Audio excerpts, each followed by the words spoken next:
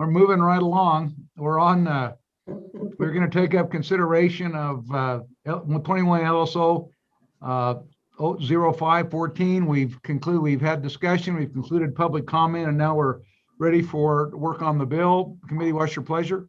Move the bill. Second. It's been moved by Co-Chairman Nicholas and seconded by Representative Kenner.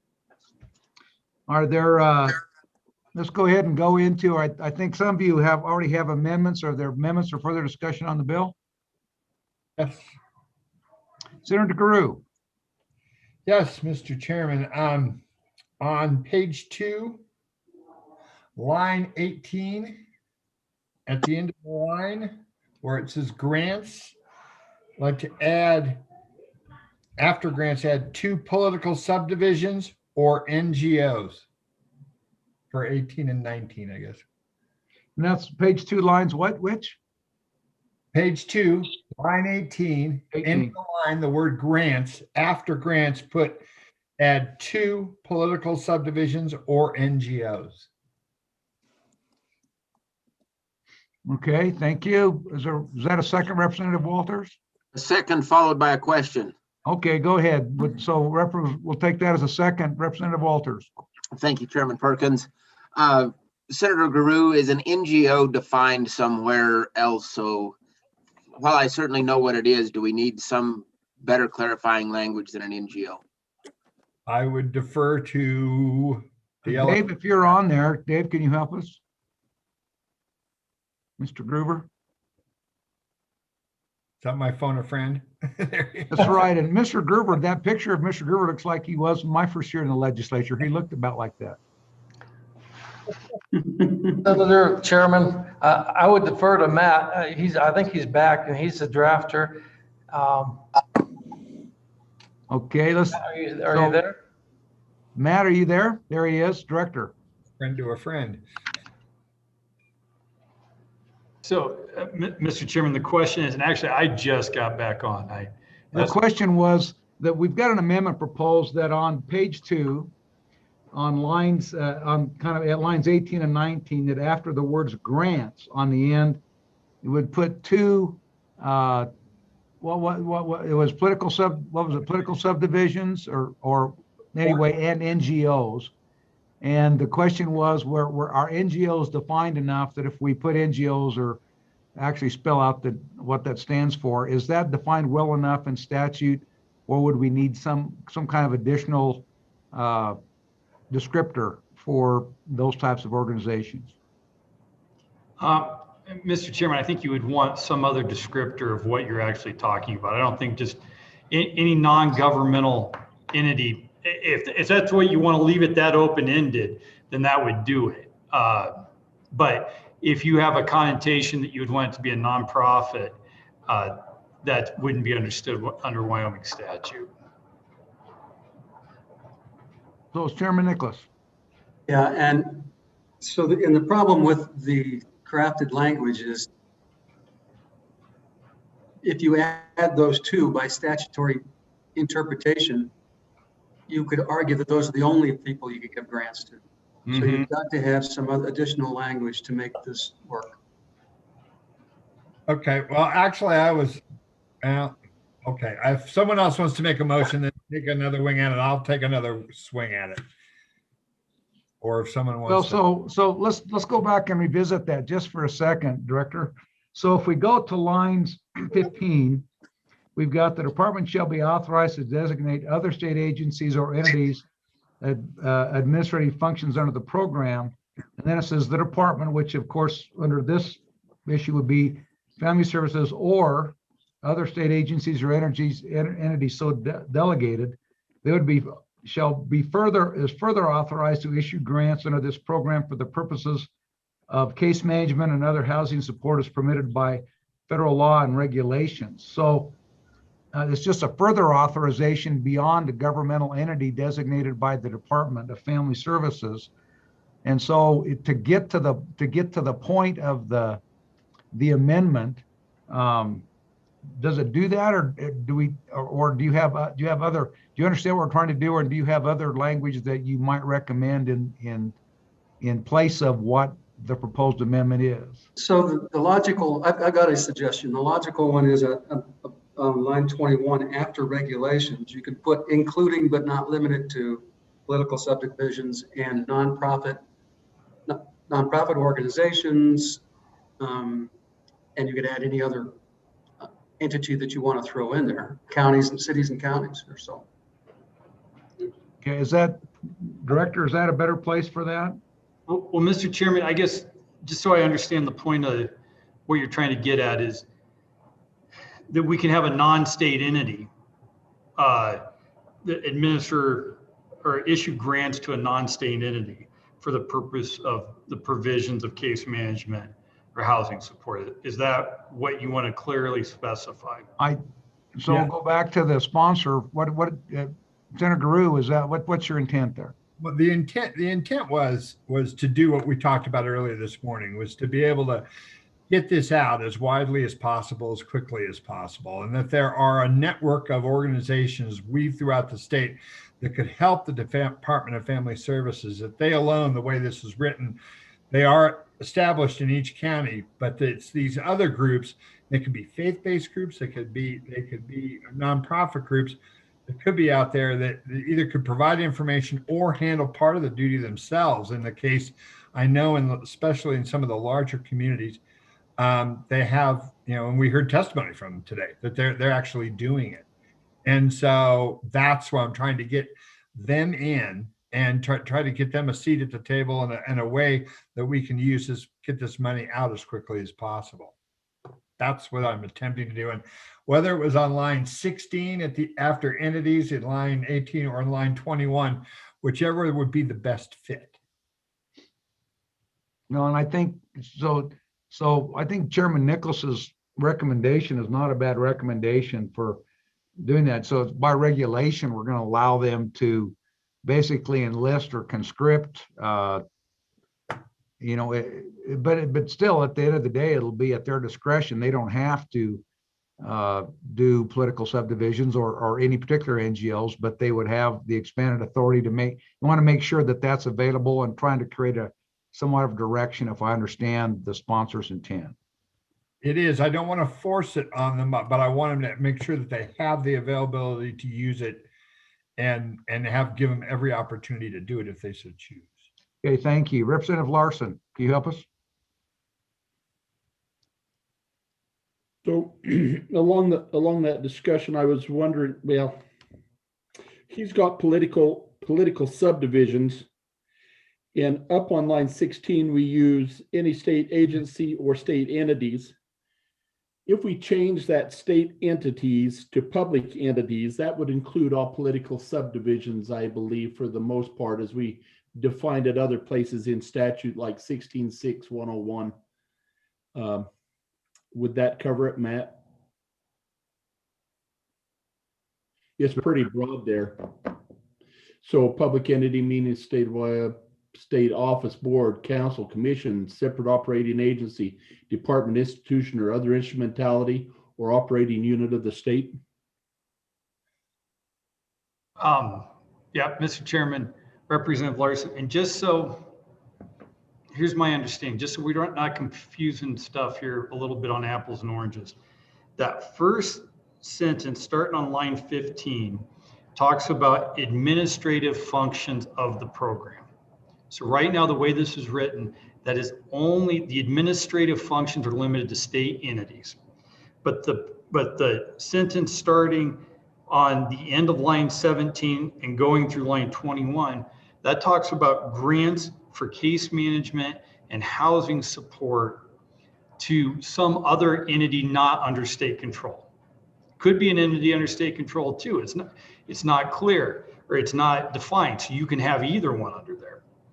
So, but if you wanted to, sorry, just a second, Mr. Chairman, if you wanted to make an administrative function, a non-state entity, then you would change that first sentence I described. But if you just want a non-state entity to do case management or other housing support, then you would change the second sentence. I hope that makes it clear. So what we're talking about, so there's two different, it seems to me that we're mixing two different discussions here, and we have to be careful. One of them is would we actually make grants to for example, one of the NGOs that we heard from this morning, we actually make grants and in turn allow them to be the granting agency? Or are we talking about using them on the administrative function to facilitate the application by eligible landlords, tenants, or other landlords or tenants for the rent and utility relief? Are we which one are we talking about doing? Are we talking about doing both? So going back to our sponsors, help us understand exactly what you're hoping to do, and maybe that'll help us know what we should do and where we should do it. Okay, Mr. Chairman, I'm sorry. I apologize. I mean to belabor this out, but I too want to get to the right place. I mean, if in a perfect world, I'd have them do both. But to make sure I get a vote, I think I'd have them do the second. If that which is assist with the administration, find and help potentially eligible recipients complete their applications and get the benefit. Yes. Okay, thank you. Representative Schwartz. Yeah, just to concur, because that's the case management piece. And that's really the critical piece we're talking about. Yep. And that's where both cities and counties and these NGOs we're talking about the NGOs have said that's what they already do. So I support putting it in that second sentence, either where Representative Nicholas said or where Senator Guru said, or we make it conceptual and let LSO determine the appropriate place. So with that, Representative Stitt.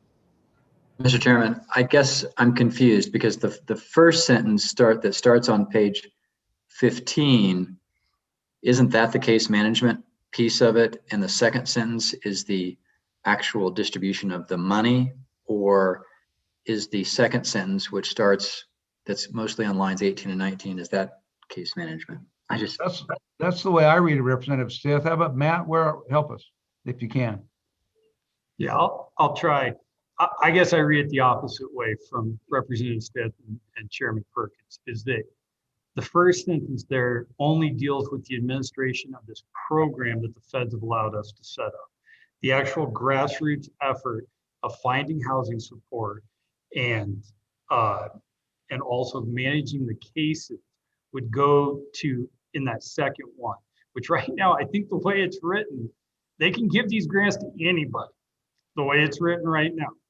But if you want to clarify that somehow, I would suggest putting the department shall be further authorized to issue grants under this program to any entity for purposes of the provision of case management. So line 19, after program, insert to any entity, if you think that helps somehow. So just to be clear, so what we're talking about, the grants referred to there would be some portion of the 10% or so that's going to be this designated for case management and assistance. That's the grants we're talking about in that sense.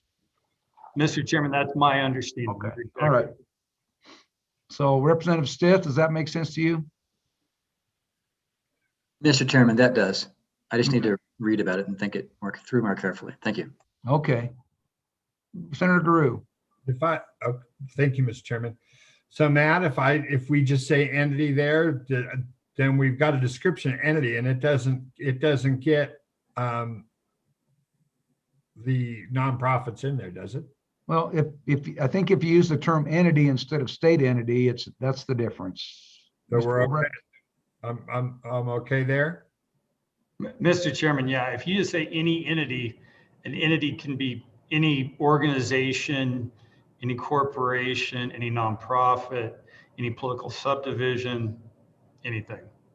And so if we do that and we're making these grants, is there an assumption then that this becomes, since we're distributing to entities who are not under state control, that we have any concerns with our constitutional prohibition about doing that? Well, Mr. Chairman, you may have these concerns. I think it was the same concerns that you potentially had with CARES Act funds as well, is that this is for the necessary support of the poor. And so really all you're doing is entering into a contract to provide a service to get this money to citizens of Wyoming for the necessary support of the poor. So you would have that constitutional provision, which might even make it more constitutionally permissible than all of the CARES Act. And then the other issue that comes into that is it's federal money as opposed to state money, which we all have different opinions about. So Representative Larson. Chairman.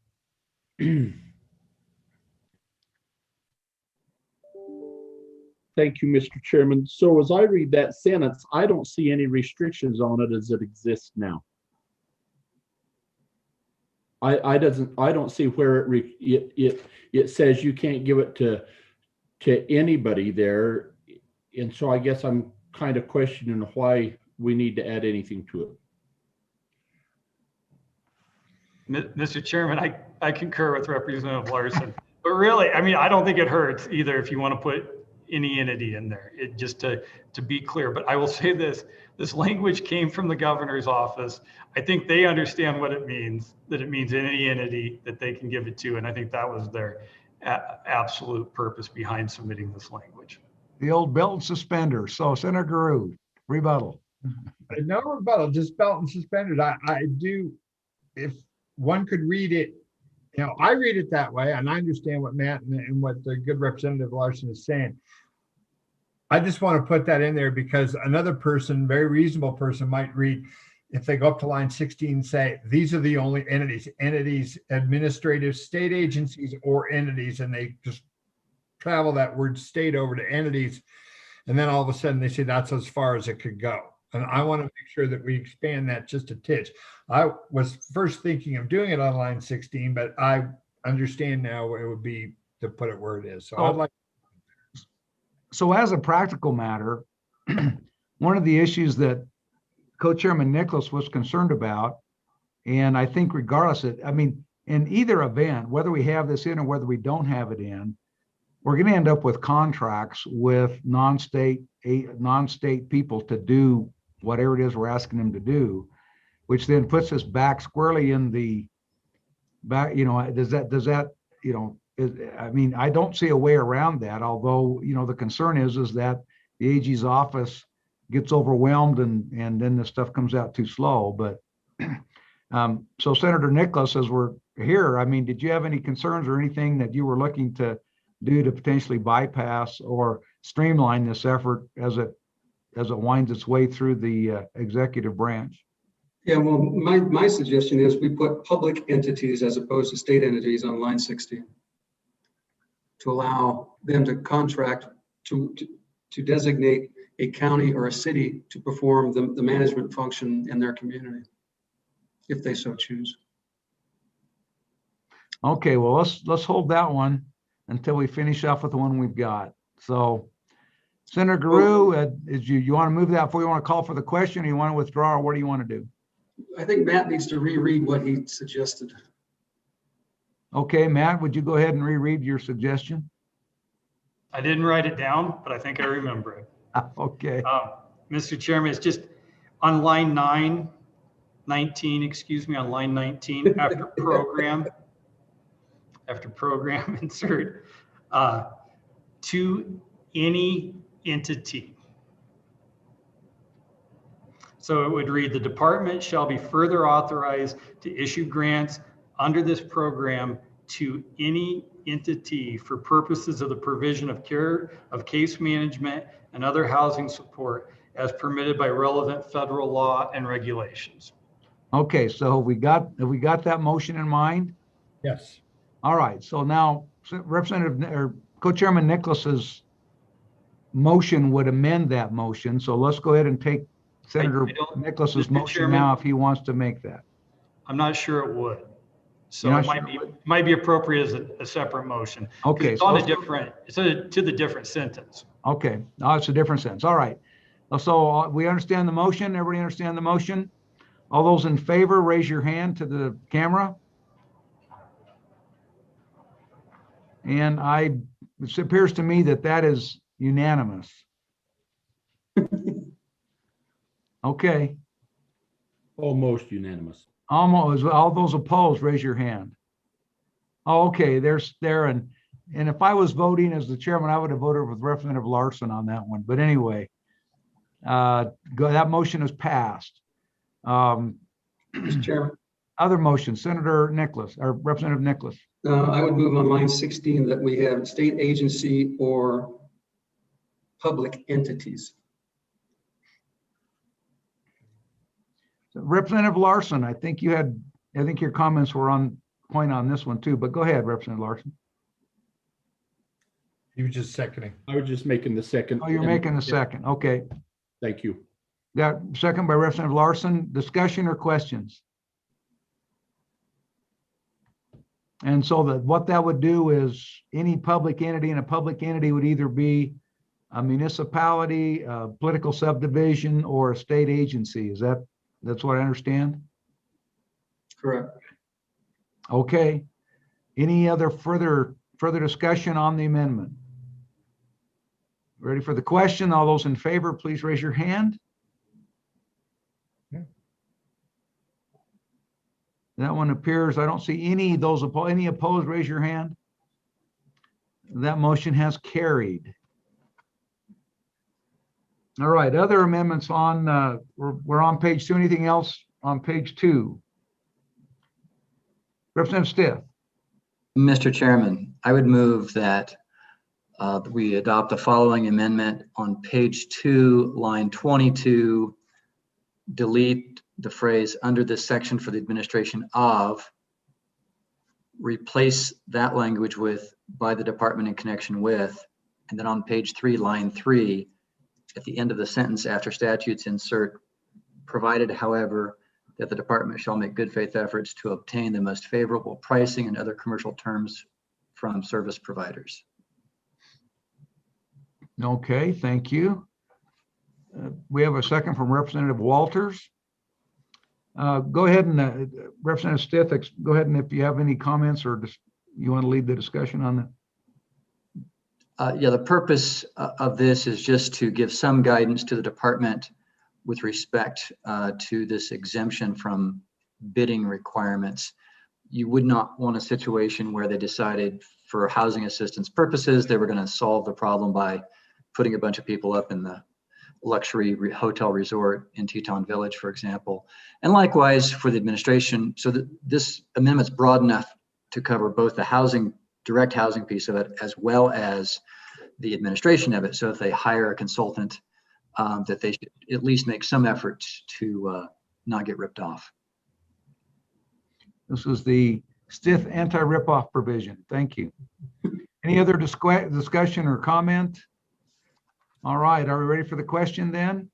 I've got Senator a Nicholas, question. did you have something? Go ahead, Senator. Go ahead, Yeah. Representative Nicholas.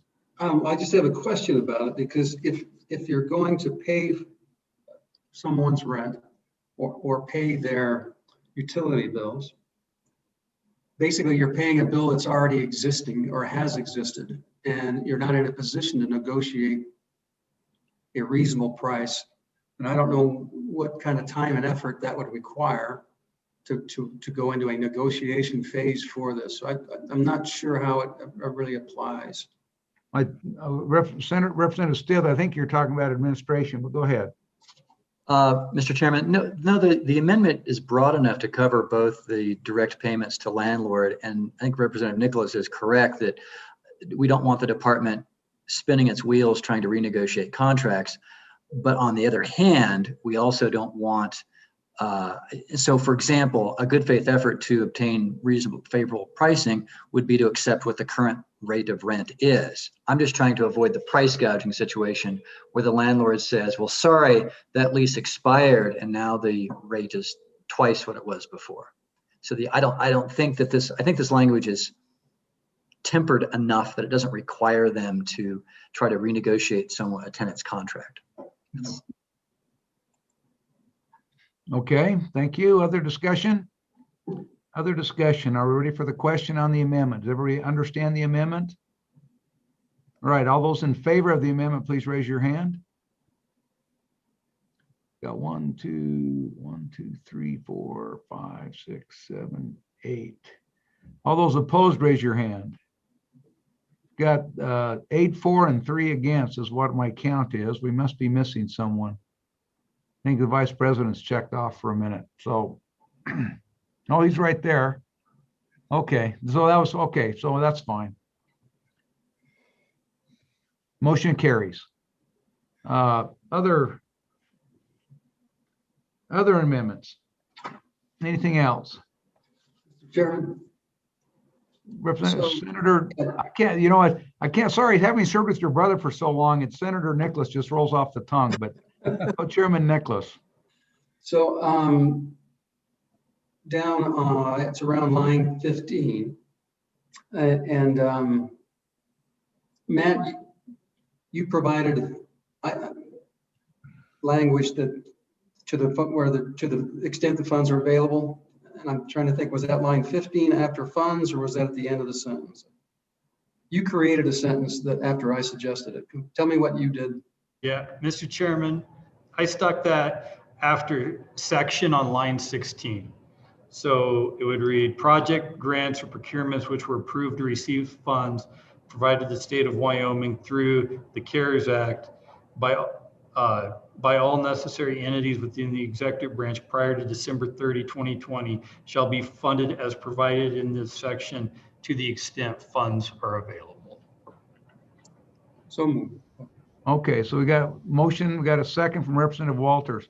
So do you remember our discussion about the 3 buckets, Matt? This morning, 3 buckets of money, 3 buckets that we were talking about here this morning, or has it been too long?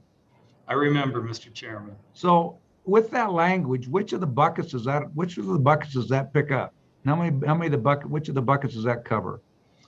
So, Mr. Chairman, this will cover applications that have been approved, but for which the funding wasn't made available. So for whatever reason, it doesn't require any more affirmative action on the part of the recipient. There wasn't a need for any work to be completed yet. It would So they could rely on their previous application, their previous approval. If the governor approved it, it would be a done deal. Only to the extent, Mr. Chairman, there's a second review under this, the approval of that application is still within the best interest of the state. Right, it had that, which is the language later on. It's got to comply with the provisions of the CARES Act, and it's in the best interest of the state. That's right. Okay. So, but it would cover all 3 buckets. That's right. Okay. Other discussion or questions? So let me ask this, does that do away with the line on 18 about the language unless continued by act of the legislature? Does that do away with that language because this language is a further act of the legislature? Mr. Chairman, what that unless continued by further act of the legislature modifies is the expiration date for this program, or these programs have been continued under this act until December 31, 2021. 2021, all right. Okay, I got it. Other questions or discussion? Are you ready for the motion? Ready for the question? All those in favor, please raise your hand. Oh, thank you. Are any opposed? I see none that are opposed. The motion is carried. Looks like he was unanimous. Other amendments on pages 2 or across the top of onto 4. Representative Larson. Mr. Chairman, could I just ask a further question on the Stith Amendment, or we sailed that boat? No, you go ahead. Well, I mean, let's go ahead. I mean, so we're now, you go ahead. So my question back to Matt then is, with the Stith Amendment, now will that require whatever administrative agencies overseeing the reimbursement of those funds to go back and verify that the utility bill is has not been manipulated?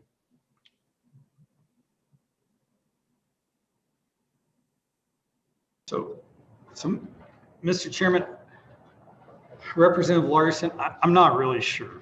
The language as originally drafted only provided for, or was only intended to exempt from the procurement requirement, those service contracts or IT contracts.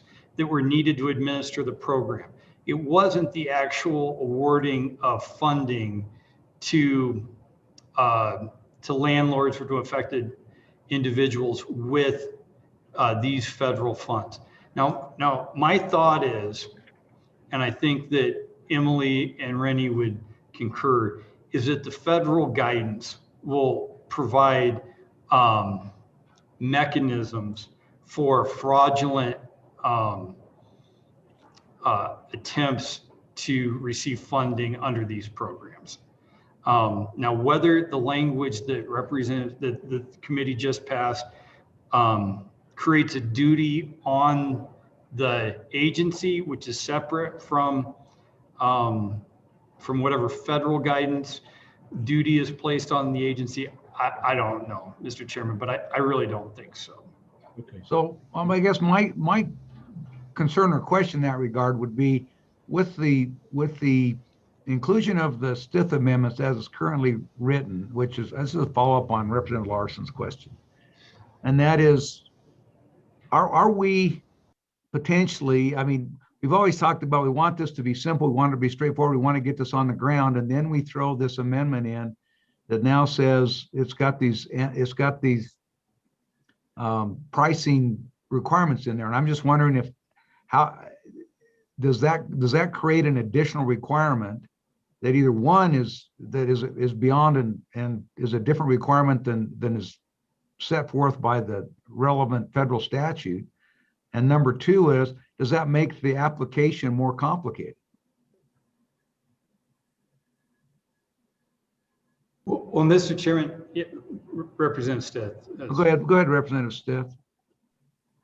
Mr. Chairman, I don't think the amendment as adopted imposes another layer of bureaucracy necessarily, because I would think that with respect to a particular landlord, one of the documents that the department's going to ask for would be a copy of the lease, and then also a copy of, the statement of balance owed, perhaps as well. And by ensuring that the numbers match, that would seem to satisfy the good faith effort required with respect to a particular landlord-tenant relationship. So I don't think that's unnecessarily bureaucratic. I think it's worthwhile to have something so that it's not just a complete, so that the department has some obligation to be responsible with taxpayer funds. Okay, thank you. Representative Stiff, did you raise the rent on all of your apartments just last week? That's right. Yeah. Thank you. Representative Larson, any follow-up? No, I just wanted to get that, some clarification there. Thank you. you. So we're back on the bill. Any other amendments on pages 3 or 4? I have a question, Mr. Co-Chair. Go ahead, Mr. Co-Chair. Actually, on page 5, because well, let me see if we're talking about the right things. So we're talking about the rent program. And my understanding that was done by a continuing resolution and not a federal statute. And so so do we need to add in any acts of Congress versus acts in addition to the acts of what the Treasury does? So I'm just curious if it makes a difference on how we reference it. So will Matt or Don or Emily, is anybody out there answer that question? Mr. Chairman, I think it does provide that it'll be, shall revert as provided by law upon the expiration of the latter of the relevant federal law. If you wanted to include in there federal law or other acts of Congress, reallocation by the secretary, or any extension granted by the secretary, I don't think that would do any harm. Would it be acts of Congress or federal legislation? Yeah, probably federal legislation. That would, but I think maybe we already have that when we say expiration of the relevant federal law. Well, yeah, you've got on page 4 on lines 18 through 21, you're talking about the continuing resolution and any related subsequent federal legislation. So do we need to, if we need to do that again to clear it up, we let us know, because I think that's what Chairman Nicholas is concerned about. And when we were drafting this, I thought about that too. Whether that covered the subsequent federal legislation. I think it does, but I don't think it hurts to include it in there either. Okay. So it'd be under line 4, page 5, relevant federal law or regulation. All right, I think what we would put is, Or legislation. yeah, or related subsequent federal legislation. Or, yeah. Is that your motion, Chairman Nicholas? It is. Got a second by Representative Kinner? Everybody understand it? Any further discussion or questions? All those in favor, raise your hand. Are there any opposed? Everyone seems to be, I don't see any. Mr. Vice President? No, okay, it looked like it appeared to be unanimous. Thank you. Any other amendments? I do have a question, Matt, on page 5, being on line 9 in paragraph B. This is that reappropriation, and so there is. I mean, again, I think we have to come up with some resolution about how we balance the budget, or how we balance the appropriations in this thing. But the other question I would have is, when we had our discussion with Emily and Rennie this morning, and also in the one, I think in the first memo that the governor's office gave us in the CARES Act accounting, I think was on page 2 of the memo. There's some amounts allocated but not yet spent or encumbered, and so you had a number of things there. We talked a little bit about the ag programs. So I understand this. Is this broad enough so it covers both the 20 million that you see kind of with the amount unallocated today, but also covers the amounts that are encumbered but not yet spent and may be hanging out there because of this whole confusion about when the end of the year was and these grants were given and whether or not they've been turned back? Is it broad enough to cover all of that? So it's not only the 20 million, that's the appropriation, but it also covers those things that aren't being reappropriated, that are still existing and are encumbered but not yet expended. Mr. Chairman, it does. It is broad enough to cover both of those, because simply that $20 million is just any portion of the 1.25 billion that we received under the CARES Act, whether it's been previously encumbered or not. Okay. All right. My question is, why not 22, just in case there's some additional dollars that show up? Why not 55 like House Bill 54? I mean, at the end of it won't make any difference because we'll have to figure out the allocation at some point. Yeah, although we won't have to figure out the allocation for these specific dollars because these are already approved. The Senate file will have to live on its own, and the Senate file has language that it will cover CARES Act $2 or $3 in addition to these dollars.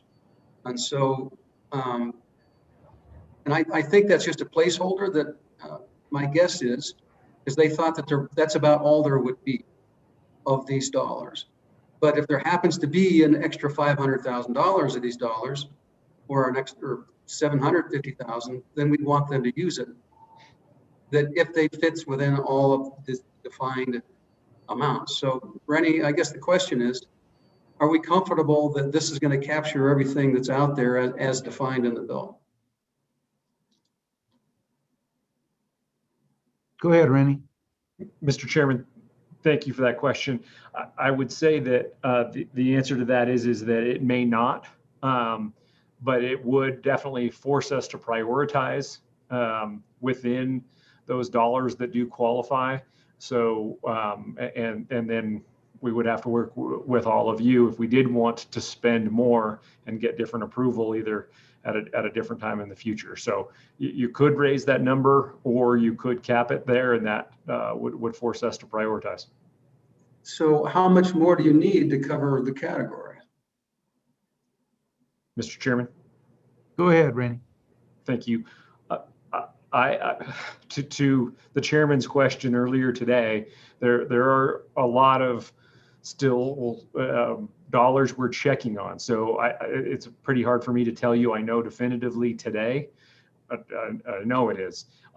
So I can't tell you what that is, but it do feel like, because we have two things we can do. We can process invoices on projects that were completed prior to December 30th.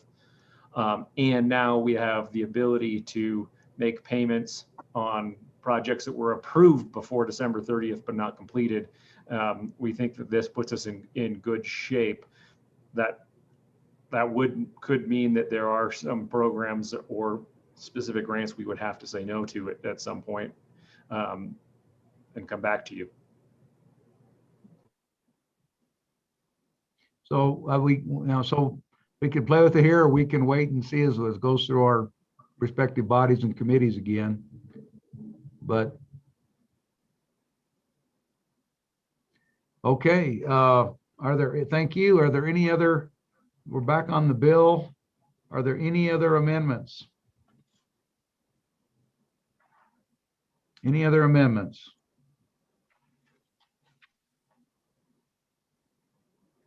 Okay, are we ready for the question on the bill? Question is amendment. All right, let's go ahead and call the roll. Members of the committee, the vote is on 21 LSO 514, formal draft 1.4 as amended. Representative Kinner. Aye. Representative Larson. Aye. Representative Schwartz. Aye. Representative Simpson. Aye. Representative Clark. Representative Stiff, excuse me. Representative Walters. Aye. Senator Guru. Aye. Senator Hicks. Aye. Senator Kinski. Aye. Senator Steinmetz. Aye. Co-Chairman Nicholas. Aye. Chairman Perkins. Aye. The vote is 12-0. Would this be a House bill or a Senate file? Go ahead and make it a Senate file.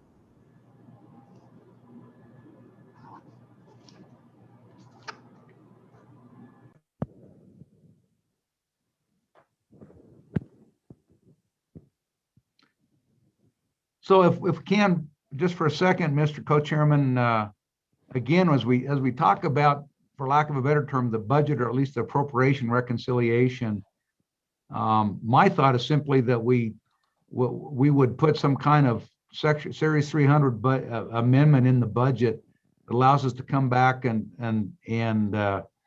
probably as late as the conference committee, be able to figure out how to allocate whatever's left over among this bill, to the extent that we, there's going to, like I say, there's 54 tries to get at some of this money. I know that there were a couple of other pieces of legislation where people were some of this 20 million. So unless you have a better idea, that was actually kind of brought up by Charlie Scott during one of our debates, and I think that was probably a pretty good idea. Yeah, so what we've discussed on the House side is that obviously this bill only addresses, I think it doesn't capture all of those three brackets that you went through this morning, but it gets a percentage of those brackets covered. But what we also know is, for example, with the FEMA issue, we won't know how much money that is before the end of the session. We just won't know. And we won't know where the CARES Act $3, what those restrictions will be and what that language will be and what the rules of the Treasury will be before the end of the session. So I think that the probability of there being a special session that will deal with all of the COVID dollars within a month or two after the end of this session, I think is extremely high. That's the only way that we'll be able to know exactly how, and we'll have, at least $700 million to deal with in addition to these dollars. So to me, it makes perfect sense to basically educate the bodies that is the most likely scenario. And so at this point, for bills that want to go in and tap into dollars, either resurrecting something that's outside of what we just did, or for the FEMA dollars, or for CARES Act $3, that's going to happen in a special session. And we have a problem with that. Just for example, we've got a House amendment that will bring back certain dollars that we cut out of the budget, and we wanted to use CARES Act $3 to do it, and about $31 million. And so you'll end up seeing that. But we've got the amendment drafted so it uses the CARES Act $3. Well, if everyone goes after those CARES Act $3, we're going to have quantiple multiples on those dollars, and so I think that's part of what Management Council and leadership are going to start talking about this evening, and that we'll have that with the governor tomorrow. And so we had to figure out a uniform way that the respective bodies can kind of go down that path. And so that's just kind of what I envision is going to happen. So. All right, thank you, Mr. Chairman. Mr. Vice President. Yeah, Mr. Chairman and Mr. Co-Chairman, I think one of the things when we get into this, I think that we need to go looking at, and we've had some discussions, Mr. Chairman, you brought this up earlier about, how much is in the UI. I think Senator Guru had alluded to the fact that we may be well funded within the unemployment insurance, and I believe there was 38 or 40 million that's already been allocated to that. And so just as a thought process, getting if our colleagues in the House are looking at other things, one of the things I think we need to do is information to find out how sound that program is, and if we needed to claw back some of those unemployment insurance monies that we dumped in there just as a holding tank to maybe fund some of these other programs. If that account is truly well funded, we may be better served putting some of these dollars back out into the community. But Mr. Chairman, that was kind of your thoughts. Would you like to elaborate on that, on how we would potentially do that in a 300 section in the budget if we were so inclined? Well, I think that there's lots of things we can do.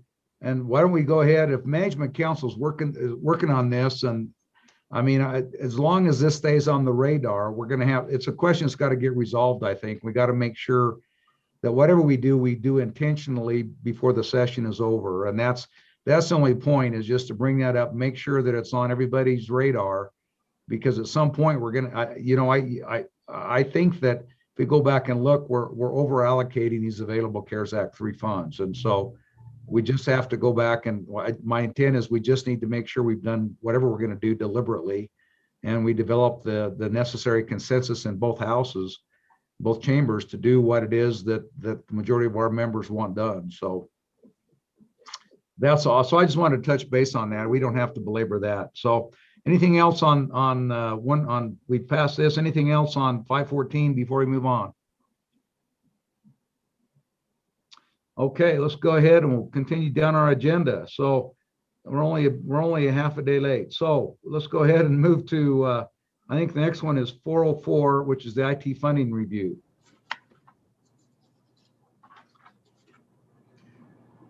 Mr. Chairman, this is an outgrowth of the Barry Dunn report and was discussed at your December meeting. Representative Olson has joined the discussion. He led the charge on the working group for the State Information Technology Funding Review, LSO 404, working draft 0.5. Okay, thank you. Mr. Co-Chair.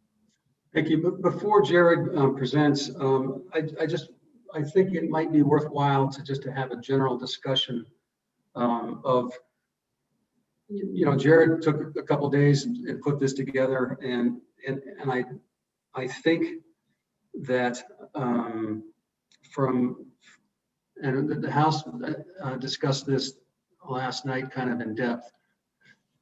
But so we want this to happen. But we're also, as we work through the timeframes of it and how it evolves, and if you look at Gordon's response to it, it occurred to us that it may be more useful to basically, and basically what Gordon suggests, and also the governor's office, is that they will do this by rule and reg and formulate this and implement it to do basically what Jared has written down. And it'll probably be under a slightly different type of a calendar, because right now, if you have to do certain things in June, that's just when the budgets are originally submitted. But the whole concept of what he put together here is that before any agencies start looking at new computer systems, that they bring in the head of the ETS. And so you have a ground up review as all this is transpiring, and then there will be a review of by the ETS, a review at some point by the legislature once the governor's looked at it, and go and have a criteria for review similar to what Jared has outlined here, is all a great thing. The governor has asked that we perhaps slow down on this particular bill, allow them to basically implement this bill that fits in into the scheduled budgets of the agencies, and then come back and report to us, meaning the interim JAC, in July or August. And if they haven't got it done, then we'll take up this bill and basically say, okay, since you haven't done it, we're going to do it by statute. But show to us your rules and regulations, how it works, and kind of show us as you're doing it, so that so Jared, who's the computer guy, and whoever else is interested in this on the JAC can kind of follow it. I think we can get to the same place, and probably in a better fashion, and ultimately get a better product out of it. So I just want to open that up, and Jared, you're welcome to comment. I meant to call you last night, but I didn't get done meeting until way late. But Mr. Co-Chair, I think we had a consensus of the House that we would be agreeable to that, so that we didn't, and we kind of expedite this bill and what its intent is and how we move forward. When you say expedited, just to do that administratively as opposed to legislatively. Yeah, but they'll have to do it through rule and reg. They'll have to show us what they have and how it's being implemented, and then we'll cross-check that that's covering all the bases. Because we want to know about systems. We want to know about the costs of operations, what percentage they're paying on their incentive, their inflationary clauses in every contract, so it doesn't go up 5% every year. All of those components that are important, that are continually costing the state more and more money as every year. So, all right, thank you. Representative Olson, welcome. Do you have what comments would you have for us on 404? Well, thank you, Mr. Chairman. I think you just made my job really easy. And maybe I can get you back a little bit back on task, so you don't have to request 5 more days from Management Council to finish your agenda. But I'm just we worked on this legislation. I think if I think you got 2 paths in front of you, and I think that path that the House outlined makes sense. If ETS is willing to sit down and work through their rules and regs and try to get this into a good spot where we can anticipate how to deal with large requests down the line, and we can do it in an efficient way, then that's probably the easiest way, rather than adding more pages to the green books. And if that's the case, I don't necessarily know that I'll leave it to your pleasure, but I don't have to walk you through this bill if that's what you want to do, Mr. Chairman. And then I'll just circle back in the fall with y'all to see how it's turning out. And I'm just here to be of assistance as the Appropriations Committee needs me. Hey, thank you. I see Director Knopp of ETS. Welcome, Director. Do you have any particular comments that you'd like to? Have you heard our discussion so far, I assume? And do you have anything else you'd like to add? Thank you, Mr. Chair. And yes, I would tell you that I would agree with that approach. I think we'd be able to present to you over the summer the progress being made, what we have established, and make sure that we're on the same page. And that gives us the time to make a change if we need to make a change if we're not on the same page. Okay, thank you. Questions? Representative Stiff. Mr. Chairman, for Director Knopp, the question I've got is this proposed legislation creates a mandatory requirement for each agency to cooperate with you there at ETS. If we don't have the legislation, then would each agency need, and you do it by rule, administrative rule instead, would each agency need to adopt its own rule obligating itself to coordinate with you, or how do you see that playing out? Director. Mr. Chair, Representative Stiff, I believe right now we've got broad authority in the current statute to work with all the agencies, and quite frankly, most all the agencies have worked with us. And the reason I say that with the most is, please understand, and Mr. Stiff, I've shared this with the JAC in the past. In ETS's history, we're behaving differently now than we have in the past. I'll put it that way. So for some agencies, right, it's sort of a new thing for us to come in and say, hey, we really want to take a look around and get a good idea of what you're doing. And so, quite frankly, the agencies are cooperating very well with that. And there's just a few that we're still, coordinating with to get in there and visit with them. So I don't know that we're going to need them to make rules. And forgive me if I wandered a little bit on my answer. I hope I met your question. So, and I think to answer that question, the primary emphasis would be an executive order to all the agencies, but there may be some that would be exempt. They might exempt Game and Fish. They might exempt YDOT, although we kind of want YDOT to be involved in it. But I think if the chief executive wants to make it happen, he can make it happen. Okay, thank you. Representative Stiff, any follow-up? No, Mr. Chairman. Thank you. Representative Walters. Thank you, Mr. Chairman. Director Knopp, the process laid out in this bill, do you think it's a good process? What are we missing in that process, or where are we going too far in terms of what you might end up doing through your own rules versus us doing in the green books? Mr. Chair, Representative Walters, there is some alignment issues with time that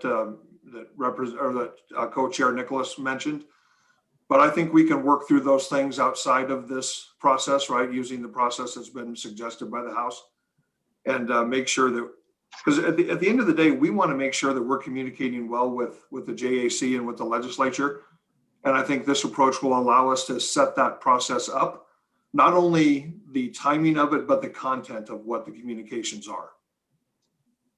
And just to follow up, Mr. Co-Chair. Go ahead. So Gordon, on page 3, when he outlines objectives of the project, rationale of the timing of the project, risk analysis, technology life cycle, cost analysis, quantitative and qualitative metrics of desired outcomes, procurement plan, security needs, I think the question that Representative Walters was talking about is, are those the right categories? Would you add or subtract to them?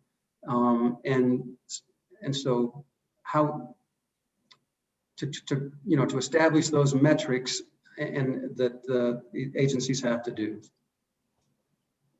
Go ahead, Director. Mr. Chair, Mr. Co-Chair, and Representative Walters, what I would say is, to the extent that the items on page 3 align with the items on page 4, that would benefit both of us. But I would say that those things are relatively well aligned, and where they're mentioned only one or the other, there are certainly things that should be considered and should be communicated.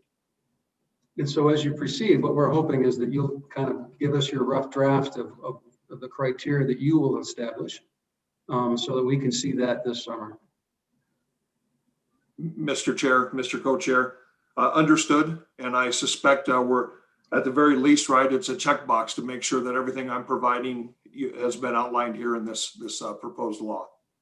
And so, Mr. Co-Chair, I'd recommend that we have Don draft a letter that will go to Gordon, just kind of memorialize this concept, and kind of a date certain of when he can report to us. Which our closest meeting around that time period. Okay, thank you. Hey, for any further discussion, members? Representative Olson. Yeah, thank you, Mr. Chairman. The only thing that's somewhat related here that I think ought to at least be on your radar, and I keep forgetting to bring it up when I meet with the House, and that's the budget side of this. There were 3 parts to this ETS study that Barry Dunn asked or thought that we should consider. One was these wraparounds in terms of the evaluation process. A second one was the evaluation committee or legislative committee, and the third one was the study itself. So it's just as a reminder, we had a budget line item for, I think, $750,000 to hire the consultant.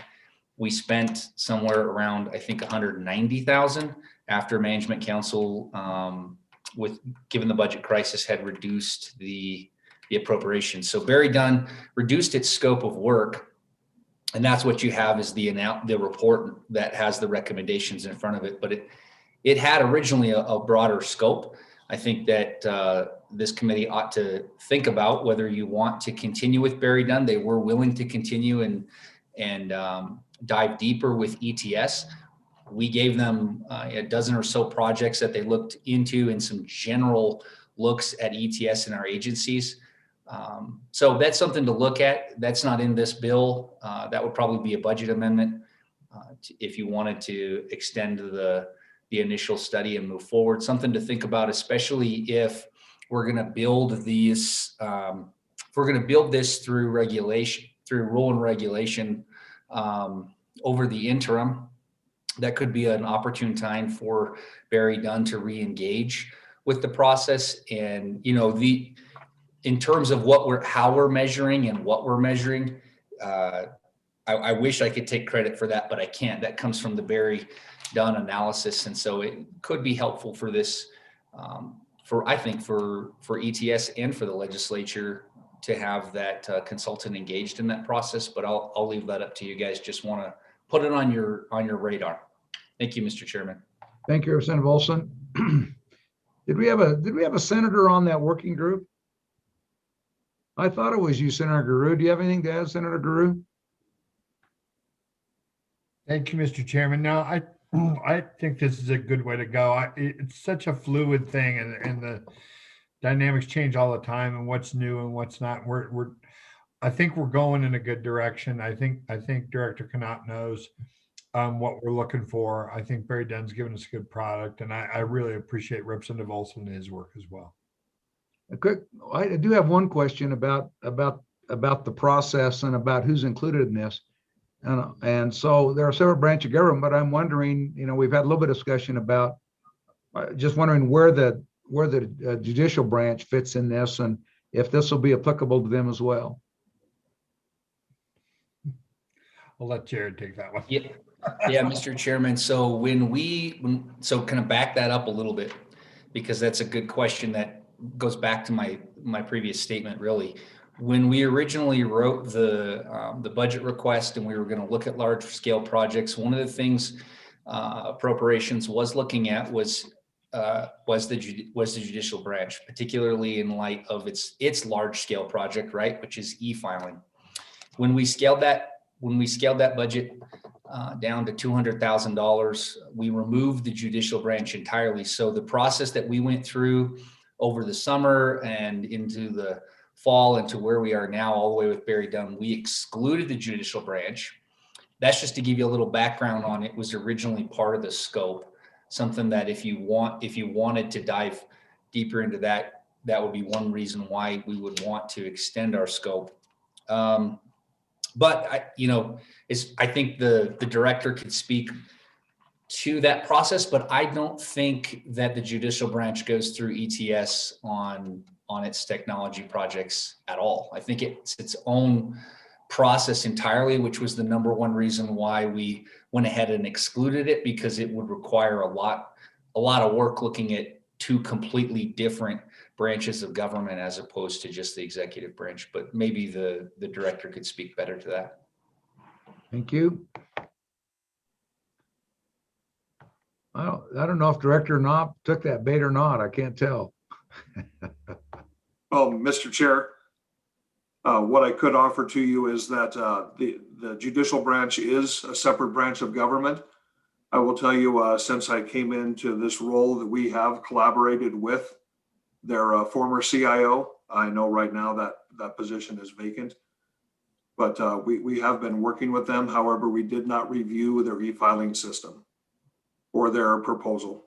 And therein lies the rub. I had that branch is so small that every time if we have a change in the IT director over there, it seems to me that we almost end up back at a standstill, and it's problematic. And somehow, we need to find that fine line between pulling them into the fold on this so that we get bang for the buck, and the taxpayer dollar at the same time recognizing their separate functions. Representative or Mr. Co-Chair.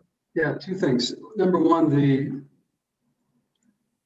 what the judicial branch did was they went out and hired an independent consultant to come in and review the options for e-filing. And that happened about two or 3 years ago. Right. And I was actually part of that committee and sat in on the meetings when they had their consultant run through the various options on how to move forward. And so they independently kind of did what we're asking the director not to do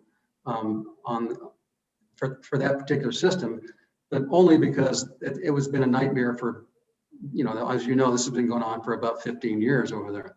And now that they picked one, the horse is out of the gate. They picked a system and now they're implementing it. And so the value of having the director look at that particular program, I don't think, other than just overviewing it and making sure that they got the right qualified people to do the job is probably gone. But I would like to ask the director if there is a value to bringing Dunn back, and if so, what would you have them do that would just help you and help us have a better overall operations and systems? Thank you, Director. Mr. Chair, Mr. Co-Chair, I'll leave that value to the JAC to determine. What I would offer is that I believe the Barry Dunn report did affirm the direction that we're heading. They did provide value to us, and that they provided us some templates that we can adopt and make that adoption easier and quicker because they had some templates. So to that degree, given the budget constraints and where we're at now, and that it'll take a little bit of time to implement the practices that they're talking about now, it might not be the ideal time, but again, that's your choice. I will tell you that we are standing up per the goals that I've shared with you all before. We are in the second phase of goal number 2 and beginning goal number 3, which has to do with the long range plans and establishing an enterprise architecture office, which they called out in there. If you remember, they said, hey, Director Knopp's heading in the correct direction. We recommend they do the enterprise architecture. Just as a high level overview, I will tell you, we did a 4-day workshop 2 weeks ago with a consultant to help lay the foundation for that progress on the enterprise architecture. And that consultant will be walking us through the development of the enterprise architecture structure. And what that is how do we do a good job reviewing all the layers and all of the 8 objectives that you guys have seen in my goal number 3 for the agency. Okay, so thank you. Your comment, sorry, Mr. Co-Chair, your comment is that come back and see what we're doing, but maybe next year, not this year. I believe that, sorry, Mr. Chair, Mr. Co-Chair, I think that would give us time to get everything implemented, if that makes sense, because there's only so much change you can do at any one time with a group of human beings. And so, we need a little bit of time to get the things implemented that we're focusing on right now. Okay, thank you, Senator Guru, and then we'll go to Representative Larson. Thank you, Mr. Chairman. I just wanted to make sure those templates were a key part of what we were looking for from Barry Dunn. So as JAC goes forward, that we can look and evaluate at the requests that come in from the various departments and be able to really be able to set up a timeline where we can, take one and then take one and take one and take one. Is that what you see happening? And when can we expect to start seeing that in our budget requests and reflecting that triage? Mr. Director, Knopf? Mr. Chair, Senator, I will tell you, you should begin to see those in their first stages this summer as requests come in. So we have already started implementing those projects and those templates. And we will do our very best. We may have some learning to do with that, but we will do our very best to comply with those things as quickly as we can. Thank you. Representative Larson. Thank you, Director Knopf. It's good to see you. I just have a question because we kind of, Chairman Nicholas kind of asked you a question on your thoughts on bringing Barry Dunn in to do some other things, which is basically bringing a consultant in to review your progress, if I understand that correct. And you kind of, you're a great dancer, I might say, and you says you'd kind of leave that up to JAC. Then you come back around and you talk about that architecture point, and you point out that you've already got a consultant that you're bringing in to review. So am I to understand we don't need to bring Barry Dunn in as a consultant because you already hired a consultant to do that? Director.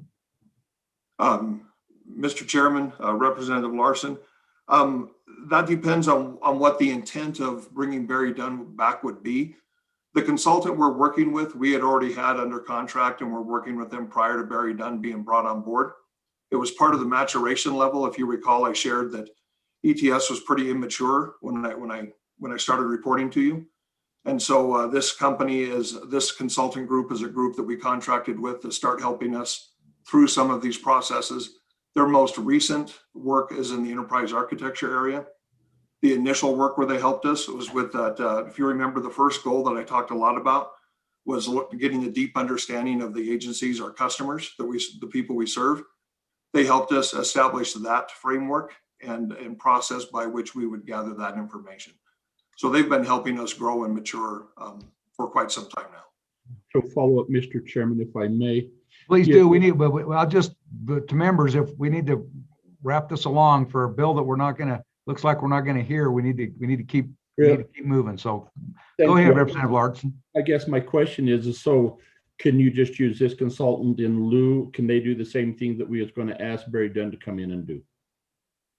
Because I think we're trying to establish whether we're going to move forward and do anything with them or not. Go ahead, Director. Mr. Chairman, Representative Larson, if the purpose of Barry Dunn is to help ETS mature, then I would say we have those people in place right now.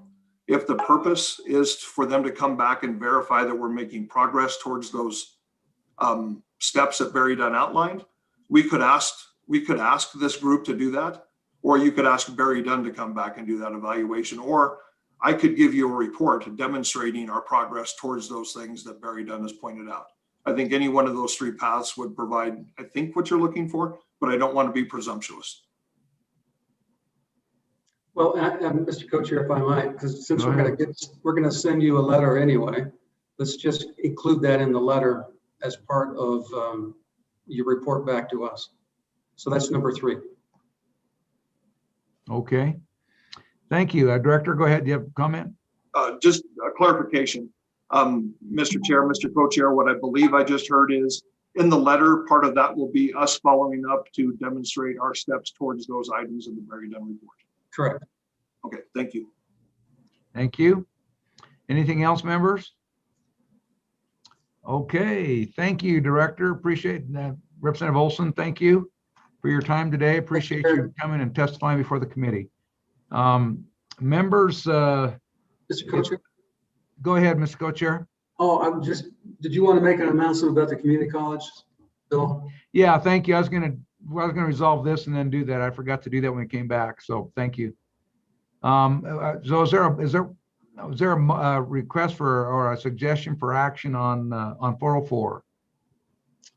Yeah, Mr. Co-Chair, I move that we table 404 and we proceed with a letter as recommended from JAC to the director. Okay, we got a second, but I think I took that as a request, and without objection, it is so ordered. We'll do that one. Then, and then also I meant to call, I'm talking with the chairman and where we're at, and I wanted to go ahead and let anybody know who's listening and waiting for the draft legislation 21 LSO 257 community colleges revisions. We're going to go ahead and we're removing that from agenda, and we will not consider that today. And Don, if you would you call Senator Wassenberger just to make sure that if in case he's not listening, that he won't be continued to prepare to present.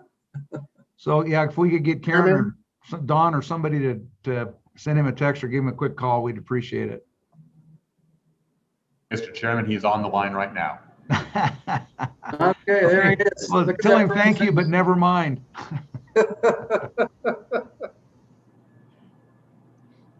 All right, so let's go ahead. We're next item on the agenda is 21 LSO 265 State Budgeting and Expenditure Authority.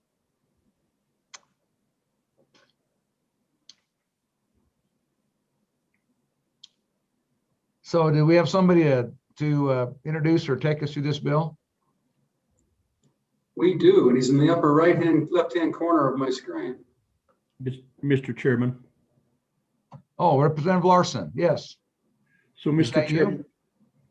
Chairman, myself, along with Senator Steinmetz and Senator Groove, have worked with LSO staff, Dave Groover, and as well as the governor's office to kind of review this bill, make sure that we get some questions answered and get opinions from the governor's office on what they felt was appropriate. As you know, there was some discussion on whether we changed the draft language and bring it back in a different form. Because of some of the complexities surrounding it, we elected to bring it back in its original form, and we've got 4 amendments that we would present to the body and open up for the discussion. And I think probably the best way to approach this, Mr. Chairman, is to have Mr. Groover walk us through the bill as it is. And then we could maybe, at the conclusion of his presentation on the bill, share with you from our position as a subcommittee some changes that we would like to make. But in essence, this bill changes on the structure on how the governor can use the B11 process for what we call unspecified funds. Now we require him to identify where they come from, and then how we can use the B11 process for federal funds, and when it's necessary to have the legislature participate in that. We'll also talk to you on some recommendations that relate back to Section 1, which is to provide the governor an appropriation to use for emergencies, and our recommendations on that. So if that seems like a reasonable approach, I'd suggest we turn it over to Mr. Groover. Thank you. We'll do that. I think that's an excellent suggestion. So Mr. Groover, we'll go ahead and turn it over to you. Okay, Mr. Chairman, I assume you can hear me. Yes. Okay, I will give you a 30,000-foot view of this. If you want me to bring it, slow me down or get more detail, just let me know. We'll do that. And if members have questions as we go through it, please go ahead and interrupt, and we'll take the questions as they come. Thank you. Go ahead, Mr. Groover. Okay, on page 2, you'll see there are 5 things that this bill does. 1, it provides an emergency appropriation, or proposes to, which would be an annual appropriation for each fiscal year. And currently, well, I'll explain the detail when we get to it. 2, it addresses federal funds and the governor's acceptance of federal funds, and provides some additional parameters for those exceptions. Changes the B11 authority, modifies it a little bit. It accommodates and recognizes a flex authority that you put in every budget bill, and you use a notwithstanding law, which says the governor can't move monies around. So we put that in statute. And then finally, we clean up some of the budgeting language. I'll get into the emergency one first, Mr. Chairman, on page 3. as it's drafted, it provides for a contingent appropriation from the LSRA of X percentage or X dollar or Y dollars. Your working group has a suggestion to put a $10 million amount in there for the X. For the expenditures, this uses the same that you'll see later in the bill for notification and legislative involvement. That was specifically requested at your last meeting. Again, I won't go through the details of that here. I'll do it when we get to the federal funds. They're basically the same procedures. And again, your working group has an amendment where you would take all those additional notifications and legislative input out of the bill and instead just use the B11 notifications.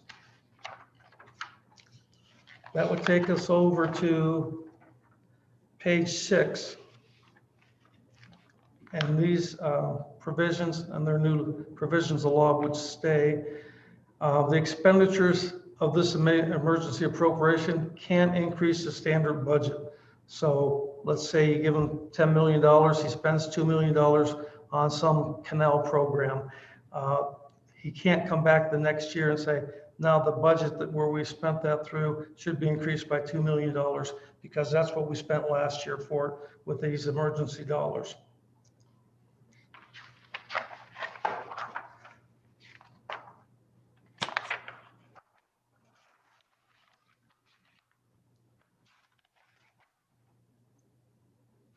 Mr. Chairman, everything up until page 10 is conforming amendments, but there's on page 10 lines 19 and 20.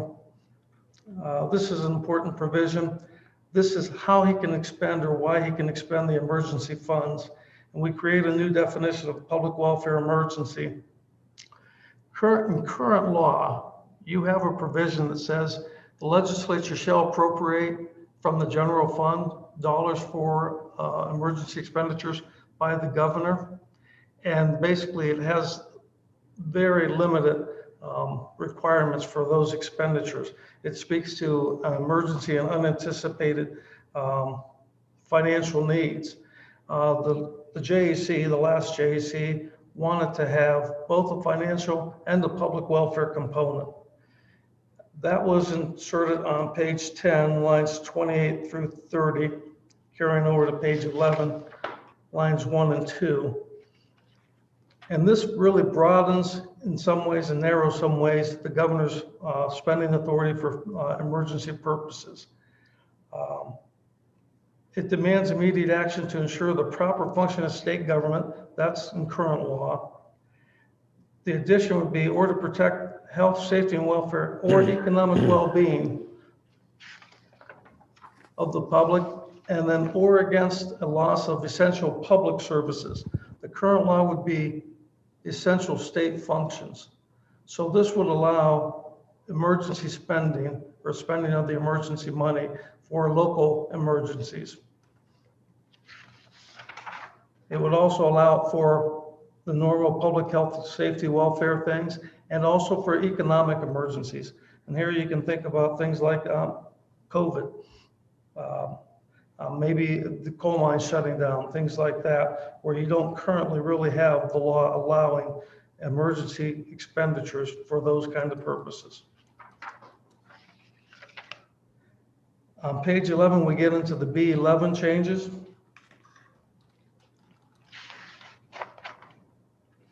The substance of the change you'll find on page 12.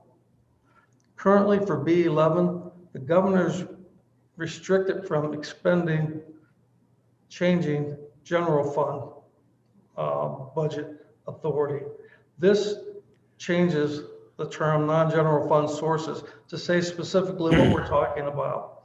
And we're talking about funds that are generally viewed as agency funds, proprietary type funds, enterprise funds, and those kind of things.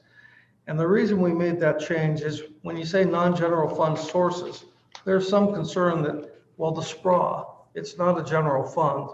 And I don't think the legislature ever intended that he'd be able to B11 money from the SPRA for certain to increase certain budgets. And so that's why we got more definitive and spoke to exactly the sources of funds that he can manipulate. And those are generally agency funds, or what have been historically thought of as agency funds.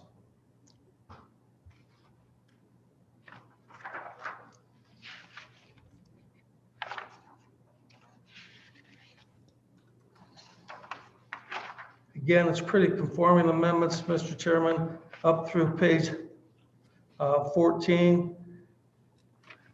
And lines 23 through 25 just states that he can move, transfer public welfare emergency funds as you allow under the new section. What the governor cannot do, current law, the governor can't increase a general fund appropriation, and he can't move general fund monies from one program to another. Again, with the change from non-general fund sources to defined sources of funding, we state that the governor can only increase budgets from the funds that are authorized, and those that I just talked about, agency funds basically, from contingent appropriations for the budget shortfall measures or for emergency spending, or from federal revenues that are available to the state in which the governor accepts.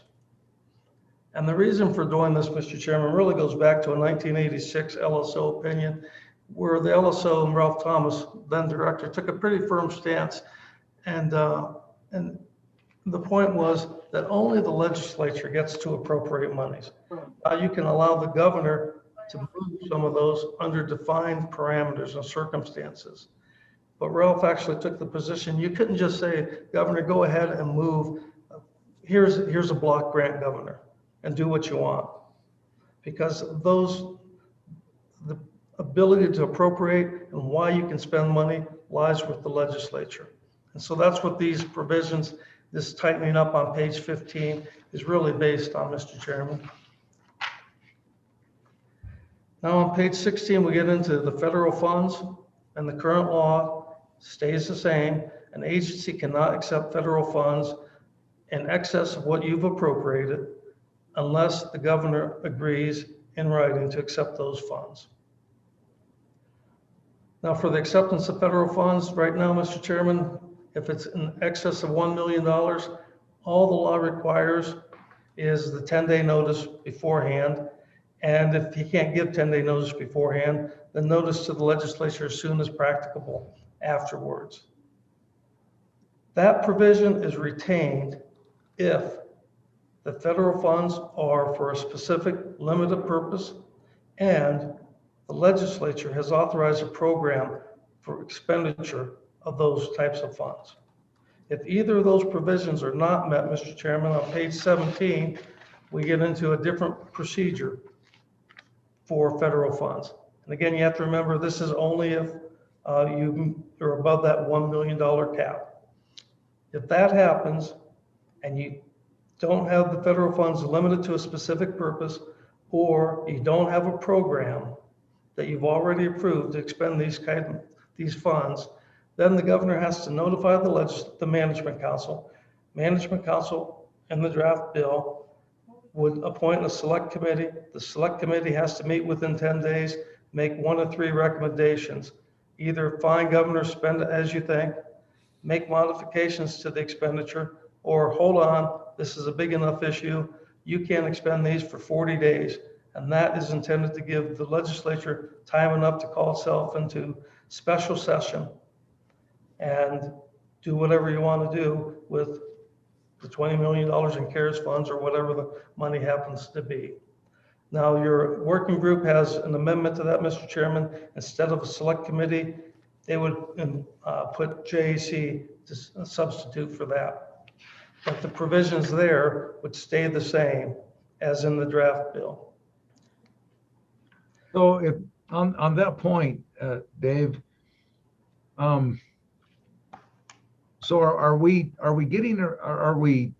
avoiding the issue with respect to impermissible delegation of authority by the legislature by simply there's a recommendation that comes out and either the Senate either the Senate, either the governor could, or the Senate President and the Speaker could call the legislature back into general session. Is that, and so they're not really making a decision, they're making a recommendation, and then leadership will respond and the legislature will act accordingly. Is that the concept there?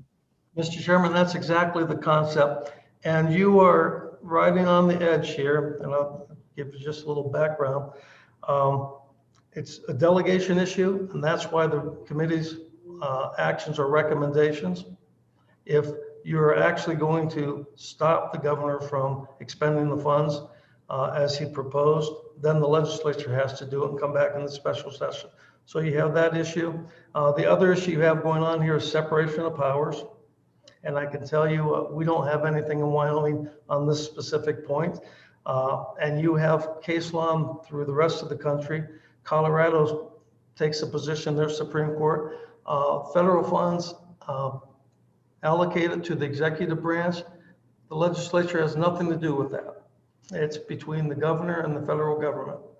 On the other hand, you have states that say no, and with constitutions like Wyoming that says you can't appropriate any funds except by the legislature. And their position is these funds come into the state treasury. They can only go out upon legislative appropriation. And you have some in between which allow for the legislature to have involvement with the governor in committees, kind of like the oversight committee we did for the Capitol building, where you have a mix as long as the governor has ultimate veto authority, but you can have legislative input in those kinds of committees. Okay, thank you. Now, Mr. Chairman, on page 17, here we have a bifurcated, well, on the new paragraph 3, in all situations, you have an exception where if the governor must accept the funds immediately because they will either result in a loss of funds or the public health, safety, welfare requires it, he can do so. And for all these notification provisions, that exception is always there.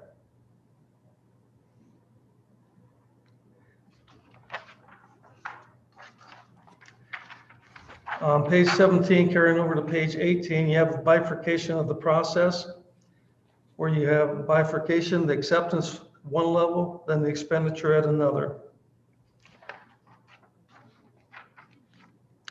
And page 18, lines 1 and 2, the governor cannot expend the funds if, again, paragraph 2 is met, which means you don't have a program or the funds aren't restricted. He can't expend them until you have that select committee notification process. Again, with the exception that if he needs to immediately, then he can do so. On page 18, lines 11 through 21, you have a pumped up notification provision, which is the governor in all cases has to notify you, and he has to tell you, is the state going to be obligated to spend state funds as a result of the acceptance of these federal funds? And if the state is going to be obligated to expend state funds in the future, he has to give you a projection of how much is going to be expended in the next 2 biennium. On page 19, we get into the different issue of monthly reporting of B11. And we add to that he'll report monthly the public welfare emergency expenditures. Page 19, lines 12 through 19. This is the public website that you developed about 12, 15 years ago. We added the information on that public website that should be put on there monthly includes not just B11, but also changes to the budgets that you approve, receipt of extra federal dollars, and the emergency spending that might have occurred in the past month. Page 19, lines 21, carrying on to 20, lines 1 and 2. This is a new provision, and you have an amendment by the working group, and the governor's office has contacted me with other concerns about this language. The intent here was to effectuate, I think it's just a one-line statement from the committee meeting in October or so, that any increase any B11 movement of money around won't result in the increase in salary or compensation of an employee. And it's actually written probably broader than it should have been, maybe a little sloppy writing on my part. Funded in whole or in part with funds appropriated by the legislature. What I was really trying to get to was state funds appropriated by the legislature. And I think what the intent of the committee was, you don't want the governor to move money in one biennium that you've given them this B11 authority for, and then have that come back the next year, resulting in an increase in the standard budget. That's what we're trying to get to with that language, Mr. Chairman. The working group has an amendment for that, and I think the governor has some suggestions too. They're his office.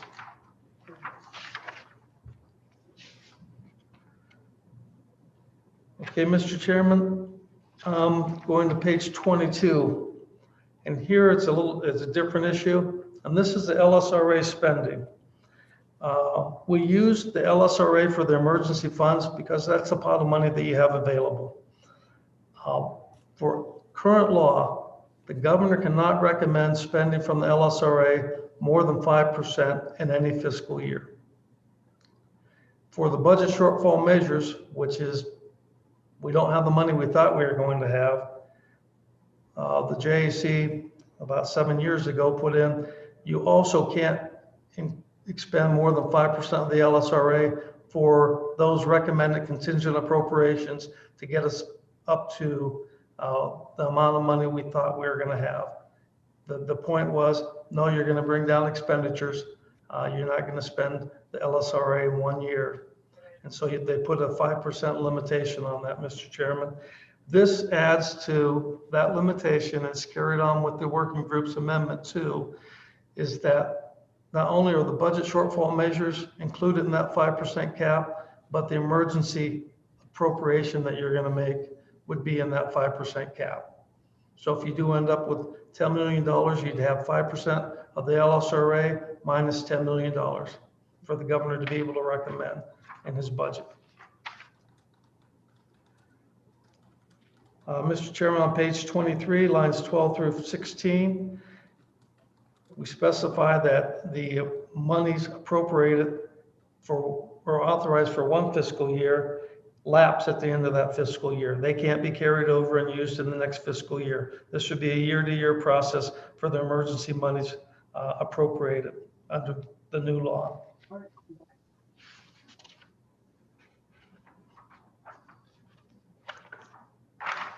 Mr. Chairman, I'm on page 25, lines 4 through 11. When the JAC adopted the budget shortfall measures, they had two caps. You had a 5% LSRA cap, but you also had a hard dollar cap, about $109 million. That matched up to the LSRA at that time. It doesn't any longer. But the reason you had two caps there, the reason JAC put in two caps at that time is they were concerned that if the LSRA expanded, that the 5% wouldn't expand with it. So the governor would the JAC's recommendations to deal with the budget shortfall measure would be limited both by 5% and by $109 million cap. Again, the working group has an amendment to address that, Mr. Chairman.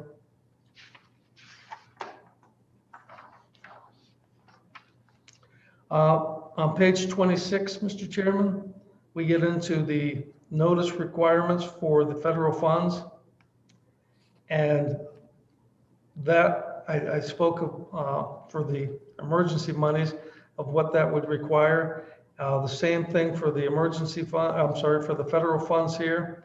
Governor would recommend, again, it's only if it's over $1 million. Management Council appoint a select committee. A working group changes that to JAC. Select committee or the JAC meets within 10 days, and then they vote to recommend the acceptance, modification, or hold off. And if they vote to hold off, the governor can't expend any funds for 40 days. That would give you time to call yourself in the special session if you thought it needed to be. If you didn't do anything, then after 40 days, he would be free to do whatever he wanted. That's it, Mr. Chairman. Thank you, Dave. Appreciate it. Any questions for Dave or ready to dive into the working group's report? Let's go ahead. Who's going to speak for the working group? Representative Larson, are you the spokesperson or we got somebody else? Senator Steinmetz thinks that's a good idea, so go ahead.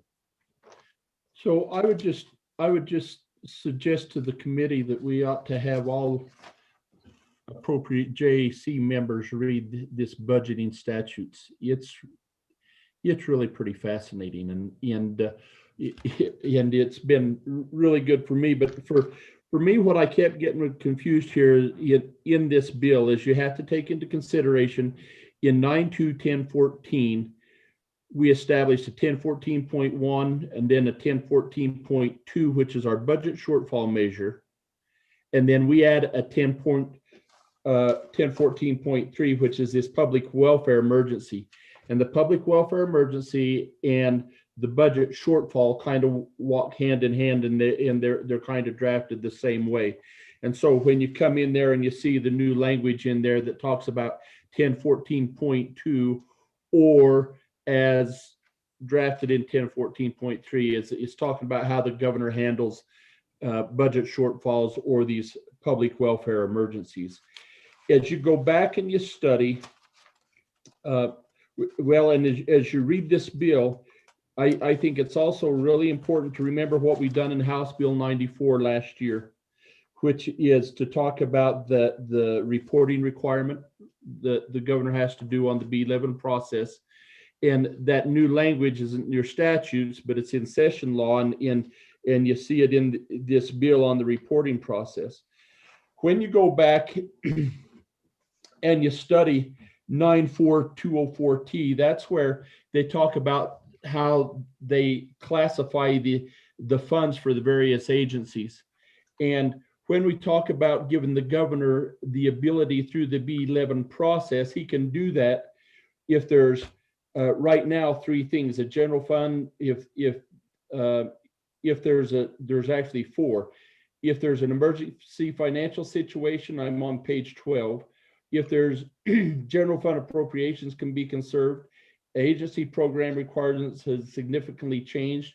You see that a lot when they bring in the federal dollars in enhancement, or revenue from, or there's non-general fund revenues, unanticipated non-general fund revenues.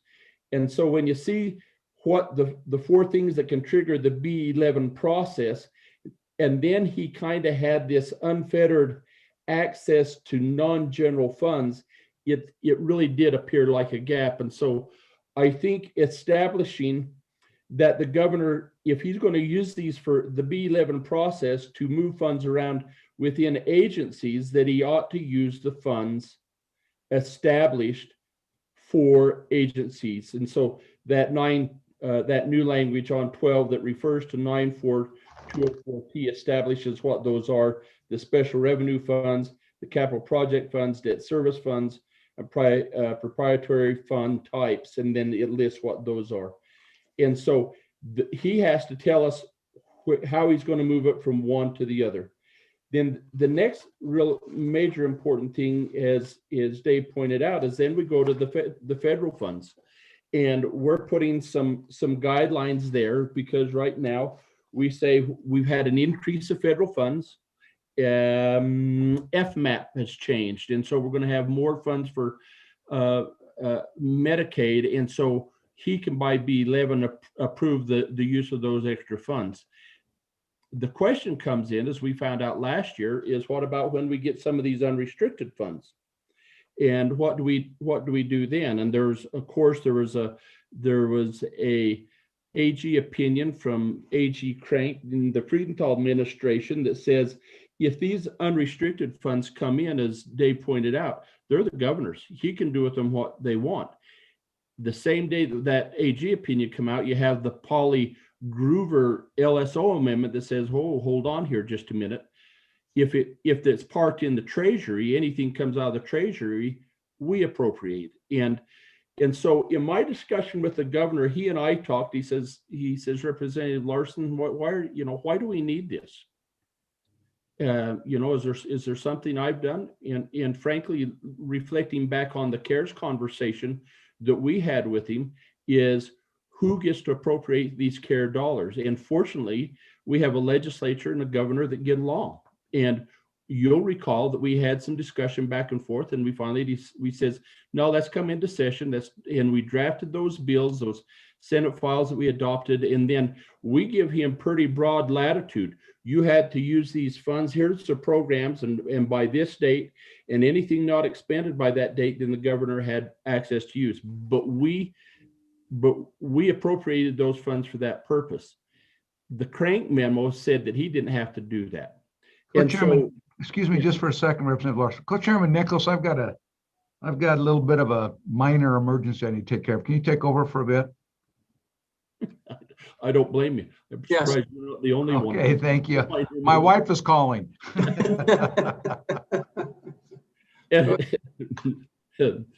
Carry on, Chairman Nicholas. Please.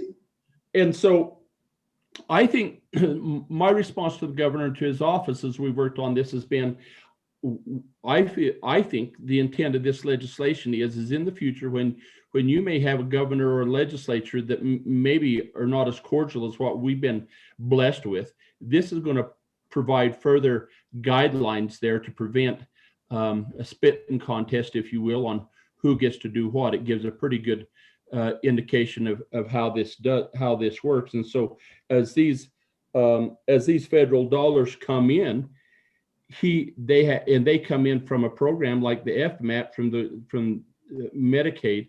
He can certainly use that B11 process, although this is BIII. And then, but if they're unfettered, then he has to come back to Management Council.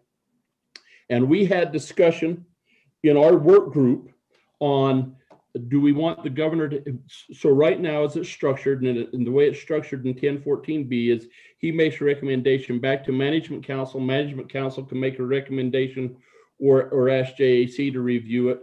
In this bill, as it's drafted, is that Management Council can call a committee to do that. We had some discussion on why do we want Management Council to do that? Can't we just have the president of the leadership of the House and the Senate decide who's going to do that and just forego the discussion on with Management Council? LSO is, there's a couple of approaches here that we'll need to discuss today, but the way it was explained to us is that during the session, when we're in session, the president and the speaker have the authority to administer over the actions of the legislature. When session is not in session, that then becomes the responsibility of Management Council to carry on the administrative affairs. And so if we want to, the way the bill's drafted, we would keep it structured that way, that it'd go through Management Council. The change we would recommend that this subcommittee all agreed on is that then we would, instead of having them select a committee out of the legislature, to just send it to this committee. It seems logical where these are budgetary issues for, regardless if they're an emergency or if they're a budget shortfall. And then we would do that. Now, this committee may want to say, well, we hate Management Council's guts and liver, and we don't want anything to do with them. And so we want to change that. And that's a discussion I think we need to have as we work the bill. But that was a conversation we had and need to continue to be answered. On the 5% that the governor has access to, we, as Dave explained to you, at the time that was put in, and there was almost $109 million cap there, that was, our LSRA was growing, and they didn't want it to exceed 5%. Soon could have been in excess of 108 million. At the time they made that, 5% was this number, this 108 or 109 million dollars. Now we've gone the other way, and and so we've got an amendment to say that the governor has access to the lesser of the 108 or the 5%. So we still keep that guideline in there, and that's an amendment we would have to adopt. There is a discussion that we need to have, and that Dave alluded to, and that's on 19 and 20 on that new Q there on no increase or modification. And I'd really look to perhaps the Senate side. I think that's where this recommendation come from in October, is we don't want to increase any salaries or wages, and so make sure that we don't do that. When we worked with, when we first brought that out, the governor's office looked at that, and Kevin looked at it and said, but what about if we have hazard pay? What about if, you know, a similar COVID thing? We took and we said, draft an amendment, and we brought it back to LSO. They says, yeah, that really does make sense. And so we've got an amendment in there that says that it won't prohibit lawful provision of overtime compensation or hazardous pay or things of that nature. However, and this is a discussion we'll have to have.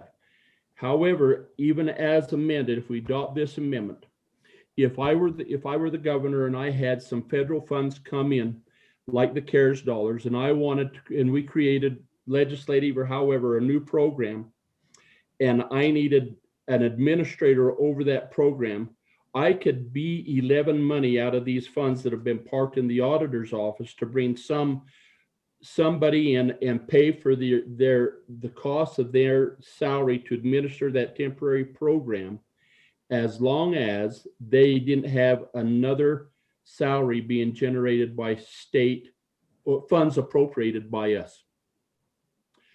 So if I were the governor and Representative Simpson was my chief of staff, and I says, man, I need you to go run this program. It's going to require more of you.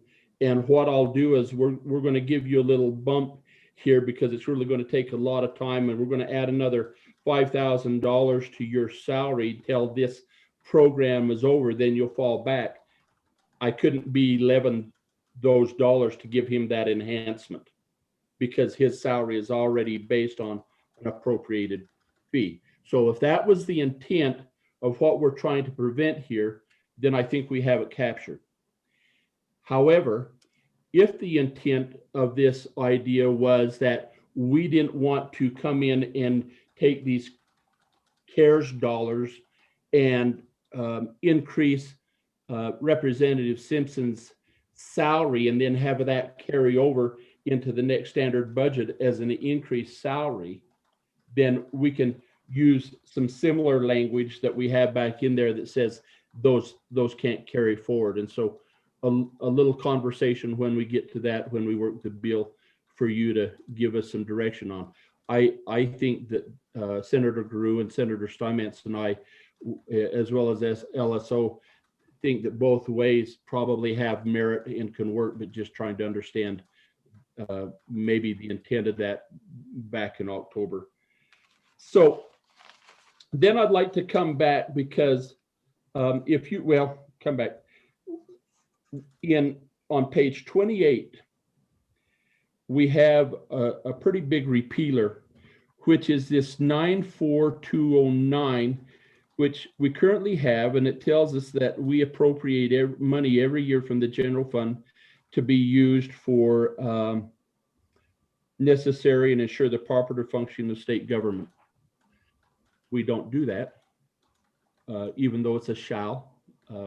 Our good LSO staff, when we inquired why don't we do that, they kind of looked at us and says, well, why don't you? You're the legislature. This is your law. You're not complying with it. So and we haven't. We've given them some things a little bit. So we've kind of tied the executive branch's hands sometimes by not doing this annual appropriation. Back in the first section of this bill, when we talk about providing an emergency appropriation for the governor to use for public emergencies or budget shortfalls, if we give him the direction, if we give him the ability to do this out of the LSRA, then this language on page 28, which is repealed, works just fine. Now, when we approach this conversation on using the LSRA money, it was originally thought we give him an appropriation of X amount to use for public welfare emergency or budget shortfall, and it's within the 5%. But if there's a public emergency, as it's drafted now, if there's a public emergency and he uses for any one emergency X% of what that appropriation is, then he has to come back to us and get our permission to use it for that emergency. And there's a challenge with that, in that we're flirting a little bit of overstepping there, because once we appropriate, like we do with our budget process, when we appropriate the funds to the governor, then it's the executive branches to use. And with this concept of giving him an emergency appropriation, we're going to say, okay, governor, here's your money. We've appropriated it to you, but you can only use it how we say. You have to come back and get permission for us to use it. And there's probably some, it makes us feel secure and good that we do that, or that set the parameters to where we're not too concerned. And so when Mr. Gruber pointed out that we were going to recommend that we just do a 10 million appropriation, and if you look at emergencies that have happened in the past, floods in Fremont County, 5-6 million, tunnels collapsing, 6-7 million, mudslides up in Lincoln or Teton County, it doesn't take long to gobble up 10 million. And then that 10 million is going to compete with the other requirements within that 5%. And so we're saying that we'll appropriate it, and then he's got access to use that every year. And he has to report back to us how it's being used, but he doesn't have to come back and say, before I use it, I have to have your blessing.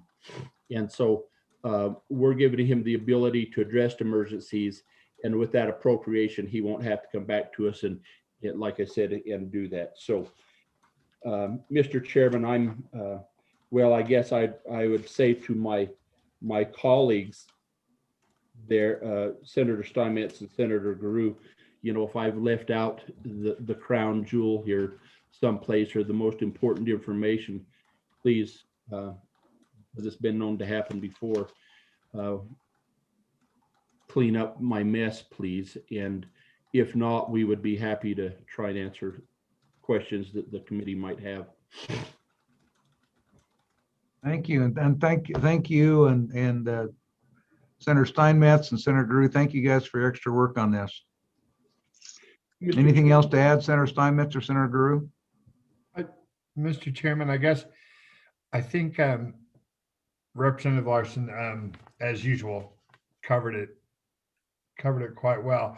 I think he underplayed one part, though. I said, we get along well with the governor. And I think to me, this is an incredibly important piece of legislation, one of the most important pieces of legislation that I've worked on. And I believe that because last year when COVID hit and we got that $1.25 billion in funding, we did work well with the governor. We had a little wrangling at first, but we all kind of came around. But we gave up a lot. So did the governor give up a lot as we worked through that and allocated those funds and gave him a pretty wide discretion to use them. At that same point in time, 18 states in the union were suing their governors, or the governor suing the legislature, over the very same issues. We worked it out. And for me, what this bill is trying to do and how well it does it is going to be up to all of us to decide.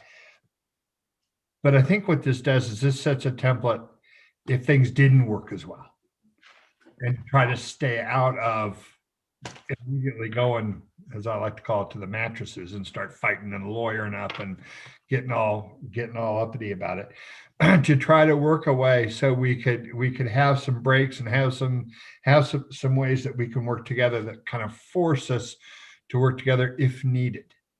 If not, I think that we can still work together as we have. So that was, I think my good friend from Fremont County. Like I say, I think that that's to me what makes this important. The numbers and some of these other questions involved as far as management council and the numbers that triggers and that are stuff that we can all work out. But overall, I think that was the big takeaway for me working through this. Thank you, Mr. Chairman. Thank you. Senator Steinmetz, go ahead. Thank you, Mr. Chairman.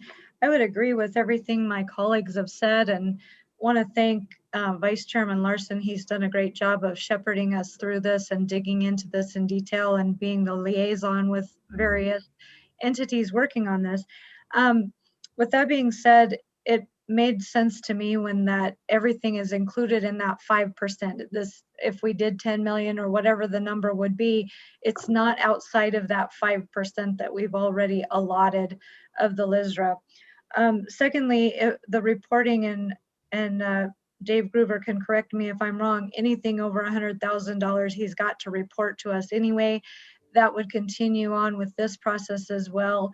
And so we can have those discussions about management council and about what the numbers might be, but the putting the sideboards on has a lot of merit in my mind. And the point that management council is the one in charge of this right now, the way things are written, we may want to change some things with management council, or we may want to change it in this bill. I think we're open for that discussion. However, there's a lot of merit to this bill, and I hope we can work something out to get something passed. Thank you, Mr. Chairman. Thank you. Mr. Chairman. Yes, go ahead. Representative Larson. The section 1 on the appropriation, the committee kind of needs to understand this, and probably already do, that this appropriations out of LSRA doesn't have to happen. We don't have to give you an appropriation to put the other requirements that we do in here, the B11 process in play. It's kind of a collaborative and cooperative thing, but the other stuff does not fail if that's not in there. And I think we see that, but I think that the structure, when the bill was recommended from our previous good co-chairman, that they thought that was a reasonable approach to make this transition. Okay, thank you. All right, members. I see it's 3:20. Why don't we why don't we go ahead and take a break for let's take a break for 10 minutes and then come back and we'll finish this bill, but let's just let staff and everybody stretch their legs and get ready to work this bill, okay? All right, so we'll take a recess until 3:30. Thank you.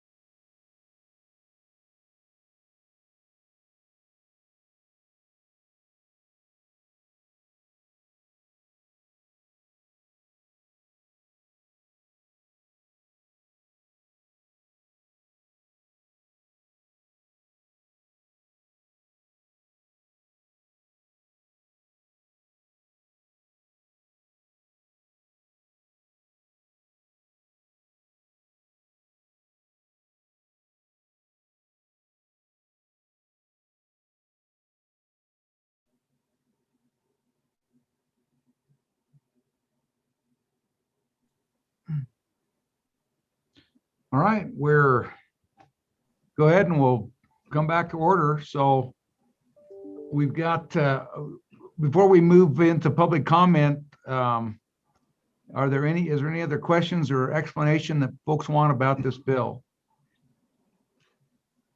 Representative Stith. Mr. Chairman, I apologize, but if either Mr. Groover or Representative Larson could walk me through a specific example of the difference this bill makes, I think I get it. But so hypothetically speaking, let's imagine the federal government gave $736 million to the state of Wyoming.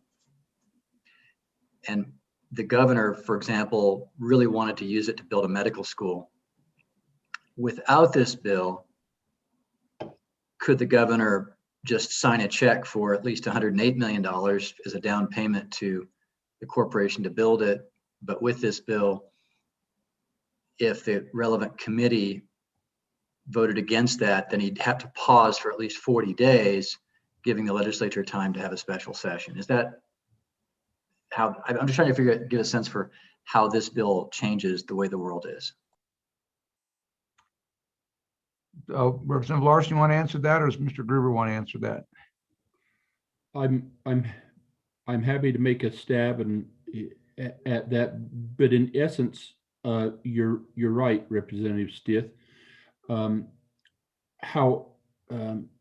Right now we don't have language enough that really gives us that definition. And as you recall, I think I sent everyone some those opinions that, you know, during the Friedenthal administration, there was some money come in, and the decision was that the governor, those are between the governor, the federal government, and the governor. And there's an LSO opinion that says, well, not if they come out of the state treasury. If there's parked in the treasurer's office, then the legislature needs to participate in that process. This gives that more definition on that. The other really pretty important part of this, Representative Stith, too, is on that B11 process, that is in how he has to designate where those funds come from on these non-government funds. Okay, forget the federal funds, but just within the agency funds, if he's short in one agency because of a budget shortfall, maybe a forest fire, and he wants to go into the Department of Health or something, and be leaving some money to cover the state's costs of doing that, where does he get those funds from? And the intent, I think, has always been that they're agency funds, and so we're requiring him now to say which fund those that comes out of. And as Mr. Groover pointed out, it kind of gives it takes the ambiguity out of where those come. And so those two processes are really pretty significant changes. Thank you. Mr. Gruber, you have any? I'm sorry, were you done, Representative Larson? I just asking Dave how bad I screwed up. Yeah, so I've got a finer point you want to put on this, Mr. Gruber, go ahead. Mr. Chairman, I would say this. First of all, Representative, the $108 million has no relationship to the federal funds. That's only from LSRA appropriations, so the emergency part of that. The second part, I would answer your question by, I don't think anyone really knows, because we don't have any case law on it. And again, you could say, would the Wyoming Supreme Court rule like Colorado and say that legislature has nothing to do with that? Or would the legislature, or would a court rule like other states have said, and said, no, you have to appropriate those funds, federal or not? As the bill and I'll take you back to the Arrow funds with the Crank opinion and then the LSO's opinion. The LSO was of the opinion that it had to be appropriated by the legislature so the governor could not build his medical school. The Crank opinion was different. Where we ended up at the end of the day was, okay, as long as the governor is spending those funds through an approved program and is only increasing an already authorized appropriation for that program, then he can do it. And so that's what he put the money through the SLIB grant and loan program to get it out to the local governments. And so that's where we came down. on that particular dollars. What the bill would say is, if those federal funds were unrestricted, absolutely, he would have to go to the legislature and go through the process. If though they were restricted to building a medical school, and if you had a program in place which authorized building medical schools, then he would not have to go through the process. All he'd have to do is notify you. Okay. Thank you. Any other questions? Any other comments? All right, thank you. Karen, do we have anybody who's here to give, that wants to give public comment on this, or excuse me, are there any agencies, the governor's office that would like to testify on this that are in the waiting room? Mr. Chairman, we do have Erica Ligursky from the governor's office who's asked to address the committee. We have several other people that are in the waiting room that have not raised their hand. I believe they are looking to comment on legislation we're going to be looking at later today. All right, thank you. Let us know if that changes. Thank you. Erica, go ahead. Good afternoon, Mr. Chairman. Can you hear me? Yes. Okay, thanks. Mr. Chairman, Chairman, members of the committee, Erica Ligursky, and I'm the Senior Policy Advisor for Governor Gordon. Just here to make a couple comments today. I'd like to thank the committee and particularly Representative Larson for including our office and working on this draft legislation. Representative Larson did comment this morning that the governor's office does have some concerns regarding this bill. However, we are committed to still continuing to work with the committee, and we'd be happy to do that to offer some constructive ideas on here. I think that Representative Larson had mentioned a couple sections that I think he's going to be talking about that have amendments to those, particularly on page 4 and 5. We looked at those amendments and are fine with what he was looking at doing there. Similar, I think it is to page 26 and 27 where there were some amendments. We were fine with those. Representative Larson and then also Mr. Groover had mentioned on page 19 and page 20. We would prefer that section to be entirely removed from the governor's office. We feel that it would restrict the executive branch's management of a program during an emergency. Representative Larson did throw out one of the examples that him and I had talked about, kind of going back and forth of trying to understand that section and kind of what the intent was that was there. We do believe that there is some language in other parts of the bill that would restrict us from giving somebody a raise during a pandemic and then wanting to continue that raise during the next budget session. That wouldn't be our intent of doing that. So that is one section though that we just didn't feel that maybe that page 19 and 20 needed to be in there. We felt that that was addressed in other areas. We do have some concerns, and I think it was on page 4 and 5 where the language is going to be removed as far as the timing, the 10 days and the 40 days. Just our concern there is that too long in an emergency? With the funds that we had for the CARES funds that came, those were passed on March 27th. We asked for those funds, I think it was on April 14th, and we had those funds in our account by April 17th. So it was a pretty quick process for us to accept those funds. Then there is some language on page 16 and 17 with that says regards to particularly the governor accepting those funds, not necessarily expending those. I think that there is some workaround language in the bill, but just wanted to make sure that that would allow the governor to accept those funds so we didn't lose those.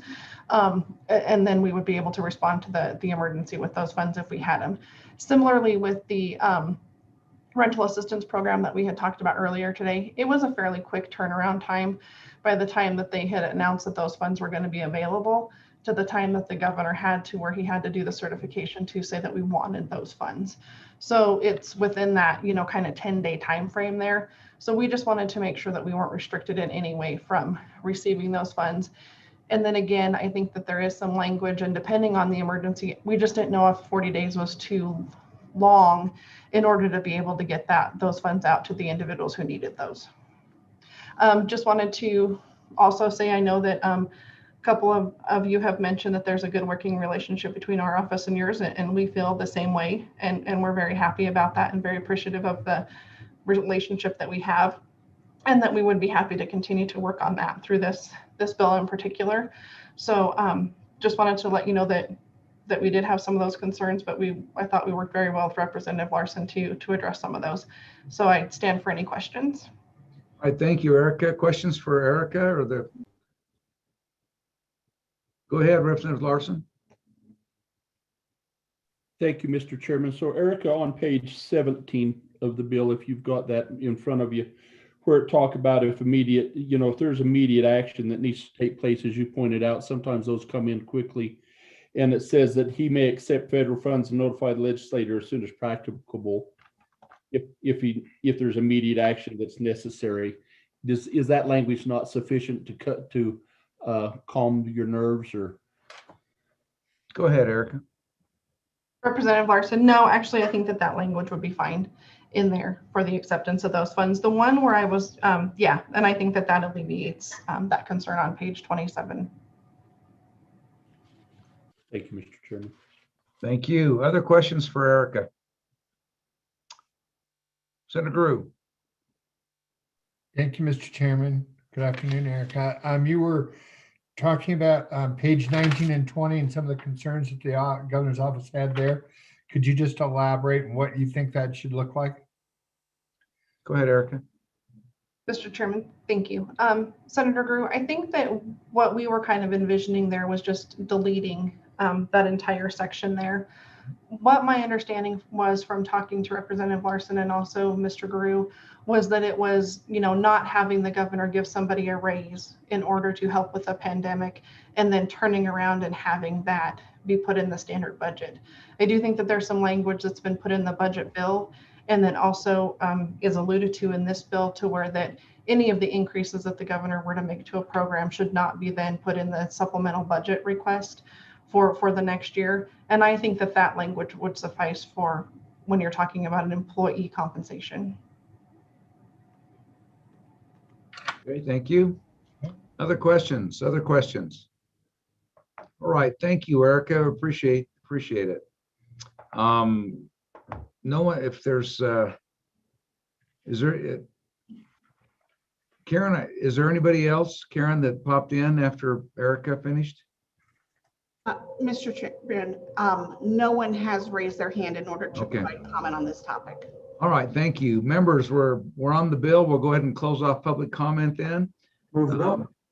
The bill's been moved by Chairman Nicholas and seconded by Senator Guru. Let's go ahead. You want to go ahead, what, Representative Larson or whoever's going to present that from the working group? Why don't you guys go ahead and take us through your amendments?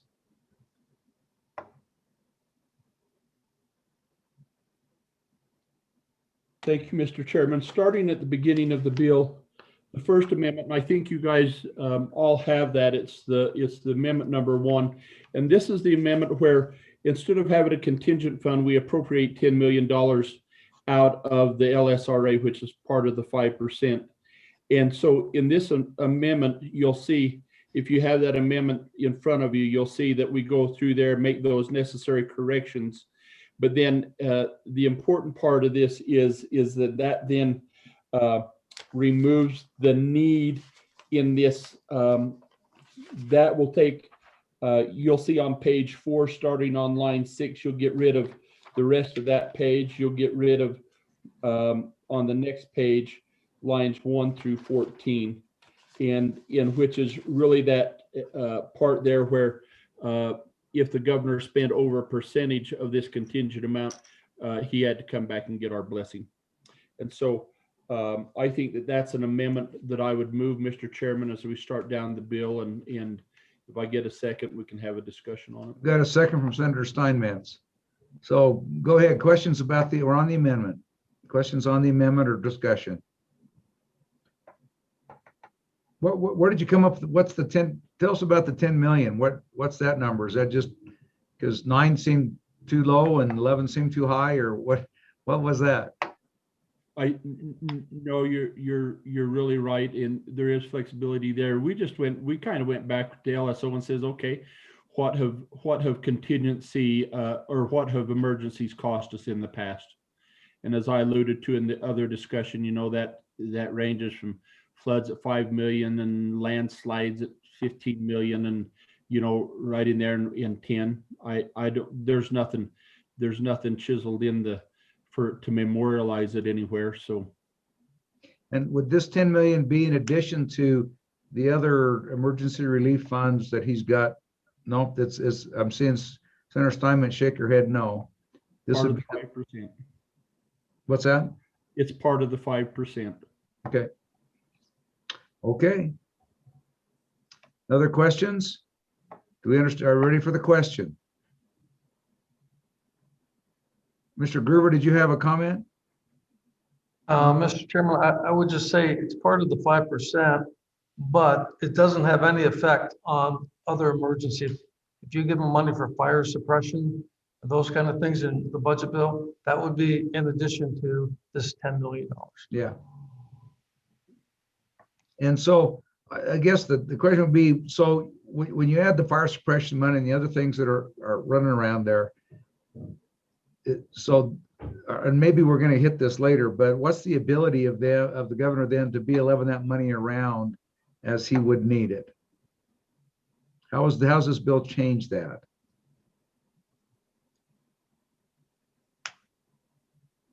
Or does it change it? I don't know that it does, but okay. All right, thank you. Are we ready for the question on the amendment? All those in favor of the amendment, please raise your hand. All right, I don't see any opposed. Let's see, we'll just check. Are there any opposed? Appears to be unanimous, so that motion is carried. Go ahead and take us to the next amendment. And you guys are right, as Representative Larson, like a rented mule. But anyway, we appreciate your work, Representative Larson. I've got the ears for it. So. And the disposition, frankly. Okay. He knows we're right behind him. He knows we're right there.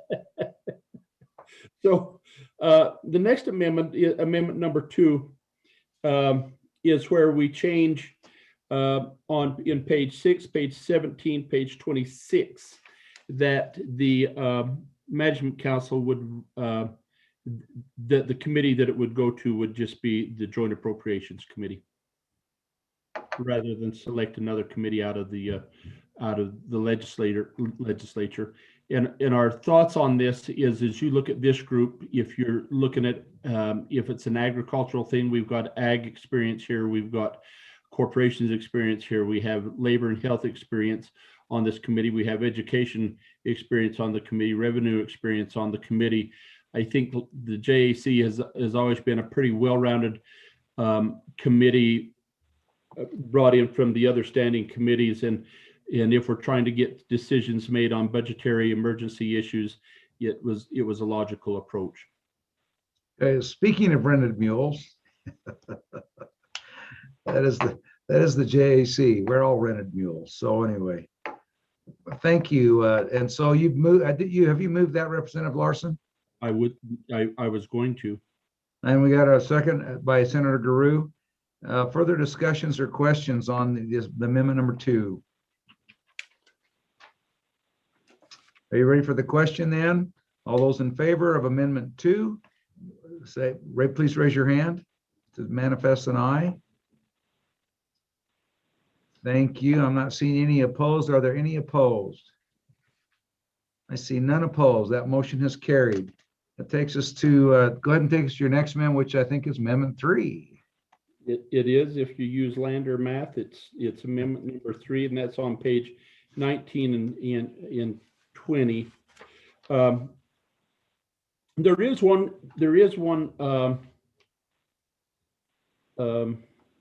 on page 10 on line 20. Let's go to that. That's first one. Let me get to that in my bill here. Page 10, line 20. When we talk about a public welfare emergency, this is the new definition in 9210.002. Public welfare emergency means a sudden financial calamity or other occurrence, either of which, and we added that new language, either of, which is that new language. And then if you go to 19 and 20, this is the pages that Mrs. Legursky was talking about there. where we, in the original draft language, we're saying there can be no increase or modification to approved budget resulting from actions. And of this section shall be used to increase the salary or other compensation of any employee funded in whole or in part with funds appropriated by the legislature. Then we add new language to say this subsection shall not prohibit lawful provision of overtime compensation or hazard pay or increase or modification to an approved budget in order to match compensation or benefits generally approved to the Executive Department of Employees. Now, that's the amendment as this subgroup come together. Mr. Chairman, Mrs. Legursky said the governor's office would like to do away with that language, the new language and the amended language, and go to something similar to what you see on page 6, where it says no amounts allocated to expended pursuant to this section shall increase the standard budget of any program or subsequent for a subsequent fiscal biennium. And so I would move the amendment as drafted by LSO, and then perhaps if I get a second, we could have a conversation on both. Got a second by Representative Walters. Go ahead, Representative Larson. I'm kind of ears. I'd kind of like to hear, the thoughts of this committee. Go ahead, Representative Schwartz. Go ahead. Thank you, Mr. Chairman. I guess I'm inclined to support what Ms. Legursky said. I am very uncomfortable with the concept of adding workload to an employee and not being able to compensate them. And I think as long as we guarantee that it won't carry forward to the standard budget, I'm having a problem understanding what the downside would be. And I'm certainly willing to listen, but that's my immediate reaction. Okay, I think I'm assuming that the intent is with the language, or the concern was that there were news reports of, not in our state, but in other states, where certain individuals during the pandemic, in some cases, got significant bonuses or doubled their salaries, and they were already highly paid and compensated individuals. And I'm assuming that the intent is to prevent that from occurring here. But again, maybe that language covers it. It wouldn't be the first time that we've seen salary, positions eliminated and salaries moved into other places, and then they turn back or don't turn back anything, but ultimately have reappropriated out of one position into another position that's vacant, taken all the money, but and left the position open. And in the end, that has not increased the standard budget. So, but I mean, they can do that now. So I don't know that it's a major concern going forward. But that's just my thoughts, Representative Schwartz, on why you would, and also why you wouldn't. I'm trying to figure this out myself. Senator Hicks.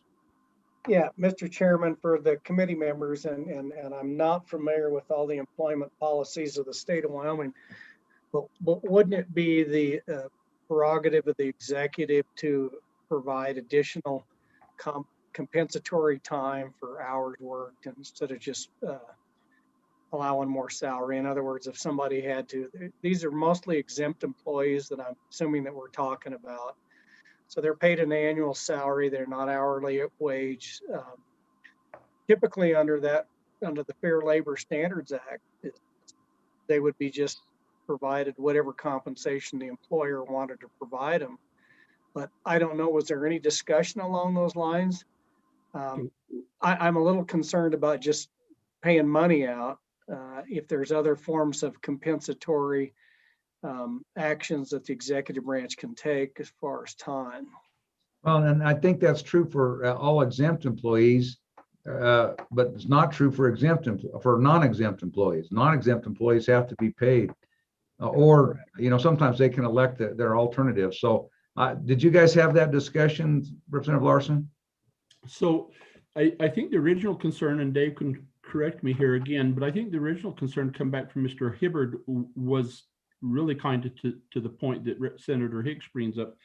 And so that's why it says in there that, it doesn't prohibit the lawful, the amendment as we drafted doesn't prohibit the lawful provision of overtime compensation or hazard pay if you were somebody on a salary or hazard pay. So there are some other options, or the increase or modification to an approved budget in order to match compensation or benefits generally provided to the Executive Department of Employees. Mr. Chairman, I would suggest that if the concern was that the executive branch could come in and give a significant bonus, just use that term bonus, one-time cash bonus to an employee, this amendment would prohibit that. And the language that I mentioned on page 6, where it wouldn't carry over to the next budget, would follow the example that you said, where you could still give a sizable one-time bonus that wouldn't carry over into the next budget. So if that's what we're trying to prevent, the language we have. Go ahead, Representative Schwartz.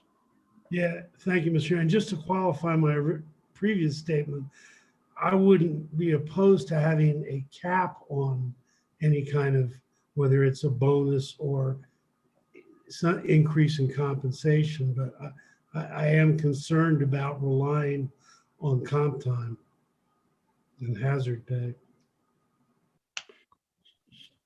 So, Mr. Chairman, I would move our amendment as drafted.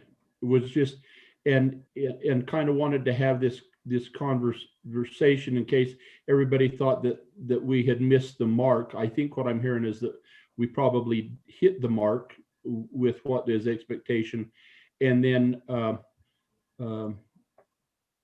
in trying to do that. So unless we hear an amendment to that amendment or something. Okay, we've been moved and Senator Hicks has seconded. So any further discussion? I do have one question about you referring to, I think, page 10 and the financial as part of your explanation, referring to page 10 and I think it was the public welfare emergency, which means a financial calamity or other occurrence. And so we have a public welfare emergency, which apparently we're going to define, it means a sudden financial calamity, but we don't know what a sudden financial calamity, that's not a defined term. But my real question is, when you go to cap A on page 10, and you say that you have language that it was not foreseeable or predictable at the time of preparation and adoption of the budget. And I just point that up that, thinking back, I mean, did any of us, when we went home, when we adopted that budget last year, we were voting on the final adoption of the budget. Did any of us think that budget was going to be valid moving forward? I think all of us knew or had significant concern that we were going to be back, and we were indeed going to be doing a lot of budget work in the interim. And so as I look at what we've got there, and this is on page 10, lines 22 to 23, at the time of the preparation of the budget, I think that's absolutely correct. But what about the restriction that it also be at the time the budget was adopted, which is not until the final vote of the legislature? It seems that extends that time almost 6 or more months from the time the budget's, well, at least 4 months from the time the budget's prepared until it's adopted. Did you have any discussion about that time frame and what cap A does to us and does to the emergency powers here and emergency spending when that happens? So I think, Mr. Chairman, if I may, I think the conversation on that public welfare emergency is a separate discussion from a budget shortfall, which I would suggests maybe more what you're referring to, and that's in the 1014.2. And so we're saying, and so in reality, you could have a budget shortfall for which the governor maybe has, he'd be 11s, but he could also come back and said, this budget shortfall is significant enough that I'm going to call it a public welfare emergency too. And he could have two stabs at dealing with that budget shortfall, because as you pointed out, it wasn't foreseeable, just using the aspect of a budget issue. Whereas I think the financial calamity or other occurrence, or the other occurrence, I think, as we think of maybe some natural disaster or the COVID thing or things of that nature. So I think it kind of covers the budget as in 1014.2. And I don't know that maybe I misunderstood your question and didn't answer it. No, I appreciate it. Dave, you let up. Did you have something to add? Mr. Chairman, that language is exactly the language you have for the current law for emergency spending. And I'm not sure if I wrote that or not years ago, but when I read it, I think the intent of that is, if the governor knew about it or the agency knew about it when they prepared the budget, or at the time you all passed the budget, folks knew that this was going to happen. Their point was that should be in the budget. You shouldn't be able to spend these funds for things that you knew were coming down the pike. And that's about what I had to add for it. Okay, and so even though you might know that this is coming down the right, you still haven't adopted it in the budget. So you still have, the governor still has that authority. He's not precluded. I'm sorry, Mr. Chairman, I'm missing the question. Well, again, you come back, you can have a budget shortfall, or you can have a public welfare emergency. Again, I go back to what was going on with at the end of the last budget. When we adopted that budget, we knew that there were going to be we knew that we were very unlikely to have some of the income coming in that we anticipated we would have come in. We also, I think, knew that we were about ready to undertake a pandemic, which was going to be a public health emergency. But yet both of those, there were not much of an effort anticipated in the budget as prepared or adopted that would deal with those two items. And so there's nothing in that language that precludes the emergency powers that we're putting forward here, this process, because we probably knew it at the time the budget was adopted, but we didn't make provision for it in the budget. Does that make sense? Mr. Chairman? Senator Kinski. Well, the amendment on line 20 inserts either or.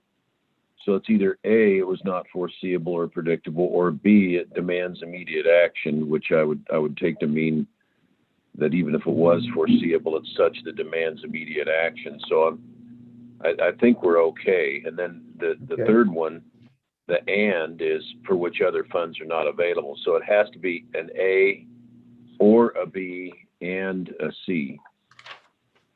Like ordering a special off a menu, Mr. Chairman. That's the way I read it. Okay. Thank you. All right. So thank you, Senator Kinski. That actually answered my question. So thank you. I appreciate that. I'd missed that. Thank you. Dave. Mr. Chairman, I don't think that's accurate, though. The either or is referring to, on page 10, line 20, either the financial calamity or other occurrence. So either one of those. The and at the end of B and C, when you have an and at the end of a list, that means everything is an and in between there, unless there's an or between some subsection or subparagraph. So it would have to be A, B, and C.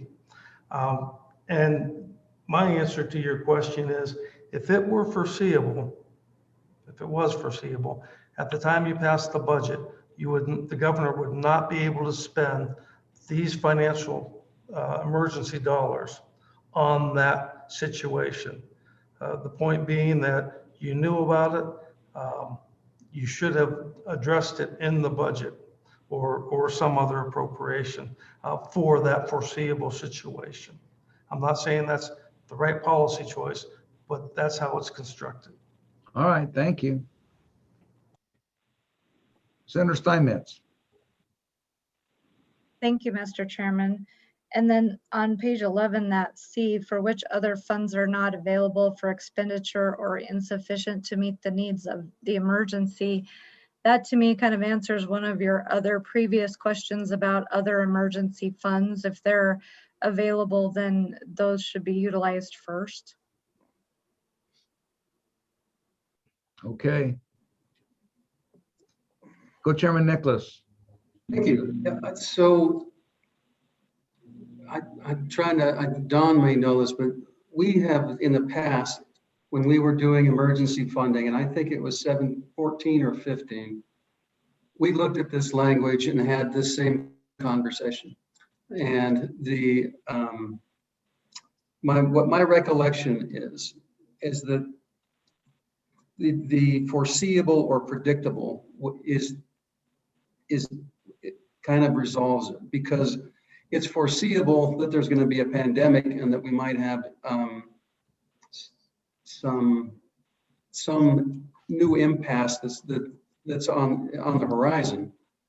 But it is clearly not predictable and not foreseeable how severe, how draconian, and how big a fall that we had. And so so the parameters of what that means, I think, creates the justification for it. And we literally, I can remember tinkering with this language and finally saying, this works okay. Well, that's one of the great things about institutional knowledge. It keeps us from maybe repeating the same mistakes in the future. Yeah, Mr. Chairman, it sounds like we're going back to law school and studying Paul's graph on proximate cause, but I don't know, emergency, I don't know how you can help but get into the circularity of the reasoning. I guess we know it when we see it, but I am bothered by, you're correct, Mr. Chairman. When we left here, there were a number of us. I remember talking with Senator Hicks. We were just wondering how much longer it'd be before we had to come back. So I am bothered by it a little bit, and perhaps equally bothered that it's baked into current statute. I just don't know what to do about it, because by the time you talk about emergency, you just end up in this circular. I don't know how you define it other than just keep circularly referring back to these kinds of definitions. Yeah. I think we just have to trust that we'll know it when we see it. Okay, appreciate that. Thank you. All right, well, we're back on, we're still on the amendment. Is there any other discussion on the amendment? Are you ready for the question on the amendment? Question on the amendment. Question having been called, all those in favor say aye. Aye. Or raise your hand, actually. Thank you. Are there any opposed? I don't see any that are opposed. There are none opposed. I'm assuming because Senator Hicks had his up when we were voting aye. So thank you. So I think that takes us to Amendment 4, Representative Larson. Last amendment that we had as a subcommittee, and that is that conforming language that makes the 5% of the balance of the account. It'll be the lesser of the 108 million that's available, or 5%, whichever is less. All right, so consider that as a motion. We need a second. Got a second from Senator Garou. Is there discussion or questions on this Fourth Amendment? All right, we're on the question of the Fourth Amendment. All those in favor, raise your hand. Thank you. And I did not see any opposed. If there's any opposed, raise your hand. The motion is carried. So the motion on Amendment 3 is carried too, if I didn't announce that. And then this motion on Amendment 4 has carried. We're back. That puts us back on the bill. Are there any other amendments or any further discussion on the bill? Senator Nicholas, or there I went again, Representative Nicholas.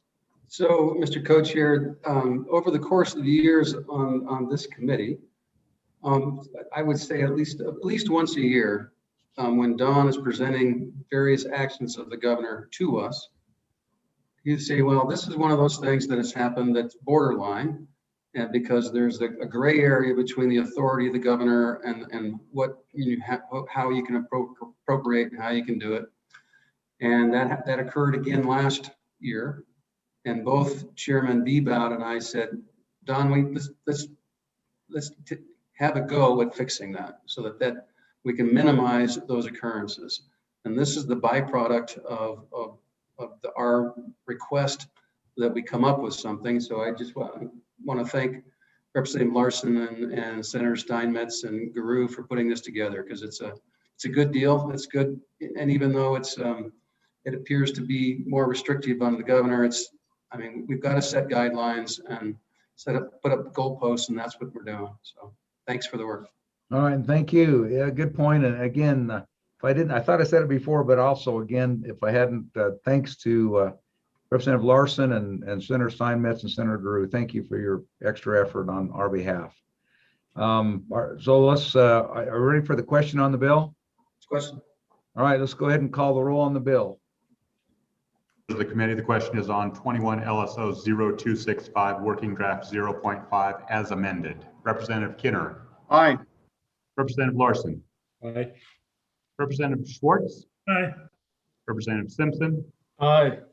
Representative Stiff. Aye. Representative Walters. Aye. Senator Guru. Senator Guru. Aye. Senator Hicks. Aye. Senator Kinski. Aye. Senator Steinmetz. Aye. Co-Chairman Nicholas. Aye. Chairman Perkins. Aye. Mr. Chairman, there are 12 ayes. House bill or Senate file? I think that one's a House bill. We got to give that rented mule his due, so we want to make him get first shot at that. Good luck, Representative Larson. So next item on our agenda is 21 LSO 599, which fees paid to Secretary of State amendments. So who's going to take us through that bill? Is somebody? So I'll do a quick explanation. Go ahead, Bob. So when we were looking at ways to help our revenue shortfall. Good, how are you, Jordan? We already have one bill out there, which was a kind of a fee increases that's currently, I think that's on the House side, that this committee already passed. Okay. Out. What's that, Representative Walters? Were you trying to interject? No, I guess not. I think he just didn't have his mute on. Go ahead, continue. And so so I met with the Secretary of State's office, and originally we were going to roll this in with that other fees bill that we have. But the treasurer, the Secretary of State's office, then they actually took a deep dive, which I very much appreciated. And I think we've all seen the handouts that we had last time, where and that handout walks through every one of these fee increases and explains how they came up with it. Both Karen and Secretary Buchanan kind of walked through what they were doing and why they did it in our last meeting. And it explains that, how they came up with the numbers, what they thought was reasonable and what they thought was unreasonable. And as we did this, we kind of gone back and forth on some of the numbers. And so these numbers that are in this bill are basically the numbers that the Secretary of State has selected for the increases based upon his review of all of the, how long it's been since they've been raised, what they are, what services are provided as a result of that, what their costs are, and what he thinks is reasonable to ensure that we're not impacting ongoing operations, being a favorable place to do business in the state of Wyoming. And so I want to thank Secretary Buchanan for all his work and Karen, because they did a great job on it.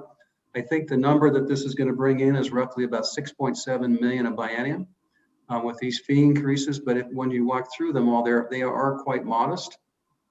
So many of the fees haven't been raised since the 50s.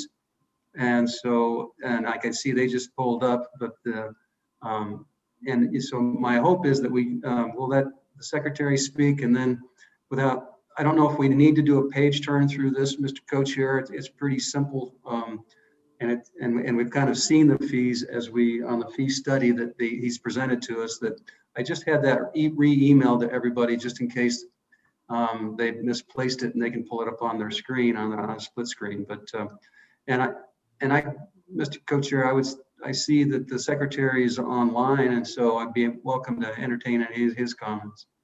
Hey, thank you. Appreciate it, Chairman Nicholas. And yeah, I mean, it's just the bill just goes through and changes the fee amount. So let's go ahead, and I believe I saw this Secretary of State, but there he is. He's back at the end of that long table at the end of that room. He's so far down there, I'm not sure that that's him, but I do recognize his chief deputy there. But yeah, Secretary, could you pass the ketchup? Yeah.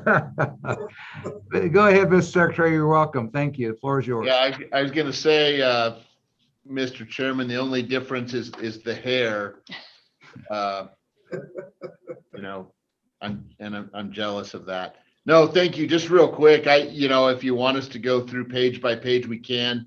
As Co-Chairman Nicholas indicated, it was requested that our office go through our entire fee structure, if you will, when we presented our budget cut recommendations.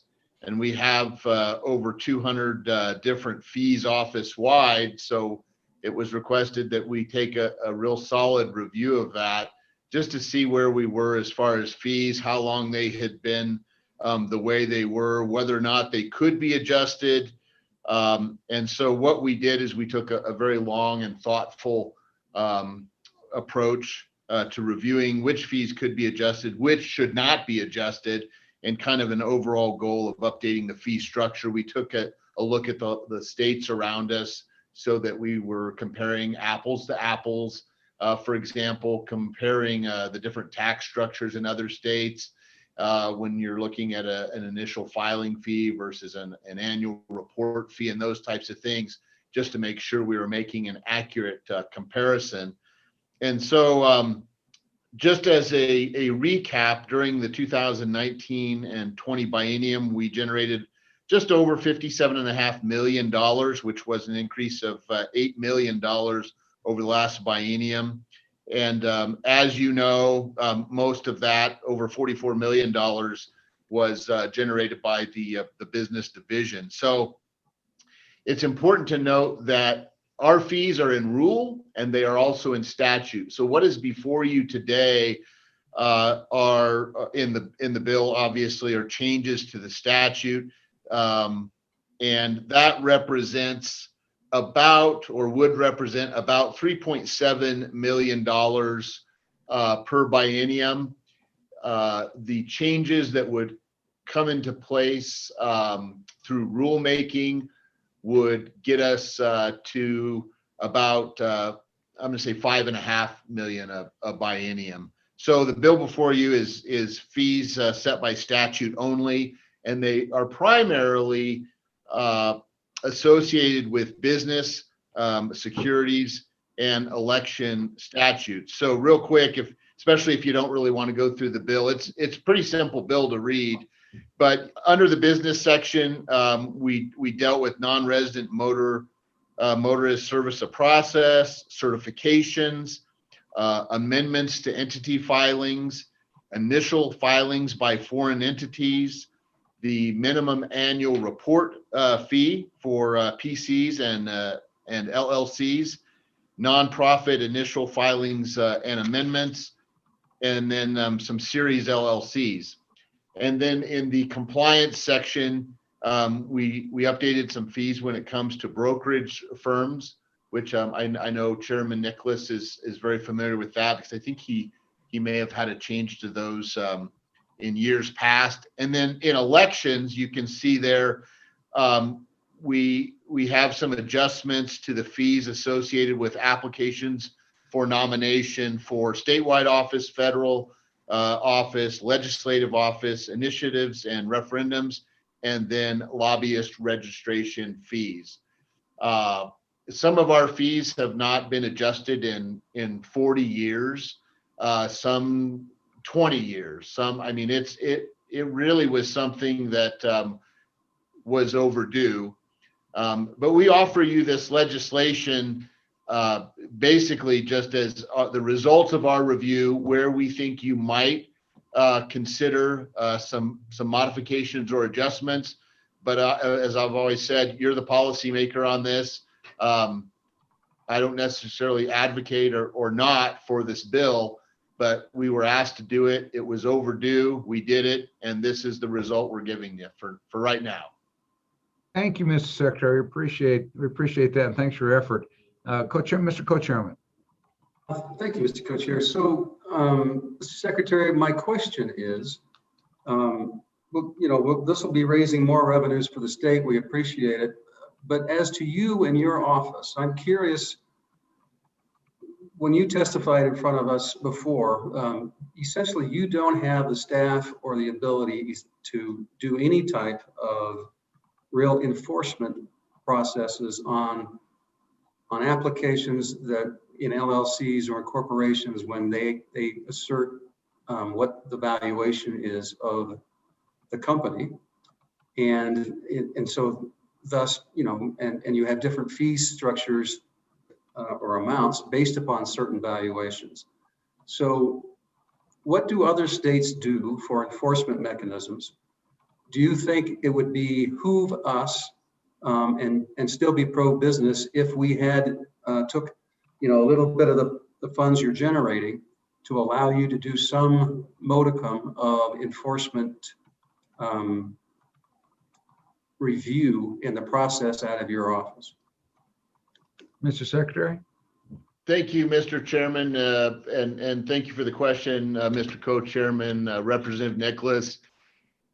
The answer to the question is that we do not have the enforcement mechanism in place, especially when it comes to, say, an audit of a company's assets within the state of Wyoming. As you know, the annual fee minimum of $50 is good for up to $300,000 in assets in the state. Beyond that, we have no mechanism to go and find out if somebody is being accurate on those forms or not. We do have statistics that I could get to you, so you could review them at your leisure as far as how many entities that would affect that are over the 300,000. But we have no way of enforcing this. We talked about some changes to Title 17 that would allow us perhaps just some funds to contract with like a private investigator. In years past, before I was here, I know the office contracted with some retired investigators to go out and do audits of registered agents and audits of other entities that we oversee, just so that we could kind of keep things honest out there. But we don't have that capability right now. And certainly I wouldn't be suggesting any additional employees or state personnel to do that.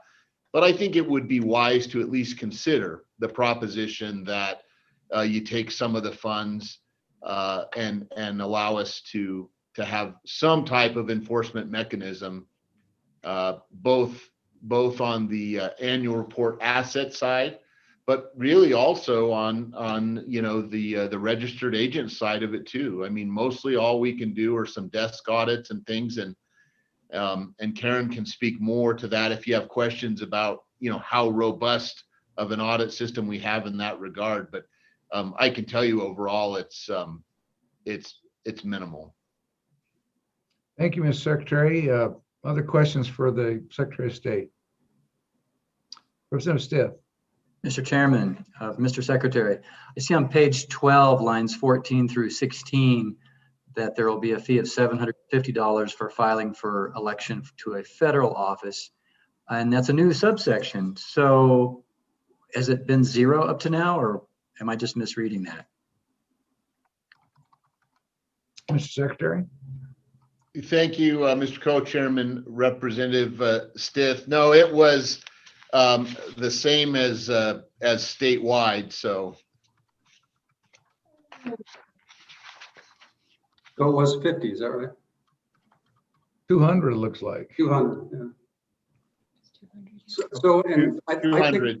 yeah, part of the reason for that, as you know, we get folks who live in New York or live in New Mexico or they don't even live in the state, and they get on the ballot. I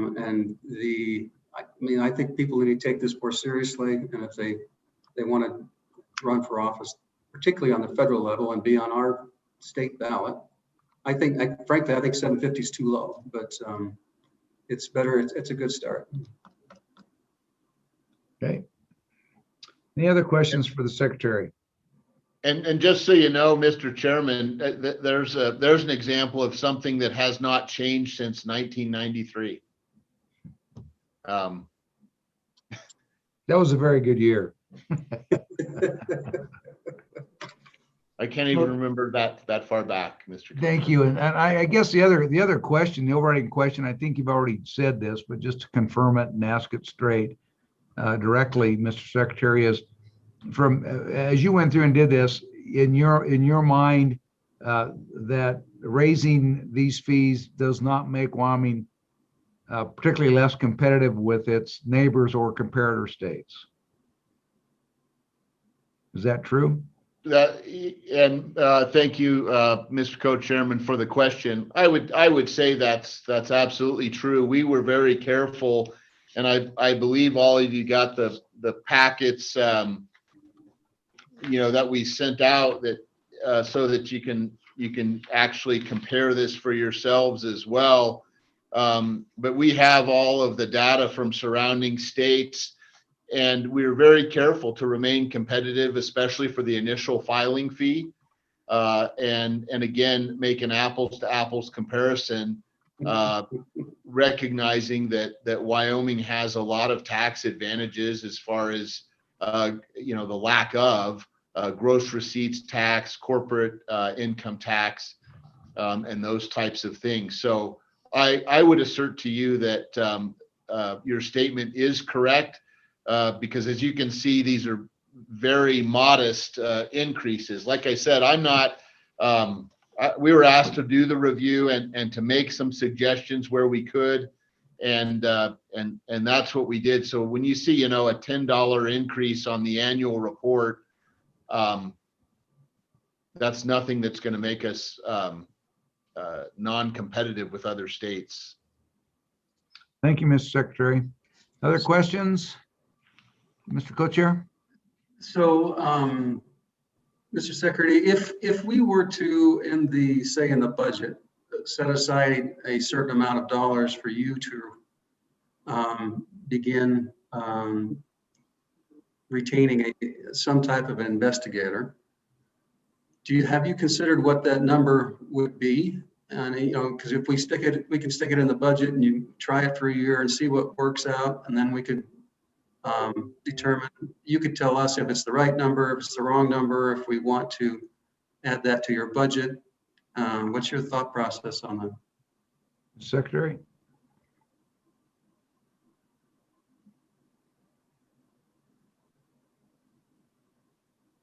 Can't hear you. Mr. Secretary, go ahead. Did you hear the question? Yeah, no, we've got two mute buttons, separate mute buttons. I was talking, but obviously you weren't hearing me. Sorry about that. Thank you, Mr. Co-Chairman, Representative Nicholas. I don't have an idea of what that number would be as I sit here today.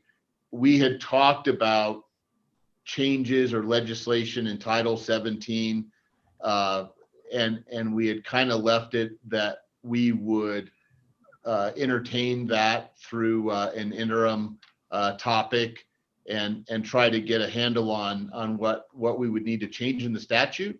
And then based on that, what we would need or what we would expect from an investigator as far as areas to be audited, if you will, and how much time that would take. And then that would inform the overall number as far as, would you need one person? Would you need two people?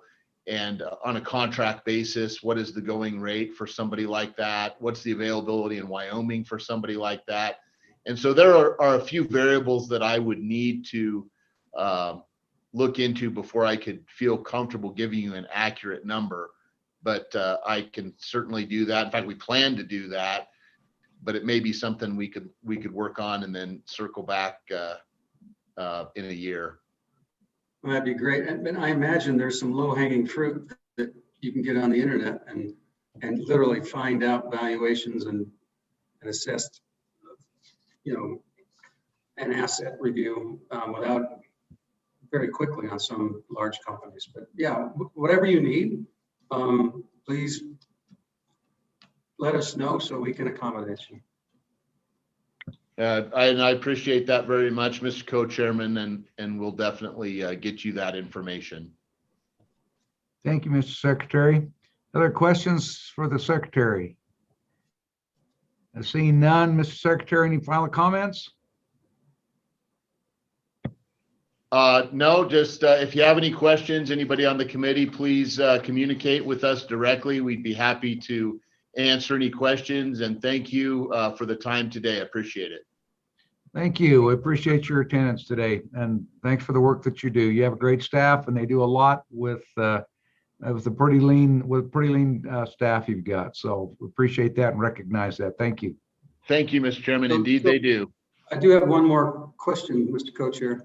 Go ahead, Mr. Co-Chair. So my recollection is, Mr. Secretary, that your staff does a lot of manual review of documents, yes. And that if, in fact, you're considering improving your systems in order to make more services online and not do the paper shuffle that you do. And I think you provided us some statistics on that. Could you just kind of refresh my recollection of what that is and what you're thinking of in terms of possible avenues to help that situation? Mr. Secretary. Thank you, Mr. Co-Chairman, Co-Chairman Representative Nicholas. That is correct. And the first thing that comes to my mind is the ability for entities to file amendments online. Currently, that is a paper process that is very labor intensive.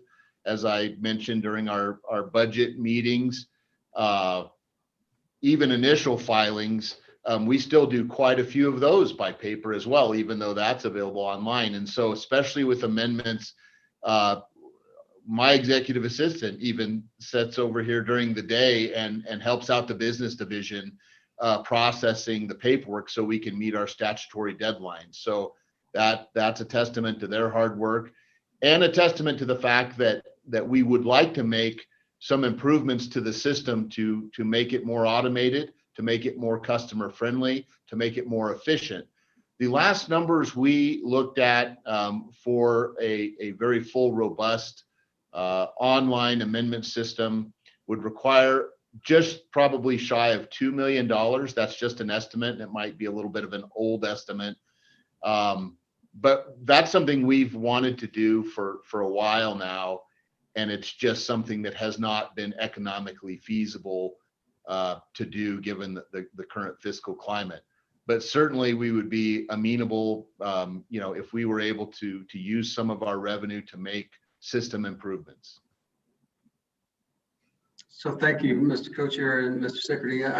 If you, through the interim, once again, if you kind of come up with a proposal, and we suggest that you could, on that system that you work with Director Knopp to find the most economical and whatever fits your current motor, your systems and whatever you need, then I just think that we'll take a serious look at it, because it just doesn't make sense that you're running through 26,000 pages of of documents a month or whatever those numbers were you showed us, and it's just, it just makes sense, so. Thank you. Okay, thank you. If that's it, thank you. We'll go ahead and close off. Is there any public comment? I don't see anybody else. Karen, is there anybody else that's here to testify on this bill? No, I don't believe so, Mr. Chairman. Okay, we'll go ahead and close off public comment. That puts us on the bill. The bill's been moved, seconded by Representative Walters, moved by Co-Chairman Nicholas. Question.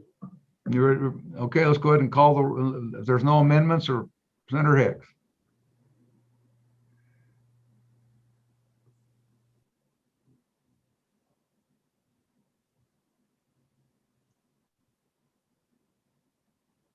Can't hear you. It's on mute, Senator Hicks.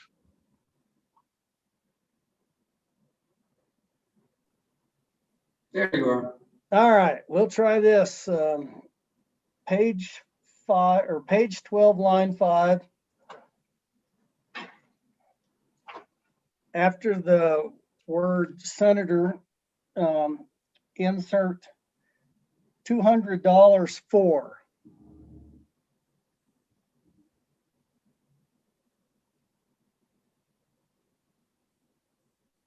Second for discussion. Okay, it's motion seconded. Go ahead, Senator Hicks. Well, I Give just the page thought number that, again. so page 12, line 5, after senator, insert $200 for.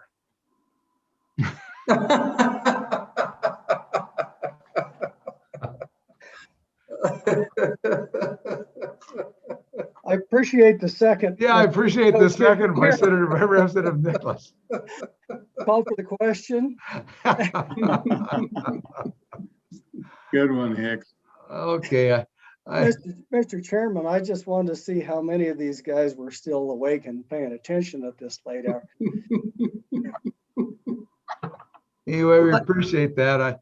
I'm assuming that your motion is withdrawn or otherwise in jest. So I do have a question on line 13 though. Didn't we change the language instead of district attorney to county attorney?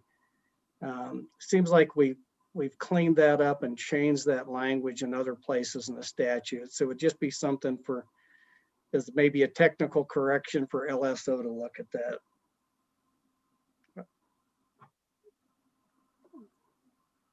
So I believe that's on line 13 where it references district attorneys, and I think that we call those county attorneys now. But anyway, just as a note to LSO, if they could look at that. So district attorneys are Casper and Cheyenne. County attorneys are everybody else.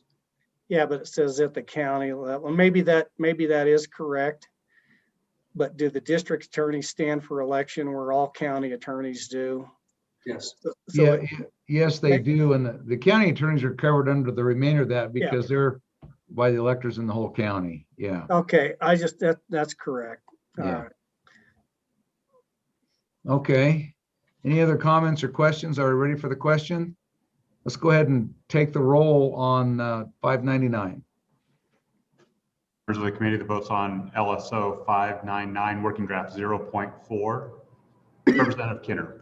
Aye. Representative Larson. Aye. Representative Schwartz. Aye. Representative Simpson. Aye. Representative Stiff.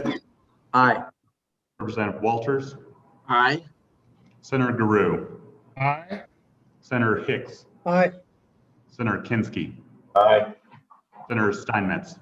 Aye. Co-Chairman Nicholas. Aye. Chairman Perkins. Aye. Mr. Chairman, there are 12 ayes. House bill or I Senate did file? most of the work on this, so yes, let's go ahead and do that.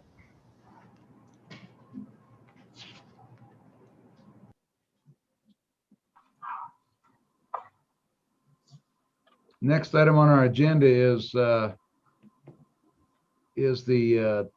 draft legislation. I think we've got two on state investment administration, and we have 541 and 542. Let's go ahead and start with 541. Mr. Chairman, if I might, just a housekeeping item on 542, I would encourage all members to use the version posted on the website. The version that we sent out this weekend has a different pagination. Okay, thank you. So We we, know the difference. so we're on draft 1.0 of 541 is where we're starting. Do you have somebody to give us a quick overview of the bill?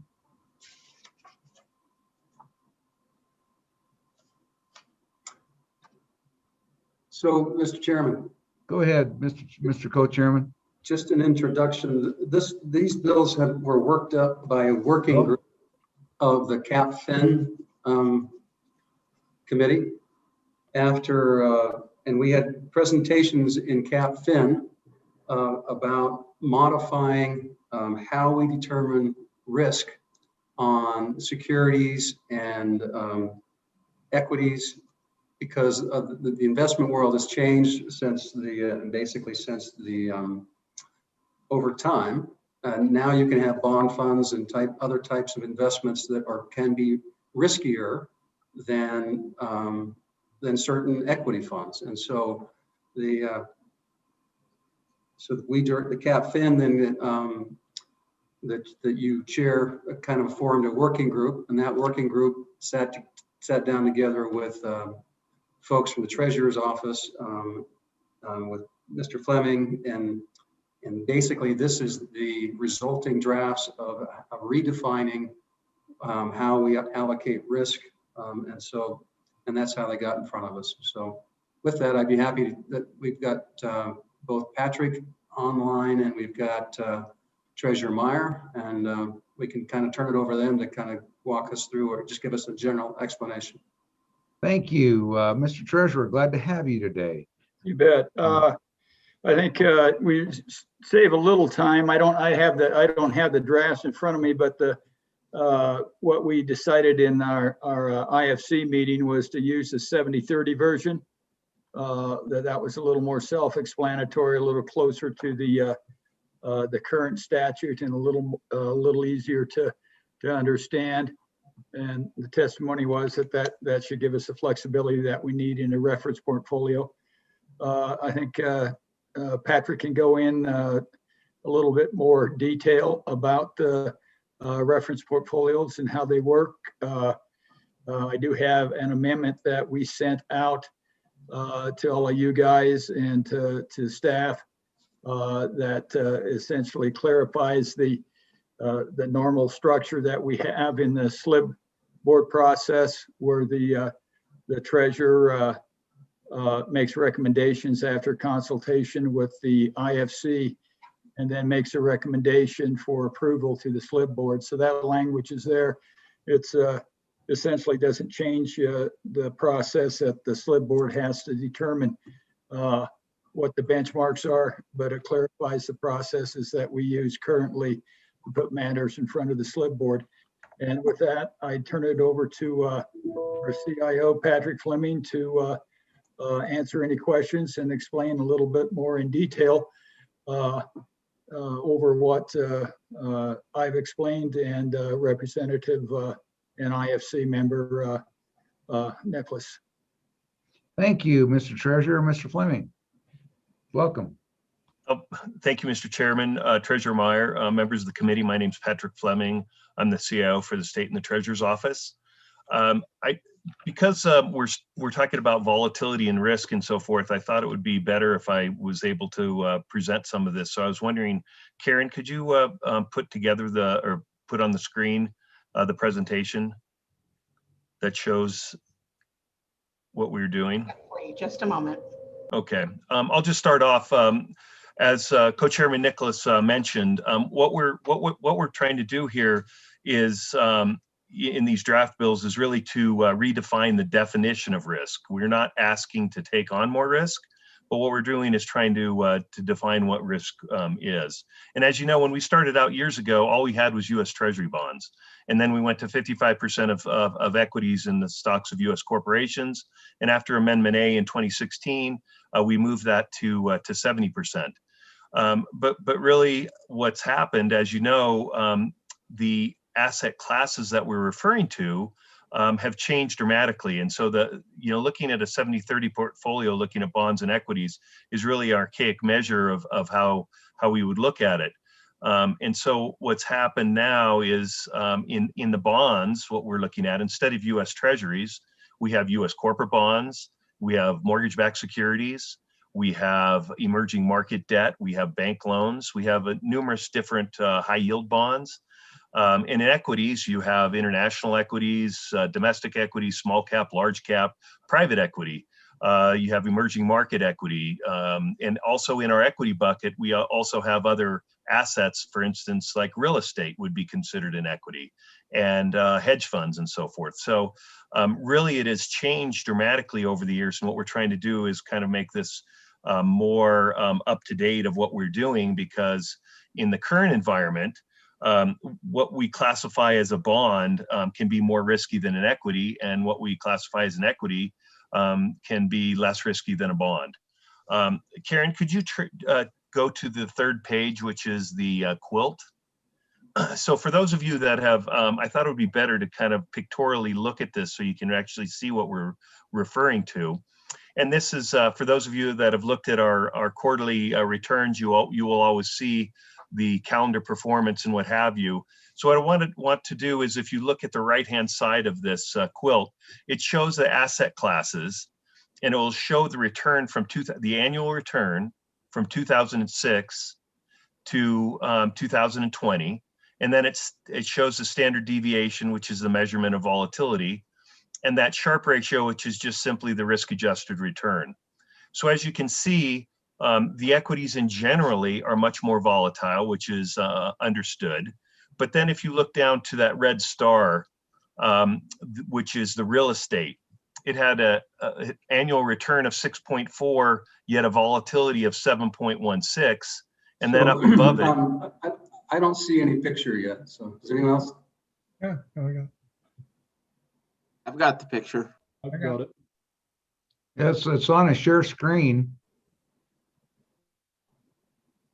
So you don't have it. You don't see it, Mr. Co-Chairman? Nope. Share screen. Let me see. I cannot share screen while other participants are sharing. Is sharing. Okay. Yeah, I mean, so Karen set up a share screen, and I think who doesn't have, I mean, does anybody besides Co-Chairman Nicholas not see the share screen with the quilt of asset class performance on the screen in front of him?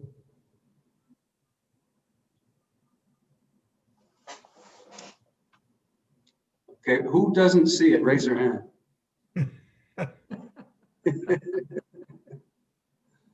Is it just me? It's just you, Bob. Mr. Chairman, I believe that's by the state treasurer's design.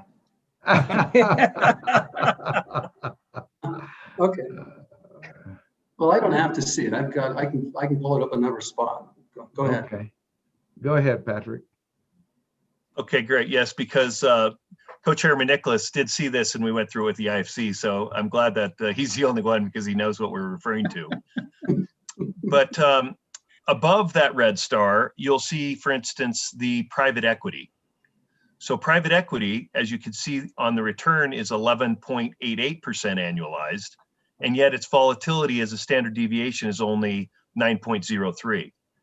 Now let's go down to the lower blue star and showing a couple other things that are classified as bonds. So in the first one, the blue star, which was the levered loan, which is your bank loan index. As you can see on that one, it had a yield of 4.6% with a standard deviation of 10.5. And then right below it is the emerging market debt that had a return of 5.02 on a standard deviation of 11.66. I didn't even put in high yield. High yield in this instance has a volatility of 16.5% with a return of 9.6. So significantly higher than things that we classify as equity. And so what's happened in this period of very low returns, when we're not, as I said at the very opening statement, we're not looking to take on more risk. We just want to define the risk that we're able to take, keep it the same, but be able to invest in an asset class that has a higher yield and yet a lower return than these archaic definitions of what risk might be. Karen, could you turn to the next page, please? Oh, Mr. Chairman. Go ahead, Senator Kinski. Patrick, can you go back to the quilt? So the Sharpe ratio, I guess my knowledge is dated. I thought that you wanted a Sharpe ratio that was at least 1, but that's based on the risk-free rate, right? And treasuries are all just minimal return. So the scale must have changed. What's kind of the scale on a Sharpe ratio nowadays? What's considered good, poor, great? Patrick? Mr. Chairman, Senator Kinski, yes, that you're absolutely correct. Yeah, the scales have still changed, or haven't changed. You still want to see a Sharpe ratio of like 1 and above. And just so everyone knows what we're referring to, all you're doing is taking the return minus the risk-free rate divided by the volatility. And so that's kind of what we look for as that risk-adjusted return. So as Senator Kinski mentioned, if you look at that private equity, it's a great Sharpe ratio of 1.17. But if we were to look at what the Sharpe ratios in a forward-looking basis would be, they would be much lower than this. So what's happened is the risk-adjusted return with asset class valuation becoming much more rich is much more problematic. So that is your point exactly. If you look at that blue star, which has a Sharpe of 0.36, that is a bond. That's a bond classification. And yet the equity classification has, other bonds that are much better. And so it's problematic in that sense. And when we're looking at it, that we're beholden by securities that are just happen to be called a bond, that are much more risky. For instance, 30-year treasury bonds, I would say, are one of the most risky assets out there. It has a volatility of about 24. And yet that's deemed safe. So okay, I'm following better now. I got you. Thanks, Patrick. Thank you, Patrick. Keep going, Patrick. So on the next page, please, Karen. So what we're talking about is just so everyone knows how this works, is every year we go through an asset allocation model. And what our consultant does by statute is they will look at what the risk would be of our portfolio and make sure that it fits within the parameters of what we're looking to do.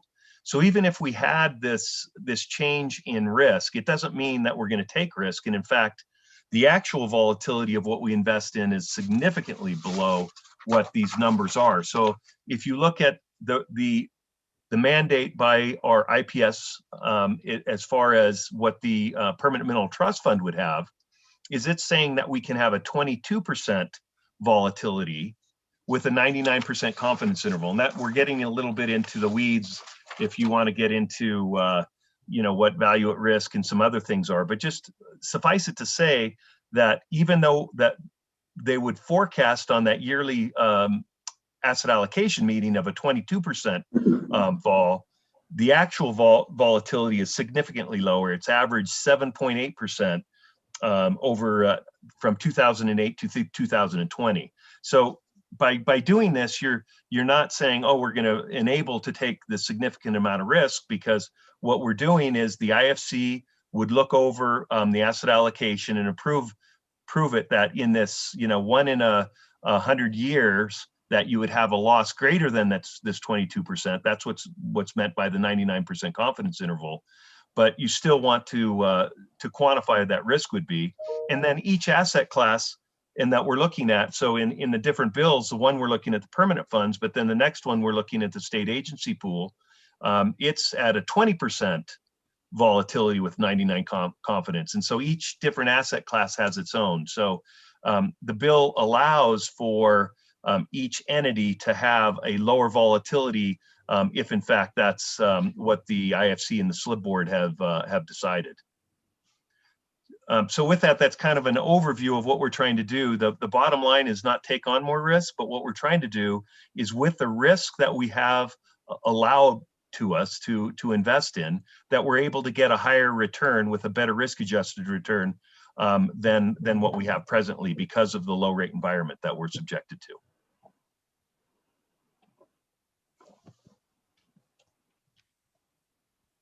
Thank you. Questions? Do we have any questions for Patrick or the treasurer? So, Mr. Co-Chair, Go ahead. I think it would be useful then, Patrick, if you just go to the language and kind of explain to us the language, because it's the terminology is not common. So we understand what you just said in the language from the bill. Thank you, Mr. Patrick, Chair. Mr. Patrick, bring it home. Okay, so in Bill 541. Yes. The main part that we're looking at would really is on page 3 when you're looking at under C and E, when what you're looking at is changing the risk from a 70-30 portfolio to a reference portfolio, which would comprise of, let me just wait to make sure everyone's on E, on line 14 on E. Go ahead. So it shall not materially exceed the risk profile of the reference portfolio that consists of 70% global equities, which would be the equity portion of what we invest in, and 30% of domestic fixed income, which is considered the aggregate. That's our core fixed income portfolio. So the specific benchmarks for measurements of the portfolio characteristics should then be determined by the board in consultation with the investment funds committee, which would then go back to that 22% volatility in a 99% confidence interval. So what we're doing with this bill, to give you the executive summary, is we're changing from the archaic view of a 70% equity, 30% bond view of risk to that same volatility that is associated with that portfolio, but then allow us to determine what asset classes would be used in that risk profile, and not be subjected to say, well, just because real estate is considered an equity, it doesn't mean that we cannot increase, we could not sell bonds to buy real estate that would have a lower volatility and a higher risk-adjusted return. Okay, thank you, members. I mean, that's really kind of the meat of the bill, and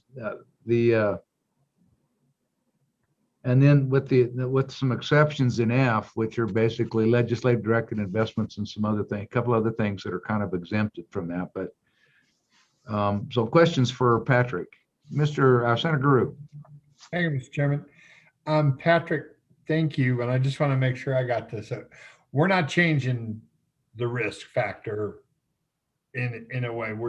All we're doing is recognizing the fact that there's a bigger pool of different vehicles that we can use, and each one needs to be judged on its own merit. But in the overall picture, we're not changing the risk policy at all, are we? Mr. Chairman, Senator, yeah, that is exactly correct. It's not that this bill does not increase the risk. I mean, right now, even with 70-30, we would be able to take an inordinate amount of risk if we just put 70% in small caps and 30% in high yield. So there's all kinds of risks that would be allowed, but obviously the IFC and the SLIB would not do so. So all we're trying to do is redefine the definition of risk and bring it up to the 21st century and how we would look at viewing risk in relation to its return. And if I can follow up, Mr. Chairman. Go ahead, Senator. And the IFC's gone through this policy and agrees, correct? Mr. Chairman, Senator Guru, that is correct. Thank you. Thank you. Any other questions for the treasurer, for Mr. Fleming? All right, thank you, Mr. Fleming. Mr. Treasurer, thanks so much. Appreciate your attendance today and your work on this bill. Yeah, Mr. Treasurer, go ahead. Yeah, I want you to consider that language that in the bill now, it contemplates that the IFC and and the SLIB board will get together basically in a meeting like we got together with the IFC to propose this concept of a reference portfolio. And in all other matters in front of the SLIB board, the treasurer makes the recommendation in consultation with the IFC. And so the proposed language that I have, and I think that most of you guys should have it in your emails, is to essentially do that, what we have done in the past. That would say the treasurer, after consultation with the Investment Funds Committee, shall submit to the State Loan and Investment Board a recommendation of specific benchmarks for measurement of the portfolio risk characteristics for approval by the board. So the board still makes the determination. The IFC is still consulted. Essentially, we put the matter in front of the SLIB board as a board matter, as we do in all other actions of the treasurer. And this makes it clear that that's the process that's being used, and doesn't contemplate the IFC and the SLIB board getting together in a super committee of 15 people and trying to make a decision. Okay, thank you, Mr. Treasurer. Any other questions or comments? Thank you, Mr. Treasurer. Thank you, Mr. Fleming. Karen, is there anybody else who's in the waiting room ready to that would like to comment on this bill? Mr. Chairman, I don't see anyone currently in the waiting room that is for public testimony for this bill. Okay, thank you. Members, we're on the bill. Well, it's your pleasure. We'll go ahead and close off public comment. What's your pleasure? Move the bill. Second. Been moved and seconded, moved by Chairman Nicholas and seconded by Representative Larson. Mr. Chairman, removing 541, 542, or both. Just right now, 541 is all we're still on. We're just on 541. Okay, Mr. Chairman, I would move the treasurer's proposed amendment to 541. And as I understood so let's go Dawn, or who do we have? No, I have Mr. Groover's on the line. So we'll ask Mr. Groover. Mr. Groover, do you have that suggested language? It's an email from Matt Sackett that was sent to us at 3:24. Thank you. I was looking for it and I didn't know where it came from, so I didn't find it. I'm not Mr. Chairman, I have it. We can send it to you if you need it. No, we're gonna see if we can find Matt Sackett's email. So I do have a question about the language of the amendment. Go ahead, Mr. Co-Chair. Thank you. So the amendment reads, the state treasurer, after consultation with the Investment Funds Committee, shall submit to the board a recommendation of specific benchmarks for the measurement of the portfolio risk characteristics for approval by the board. So my question is, Mr. Treasurer, what if the Investment Funds Committee makes recommendations that are different than what you submit to the SLIB board? In other words, you don't adopt the recommendations of the IFC, you go with something different. And then how would that be presented in front of SLIB in terms of what the recommendations were versus what the IFC may be recommending? Well, Mr. Chairman, Go ahead. in those situations, which I don't envision would exist, because we've got some of the most I think learned people in the country as investment advisors. So I think you could contemplate that at some point in time, maybe somebody would do that, but I think that the SLIB board would summarily reject it and tell me to go back to the drawing boards or any other treasurer, So, and that's essentially it is the way the process works with the IFC. we brought two different concepts forward, and I actually supported the other concept because it had more flexibility in it. But the IFC felt that the 70-30 would be the appropriate way to go. And it did give us enough flexibility so we can make some of those investments that are less risky and give us a better return rather than going out and buying high yield bonds or other investments in riskier bond portfolios. So, you know, from the standpoint of the state treasurer, that's the way we bring everything to the board, is by a recommendation of the treasurer. It's the way we always have done it. And essentially the motion is treasurer's recs, and we move on and vote it up or down. Okay, thank you. Senator Drew. Thank you, Mr. Chairman. Good afternoon, Mr. Treasurer. I just want to ask, with regards to this amendment, did the IFC see this amendment before you proposed it, and what was their reaction to it? Well, I think I did talk to him about it, and I recall one member of the IFC said that that's understood, that that's the way it would happen. And from my perspective, that having a perceived understanding in a statute is a sure way to make sure that you have a perceived misunderstanding in a future setting. If I can follow up, Mr. Chairman. Go ahead, Senator. Well, that's we had this discussion back a year ago about the IFC and what their duties were and what their duties weren't. And so I just want to make sure that they're a volunteer board and they're doing great work for us. And I know they're invaluable to you in doing your job. So I just want to make sure that we're not setting ourselves up on this one. And like I said, I understand your language, and I'm not trying to understand your constitutional role, but I really want to make sure. I'd really like to hear from them on this and see if they're in sync with this, and what their comments are.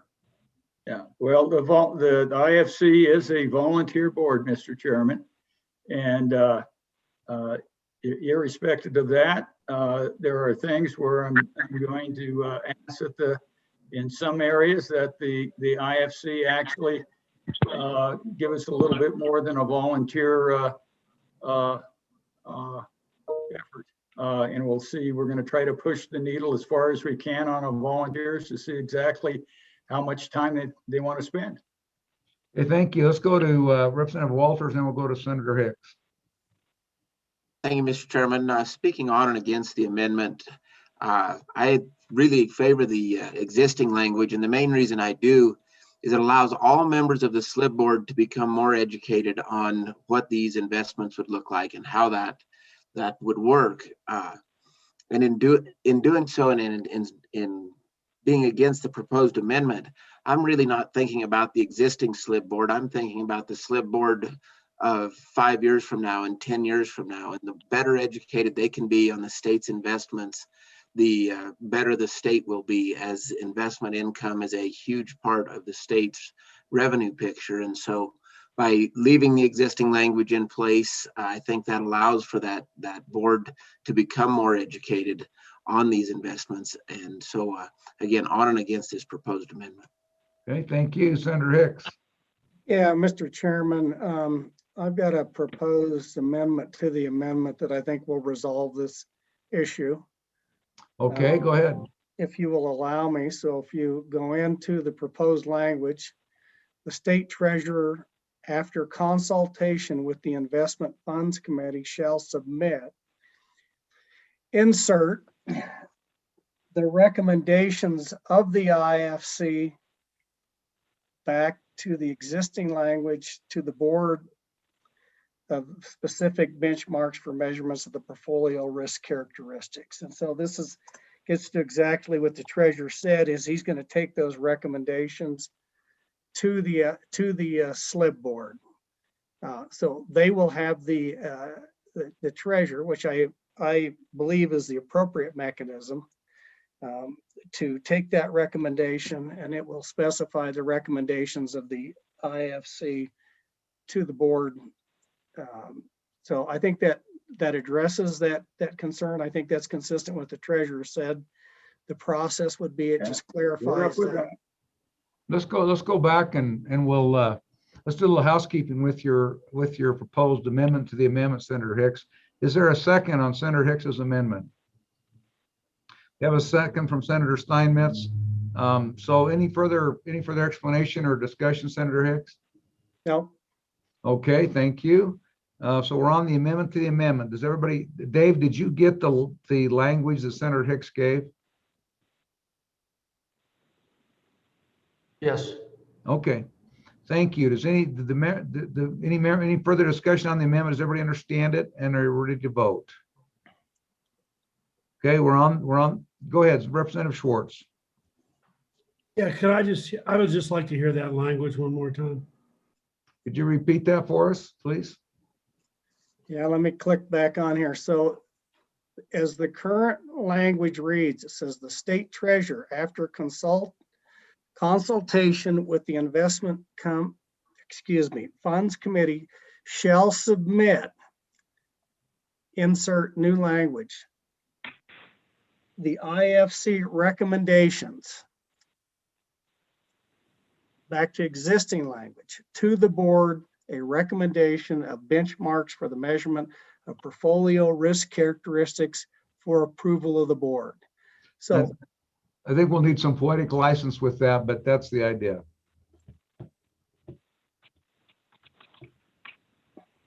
Okay, Senator Schwartz, any follow-up or other question? No, I was more concerned with the language. I find it a little awkward, but maybe LSO can clean that up. Yeah, we're gonna have too many recommendations in a row there. I think we've got to clean that up a little bit. So, yeah. All right, ready for we're on the amendment to the amendment. All those in favor, please raise your hand.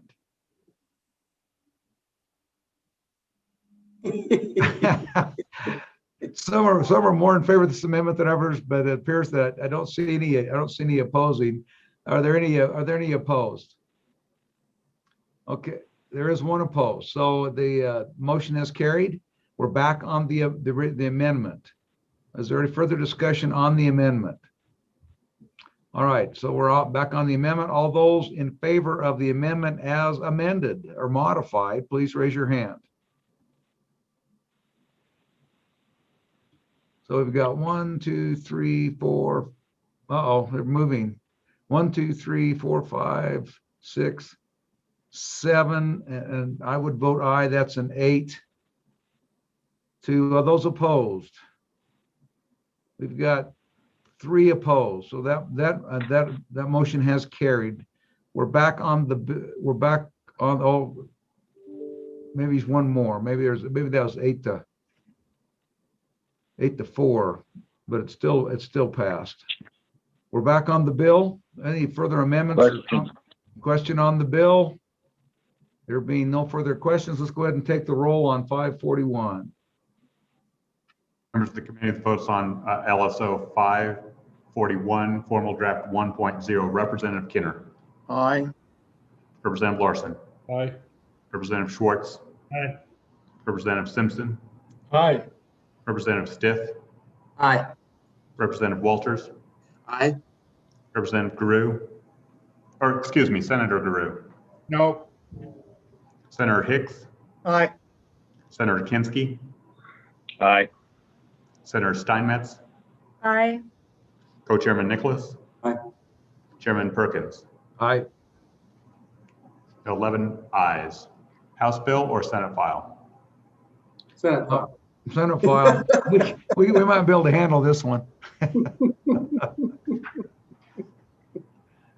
We can sleep through the presentation. Our body can really sleep through the presentation on this one, but we'll work on it. Thank you. Mr. Chairman, I think Senator Grew volunteered to floor manage that bill. Yeah, I'm sure he'll manage it right into the round file anyway for that vote. So anyway.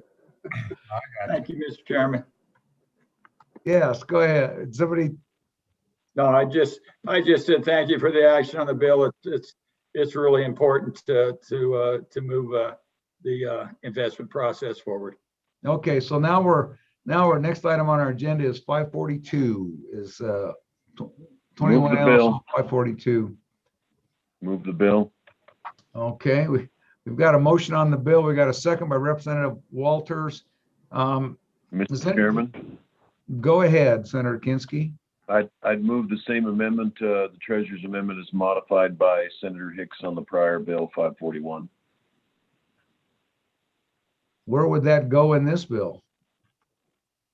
I think it's on page 8, isn't it? Yeah, it looks to me like that would be, let's see. Yes, it's the same language.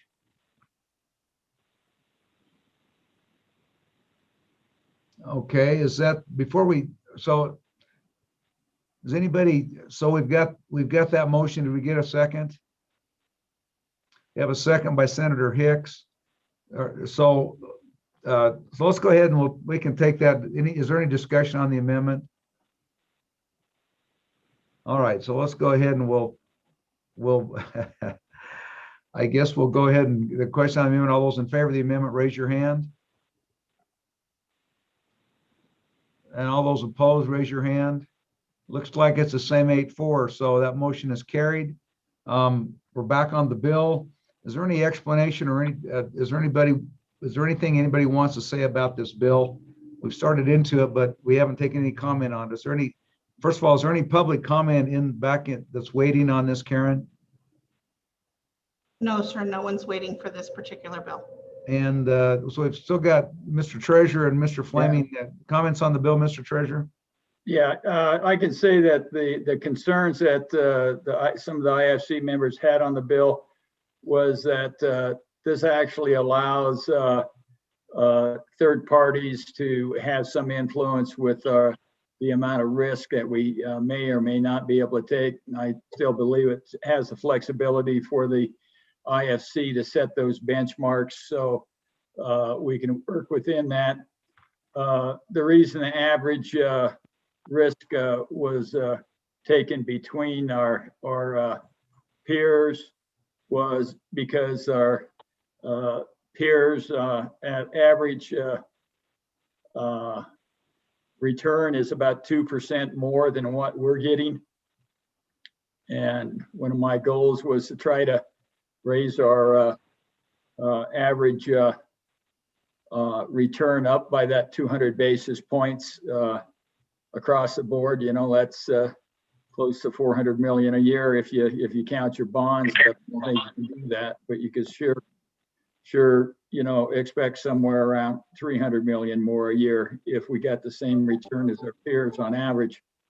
So I thought if we took the average risk of our peers, then we didn't have any excuses why we couldn't get the average return. And that was kind of the thought process on that. But I think that with the 70-30, if we wanted to take the same average risk as our peers, we could get that same return. I think there's the flexibility within that bill to move to that level. So the 70-30, I think, is a little bit easier to understand. Both bills give you the flexibility that Patrick and I both want to obtain, and that's to be able to use some of these asset classes, as Senator Giroux remarked, in a way that gives us a higher return at a lower risk. So either bill accomplishes that, but the 70-30 was thought to be a little bit easier to pass, a little bit easier to understand, and had no third party perhaps unintended consequences. So that's the good and the bad on that one. And so as I understand this, I mean, the last one was with permanent funds. This one is with non-permanent funds, particularly Pool A, I believe. And so, maybe I got a different bill in mind. I thought this was the one that started with I thought this one was also permanent funds. So I could stand corrected because I don't have this on my screen. Yeah, I this, thought we had yeah, two this, bills there. Yeah. yeah, Mr. Treasurer, this is 0542, and this is, I think, trying to implement the same risk return adoption that we just had for non-permanent funds. Is that the But for- 70/30 also, Mr. Chairman? Say that again, Mr. Chairman. Is it the 70/30 version and not the other version? Yes, this one started with the 70/30 version. It has the same language as the previous bill. Okay. For these, and then we just moved and adopted the same amendment that we made to that paragraph in the last one. It's already been moved and adopted into this bill Well, as well. I'm sorry for taking up your time then. I was talking of another bill, another amendment. I apologize. Well, yeah, we'll accept the never mind from, we'll accept the Okay. never mind from you, Mr. Treasurer. Thank you. Rosanna, Dana. There you go. So thank you. So anyway, I guess one quick question, oh, no, I guess it's this is all under Pool A, so I don't have any questions. So anyone else have any other questions for, I think, the treasurer or Mr. Right? Yeah, Mr. Co-Chair, I think it'd be helpful if Patrick just kind of walks us through this, a little bit of the specifics. So we, Okay. because there are a If we couple of can. people. Patrick, are you still there? I see Matt's on the line. Is Patrick on the screen? There he is. Yes. Patrick, go ahead. Mr. Chairman, Mr. Co-Chairman, yes, it is exactly as you said, Mr. Chairman. 542 now addresses Pool A, which for those of you previously Tobacco Settlement Fund. And because of the certain restrictions that each one of these different funds have, the Game and Fish, the Natural Cultural Resource Trust, all of these various funds that are now in Pool A that have moved out from the state agency pool need to be addressed. So what this bill does is addresses the various sub-funds that are invested in Pool A. And just as I mentioned before, where I showed you what the volatility was on the Permanent Mineral Trust Fund, what the SLIB board has decided for Pool A has a 20% volatility at the 99% confidence interval. So this fund is slightly less volatile than, or the risk parameter would be less than what the Permanent Mineral Trust Fund. But as I mentioned, the actual vol is even lower than what we talked about. So what this bill does address, it's the exact same that we said before, the same 70/30, but we would use that reference portfolio of the stocks and bonds to do the same thing that we did in 541. So nothing would be changed from that aspect. I could go into more details, but that's the executive summary. And Patrick, just one quick, I mean, everybody who's in Pool A elected to be in Pool A, is that correct? I mean, like the trustees of those particular non-permanent funds? Mr. Chairman, not initially. And so what the legislature did at the very beginning was to try and get a little bit more return for some of the funds. And so some of the funds did not go in wholeheartedly. They were a little bit nervous and not understanding what would happen. So with that, we explicitly did not put the same type of risk in these Pool A funds, just to make sure that everyone was comfortable with the return profile. And, for instance, just the last 6 months year to date, Pool A has about a 7% return versus the state agency pool, which is sub 2% and will remain much lower. So it is actually done what it was intended to do by giving them a little bit more risk, but not to the same degree as the PMTF. All right, thank you. Mr. Co-Chair. Yeah, Patrick, on page 3, I'm curious what it means when you change the 90% of the investment income earned to the investment earnings. So does that have any substantive change? Patrick? Mr. Chairman, Mr. Co-Chairman, that is not the language that I have worked on. I was working on the risk part of this. I was not privy to that discussion on the 90% of the income earned versus earnings. I believe earnings is a broader scope of what is allowed to be invested, where income earned would have a more finite definition of interest income, dividends, and realized capital gains. But And so I I'd would like to defer to understand, Aliso on that.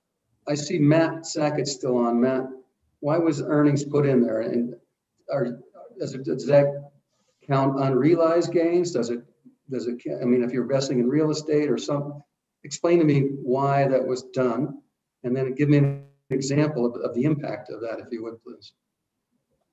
Mr. Chairman, Co-Chairman Nicholas, I was not privy to these discussions either. I do think it does broaden the idea of these limitations on income versus the overall picture of capital gains, realized and unrealized.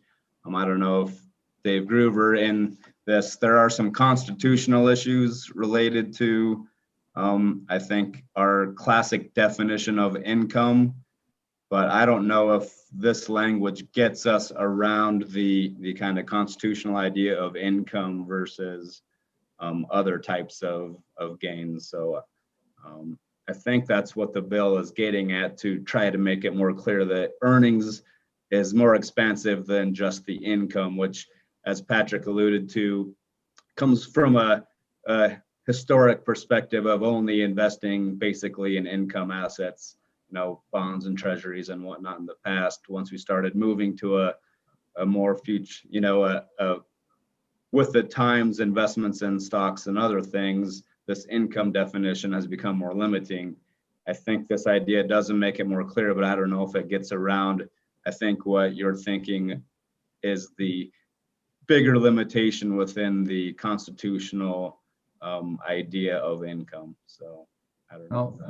These are non-permanent funds, but Dave, did you draft this, or can you answer Representative Nicholas's question? I can, I think, Mr. Chairman.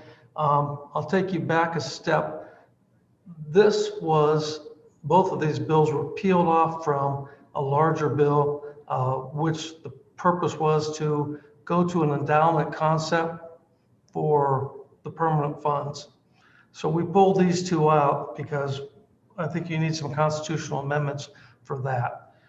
And we separated the two because the permanent funds are one thing, the non-permanent funds under the Constitution, if you're going to increase the percentage which may be invested in stocks, and this bill does that explicitly in a couple of places, that has to be done by a 2/3 vote. So that's why you have the two different bills.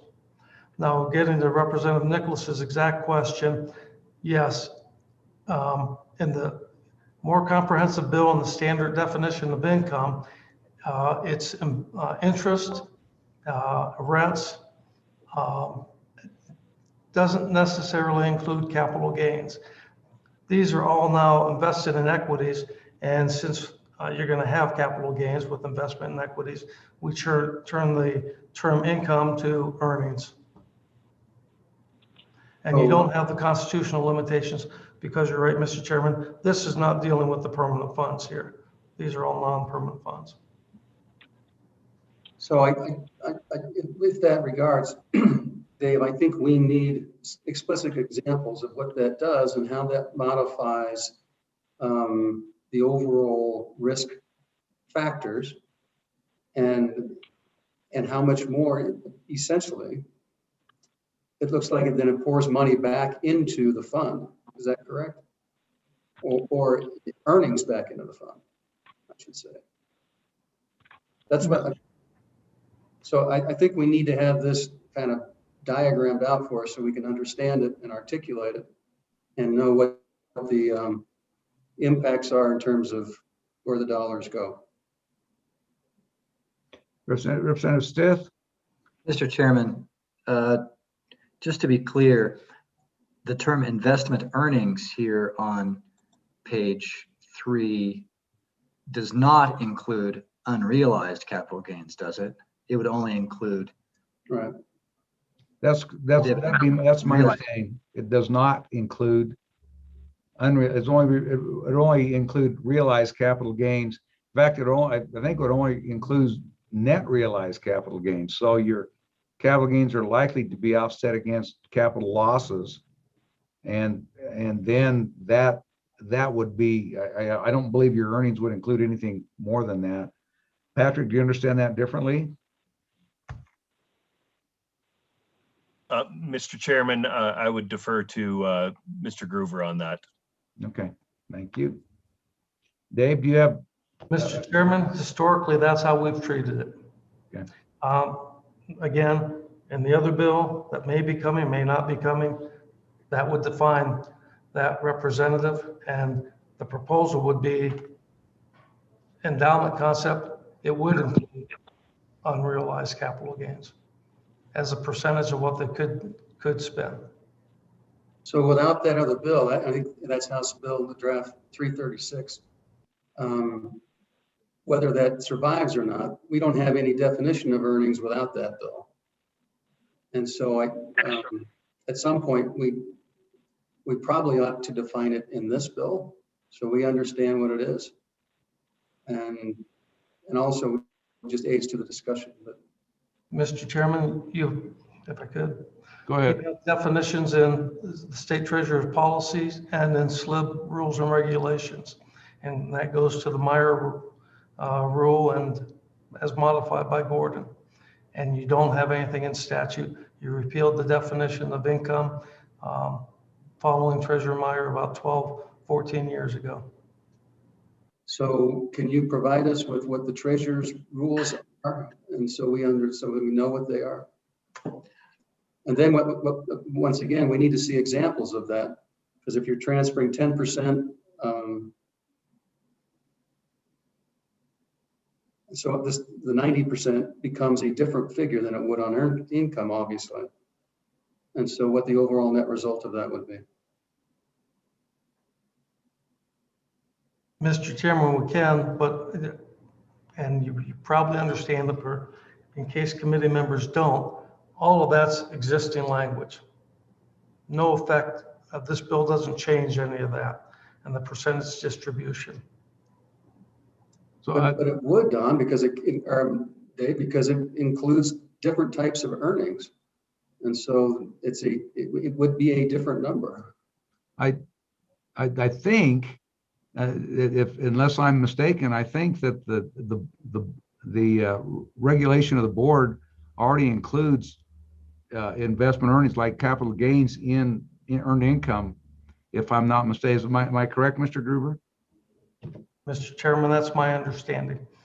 Does it include, Mr. Co-Chair, does it include unrealized capital gains? No, it's just what we talked about. It's realized capital gains netted against realized capital losses, and then it's dividends, income, and rent. That's what it's been in the past. All of those are investment earnings, though, are they not? That's right. All this is trying to do is update because when we talk about earned income, technically you've always had this argument about what's earned income. It's really rents, dividends, and interest. And so over the past number of years, we've been much more expansive in using capital gains and trying to move towards a total return type of investment strategy. We've been doing this. So ultimately, all this does is catch the language up with what past practice has been for probably the last 10, 12 years. Well, that answers my initial question, then, I think. I don't. It doesn't change the allocations you see there. It's a modernization of the language based upon what we've been doing for the last decade. Okay, thank you. Representative Stiff. Mr. Chairman, I just asked this for anyone, would it hurt us to define exactly what we mean by investment earnings in this bill so we don't have a lot of arguments about what it is? Well, you could do that. It wouldn't hurt, or for the floor, it's easy enough to get the definitions as they've been set forth in regulation and by the board. So whatever your pleasure is, we can do whatever you want to do.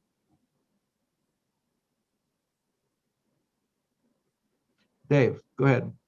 If I can, Mr. Chairman, one of the reasons it's difficult to do that is because you have different terms, income and earnings, used in the Constitution. And when you start defining in statute that earnings include capital gains, income does not, suddenly there's a question about, have you changed what the Constitution means by income for the permanent common school fund when it says, and it says all income for the permanent mineral trust fund. And even though those are invested in equities and you've treated them exactly what you said, you're exactly right, Mr. Chairman. Are you changing that when you define that in statute differently? So he's saying that the application of the statute, if you change it, is it when you create the definition, does it create confusion? Because these are non-permanent funds, so they're not really governed by the Constitution with respect to the definitions, but they are. But does it create a confusion with respect to the permanent funds and the definitions on the permanent funds? So if you have a definition, you're going to have to cull it out. It's going to have to only apply to non-permanent funds as opposed to all funds. Where that's already taken care of in statute, in regulation and rule. That's right, Mr. Chairman, and it's really why the recommendation has been, you need a constitutional amendment to address all of this and clean this up and bring things into uniformity. And so, Mr. Co-Chair, so revenue, by using earnings, it actually takes it, so makes it less in conflict with the Constitution. Constitutional language. I guess it depends how you look at it, Mr. Co-Chair.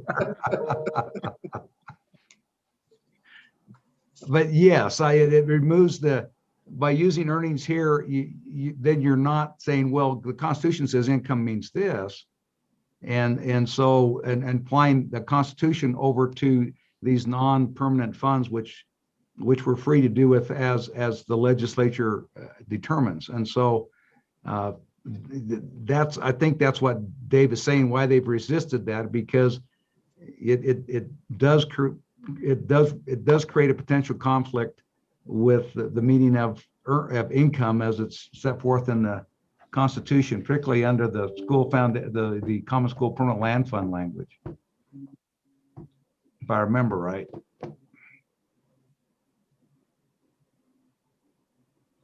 Okay, I think that's all I needed. So don't worry, Representative Stith. This convoluted reasoning will catch up with you at some point. The light will turn on for you.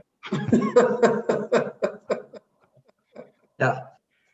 Mr. Chairman, unfortunately, my brain flickers on and off like a bulb is not working so well. But thank you.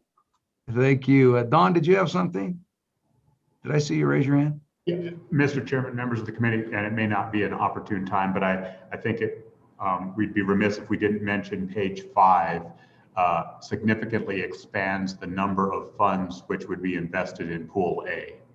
Another component of this bill that hasn't been touched upon, but in the current statute it is Romanet 1 through 9, and then Romanets 10 through 15 are being added. Currently, all of these are invested in the state agency pool in non-equity investments. Mr. Co-Chair, I'll follow up on that. Go ahead, Mr. Co-Chair. And so in the past, Don, what we've done is just a percentage of the funds go into Pool A. So is that still the policy? So it's up to a certain percentage of those dollars. And if you take the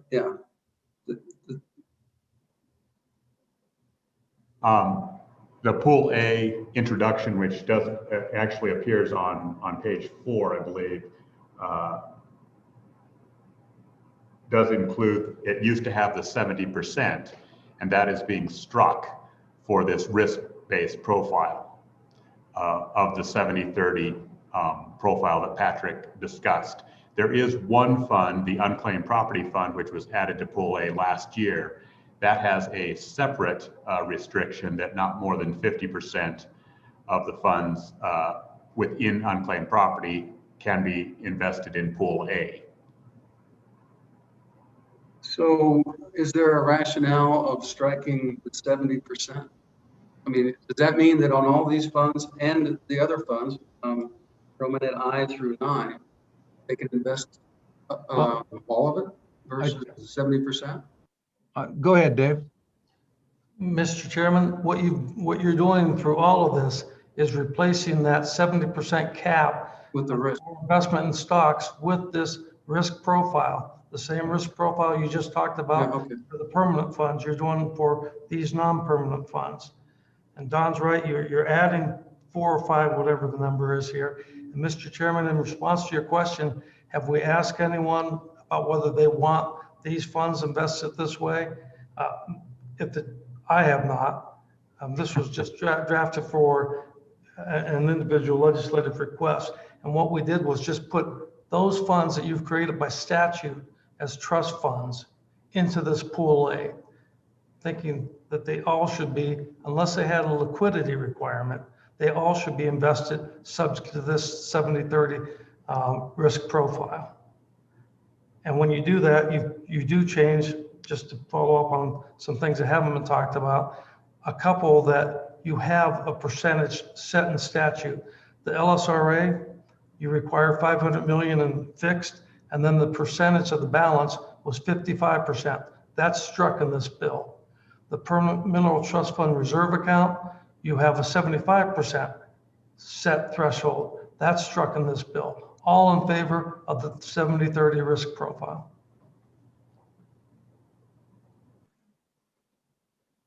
So just to clarify on the LSRA, we're striking the $500 million cap requirement of keeping that in a more liquid component. Mr. Chairman? Go ahead, Dave. The 500 million liquid stays. The balance is 55% stocks. That moves to a 70-30% profile. Just the balance.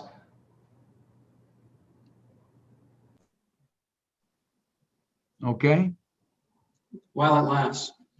So yeah, I mean, ultimately, what we're doing is taking all these trust funds and just putting them under the same risk adjusted rate of return issue that we're doing the other funds, and so they can be invested the same way. The last bill dealt with permanent fund. This bill goes a little bit further and does a few other things, but it's because they're all the non-permanent funds.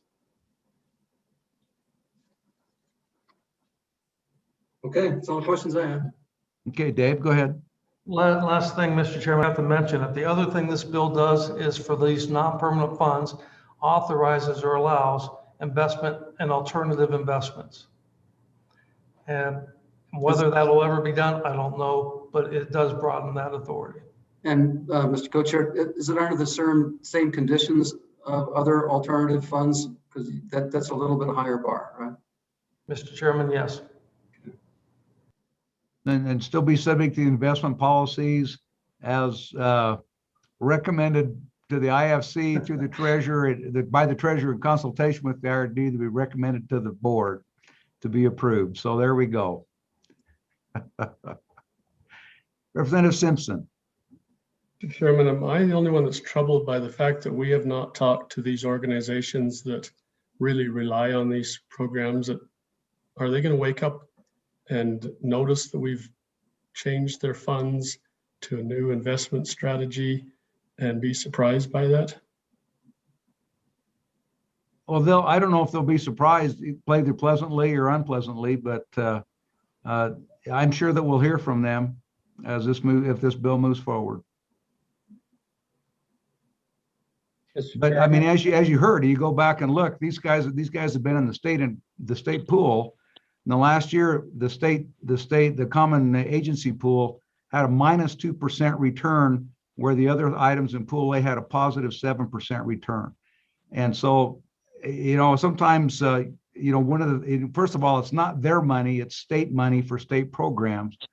And so while certainly I think it's important, it's appropriate to take their input, whether or not they control how their money's invested is another question.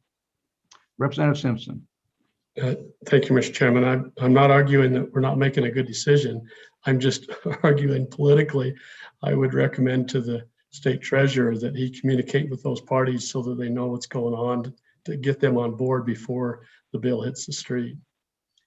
Mr. Treasurer. Yeah, well, Mr. Chairman, if you remember Patrick's explanation of how these things work, is that the investment policy that we have within the SLIB board actually governs how much risk we can take. So until the investment policy changes, the risk is going to stay the same. Nothing really happens with Pool A. It's managed the same. And, you know, we'll communicate before there's any changes. We'll communicate with the participants and the stakeholders, you know, and see if there's an understanding whether or not they would want to take more risk. For now, the risk is down there. They're getting a real good return. You know, there's not any reason to move that up the return ladder in that regard. So, you know, you got kind of the authorization, but you also have, you know, that's necessarily the ceiling, and we're well below that ceiling in any regard in all of our funds. So Mr. Co-Chair.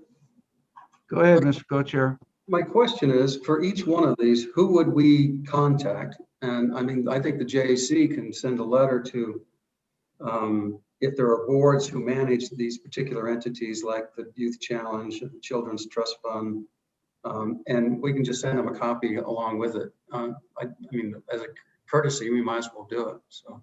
Well, and I think that several of these, I think the State Fair Endowment is controlled by the State Fair Board. Yeah. The Wyoming Children's Trust Fund, that there's a board that oversees that.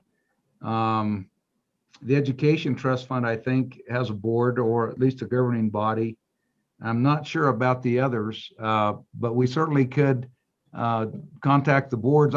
Because what we're talking about doing is taking these, as I understand it, these are going to move out of the state, the common agency pool, and move into Pool A as far as their investment risk. So, you know, obviously I think they ought to know what we're doing, and if they're not, and maybe we should specifically notify them about this consideration. I have no problem with that. I think that's only appropriate.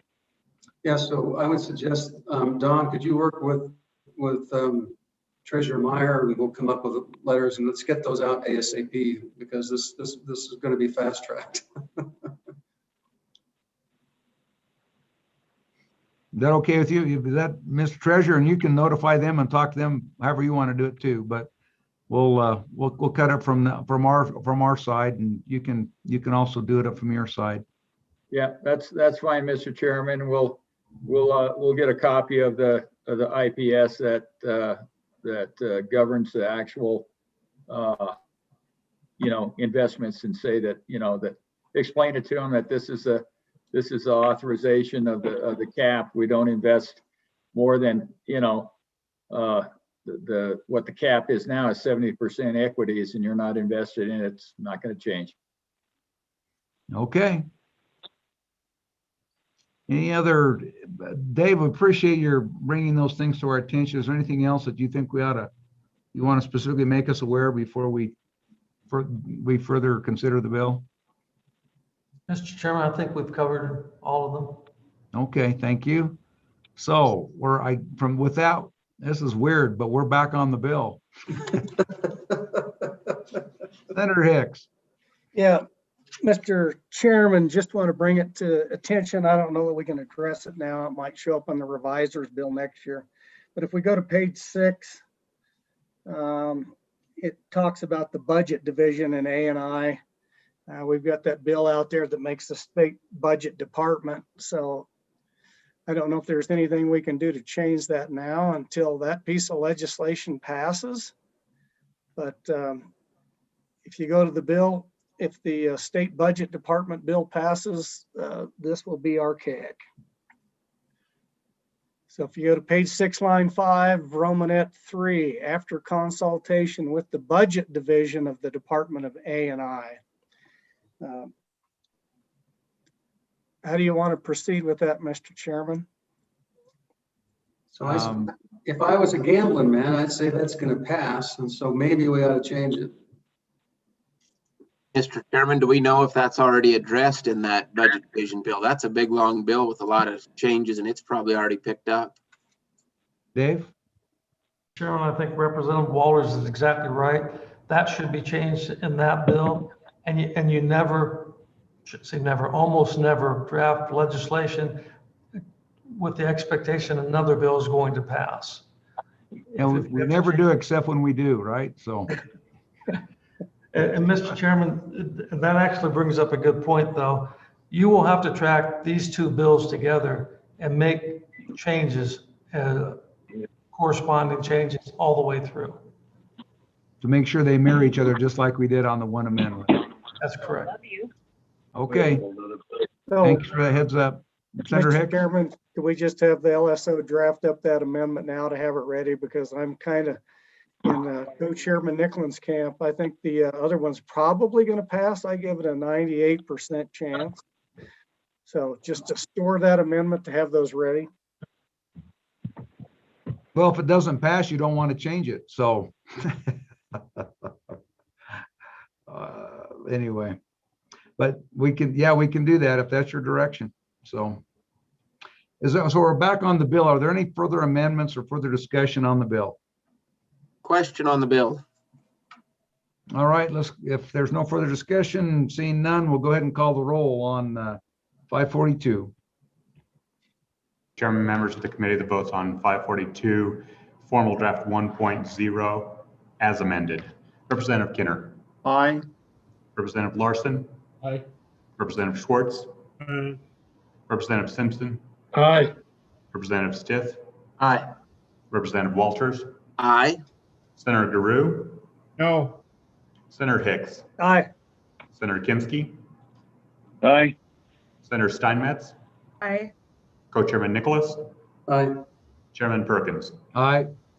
Mr. Chairman, there are 11 ayes. Senate file or House bill? Well, I think we'll take this. I think the other one was a Senate file, so we'll take this one too, just so we can keep them tracking together.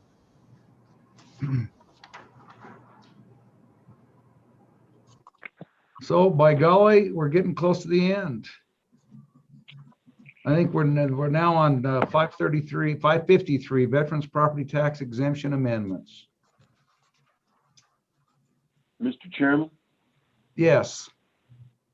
I've got a question. I'm not sure who to ask, perhaps you or perhaps Co-Chairman Nicholas. We previously, JAC previously considered 229 Veterans Property Tax Exemption. JAC passed it it was assigned as a House bill, and my note says the House will add amendments for means test, residency requirement, etc. And I'm not seeing that bill in the list of filed bills, but here we've got Veterans Property Tax Exemption again, only now it's a 553. What happened to 229? Go ahead, Don. Mr. Co-Chair, can you help us out? Don will. Mr. Chairman, Go ahead, Don. 229 was assigned to House Appropriations Committee for potential introduction. It was not adopted by the Joint Appropriations Committee. House Appropriations did meet on that bill, and I think considered numerous amendments, including means testing, age requirements, duration of the payments, and they concluded that the only thing they wanted to change at the time was the total exemption level, and all of those other alternatives fell along the wayside, and that's what appears before you today. So it's coming back to JAC after we decided House was going to handle it? I think what Don said, Senator, is that the Joint Appropriations did not adopt the bill and Right. move it forward. If you recall, what I said during the meeting, the House will take this and work it because we wanted to look at all those options. And then the idea was we would bring it back to the JAC after we reviewed it. And so we held a hearing on it. We took testimony on it. And after doing that, we concluded politically and numerically that this is a heck of a lot simpler way to do it. It was probably, and to delve into the details of it, every time you add a component to it, it just made it more and more complicated. And all of a sudden we had a 15-page bill instead of a simple, easy bill.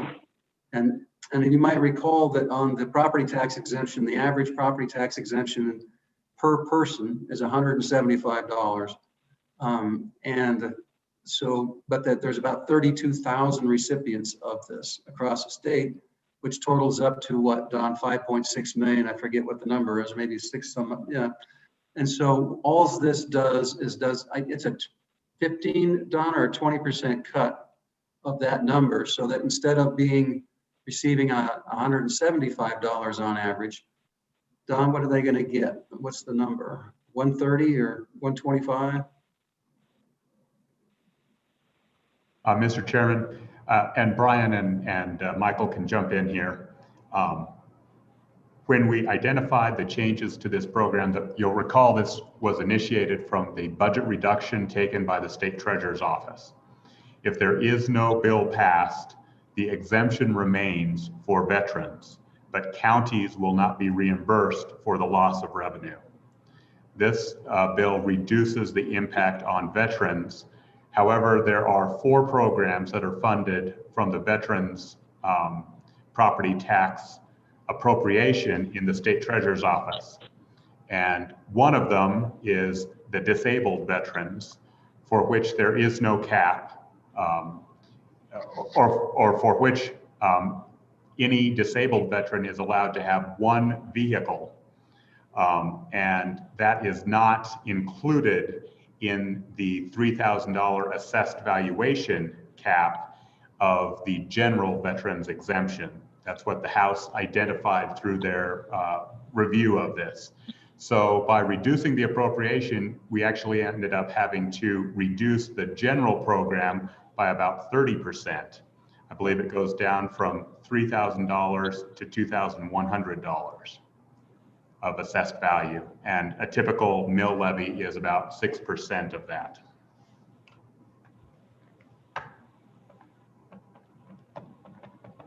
All right, so what we've got before us in 533 is just what was said, is that there's it removes the annual exemption. It reduces it from 3,000 to 2,100 is the for the of assessed value, which then goes back into the 130 or whatever that number was, 130, whatever that was.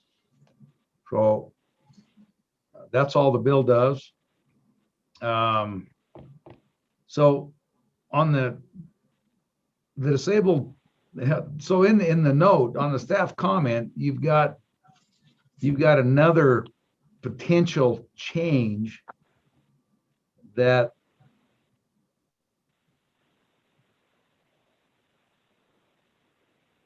ultimately help us understand that one on the 25,000, and it limits the on the county registration that the veteran's responsible for paying the factory price plus any equipment value that exceeds $25,000.Hy help us understand that, and how does that relate to the language of the bill that's currently before us? Go ahead, Don. Mr. Chairman, and again, Brian or Michael, please join the meeting. This current language does not provide for a cap. Go ahead, Brian. Brian, go ahead. Yeah, Mr. Chairman, can everyone hear me okay?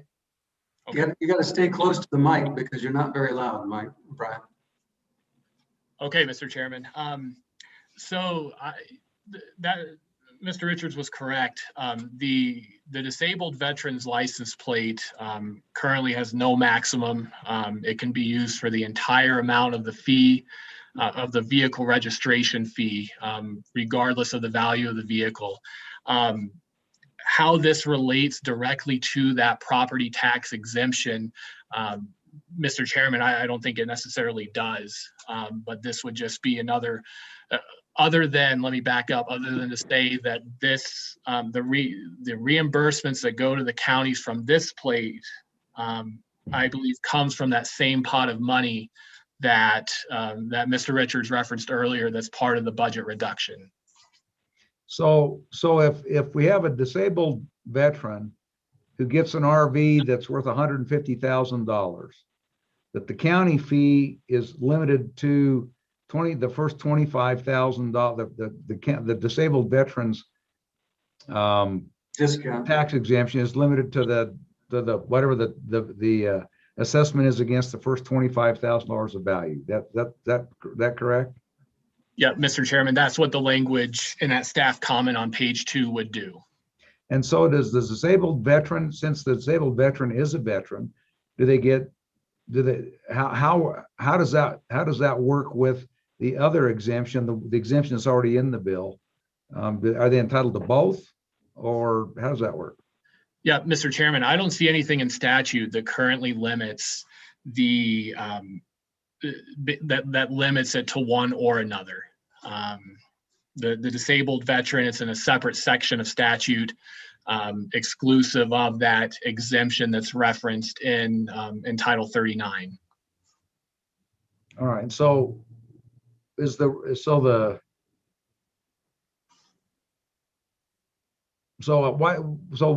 I mean, I'm just looking at this. Why is that we've got the veteran one, but we were tepid about that? Or are you just pointing that out as a staff comment? Or well, Mr. Co-Chair, this was the recommendation of the House, in part because of what you just described. You've got vehicles out there that are $100,000 vehicles that have a veteran's license, disabled veteran's license plate on it, and they don't pay anything on it, essentially. So our thought was the purpose, you go back to the purpose of providing a discount on the vehicles for disabled vets, is, it's a courtesy that we do. We give them something because to honor them and for who they are and what they did. But on the other hand, if you're driving a Maserati, it didn't make sense to us that you could get the license plate for free.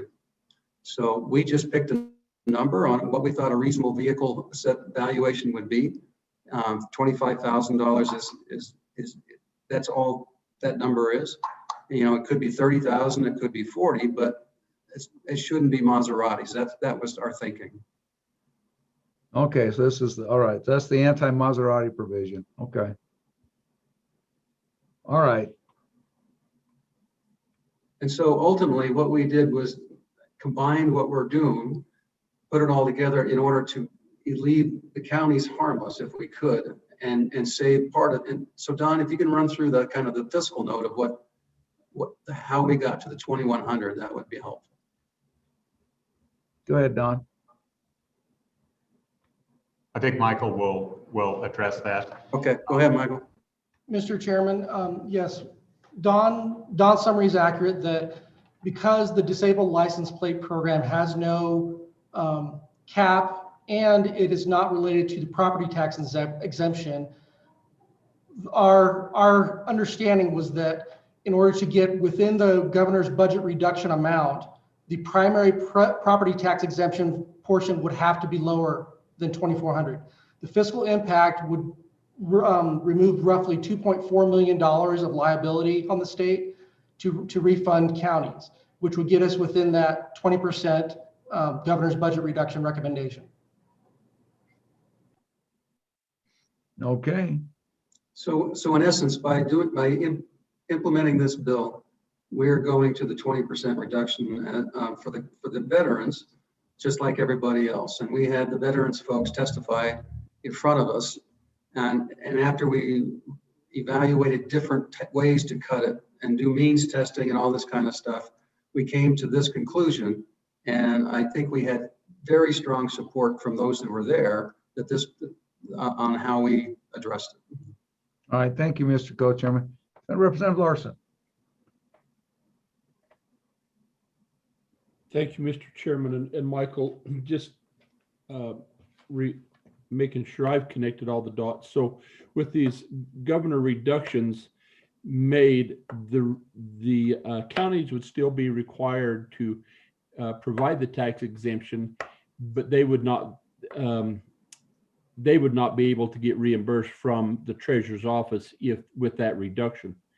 And so we make this adjustment, or in other words, the county is going to be left holding the bill. And with this adjustment, then the adjustments would eliminate that problem. Okay. My understanding is that the intent is to conform the property tax reduction to the available budget Funding. after the reductions, correct? After the reduction, right. Gotcha. I remember the discussion about this during our hearings. Dawn, go ahead. One important point here is also identified in the House hearing is this is essentially a year behind. So there's no way to modify the statute and protect this biennium's budget. So if you want to retain full funding for counties in fiscal year 2022, it will require an amendment to the budget to appropriate money for one more year. I think Michael has the number on that, but as I recall, it was about 600 million. I'm sorry, what was the number? It was about $2,050,000 roughly. Okay. And I think we asked to have that budget amendment drafted, didn't we, Don? We have not drafted it yet. Well, if we pass this out, please do. Okay, thank you. Representative Walters. Thank you, Mr. Chairman. On that amount of money, could we also make it effective immediate in next year's budget and accomplish the same task?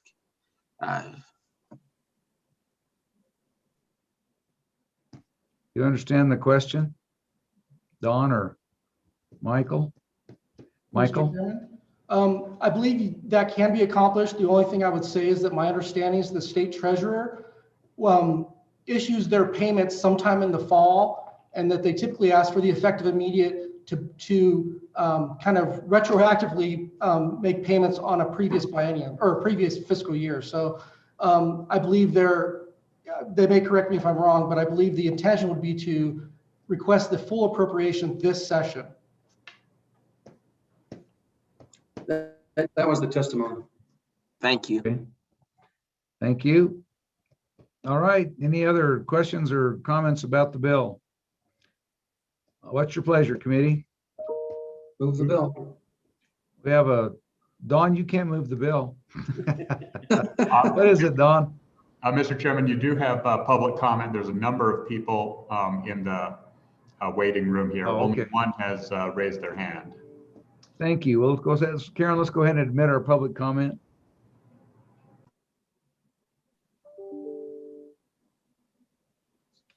So is Mr. Cook, our wishing to comment? Mr. Cook?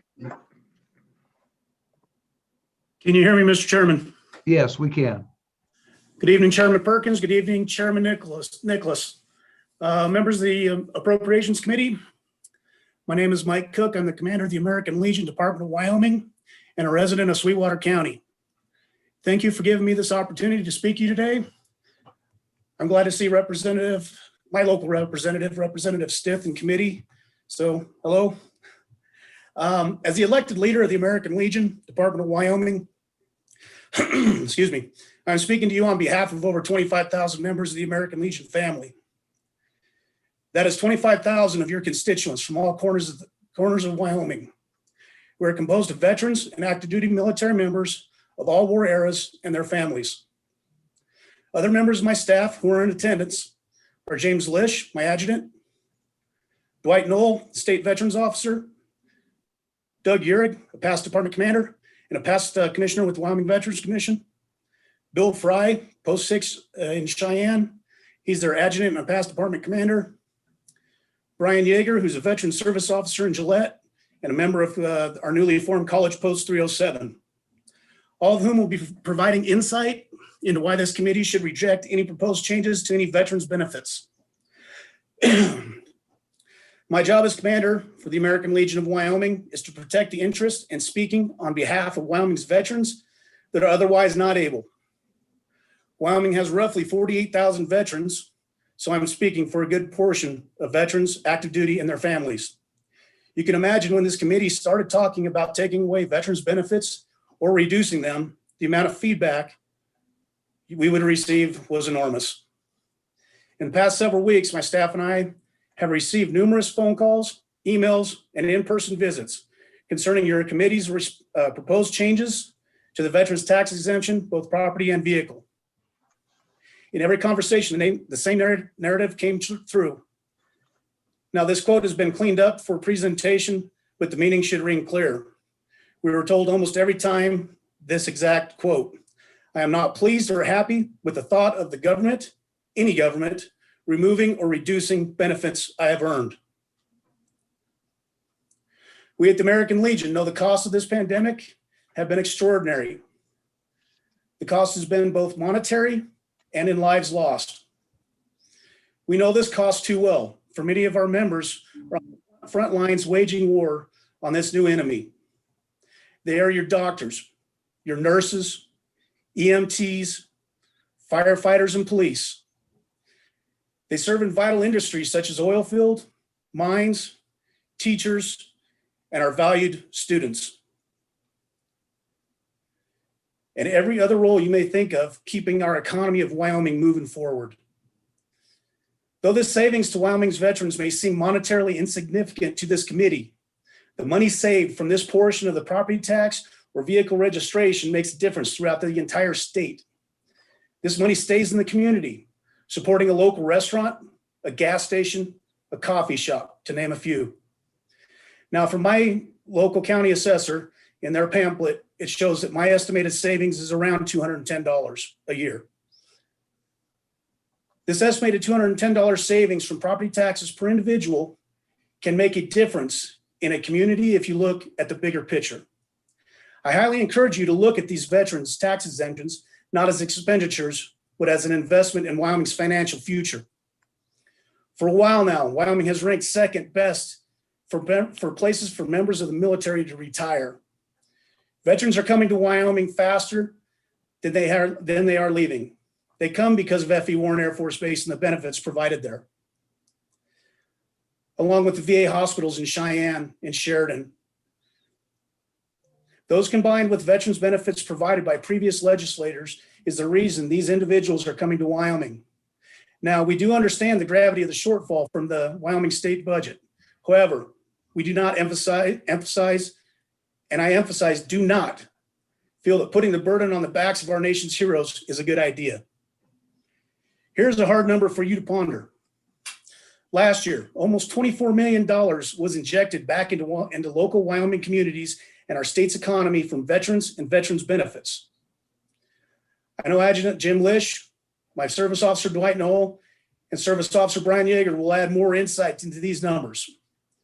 But with that being said, as the speaker for the American Legion Department of Wyoming, I implore you to not make changes to veterans benefits. Chairman Perkins, Chairman Nicholas, and members of the Appropriations Committee, I thank you for allowing me to take the time to speak to you today. Unless you have any questions for me, Mr. Chairman, thank you.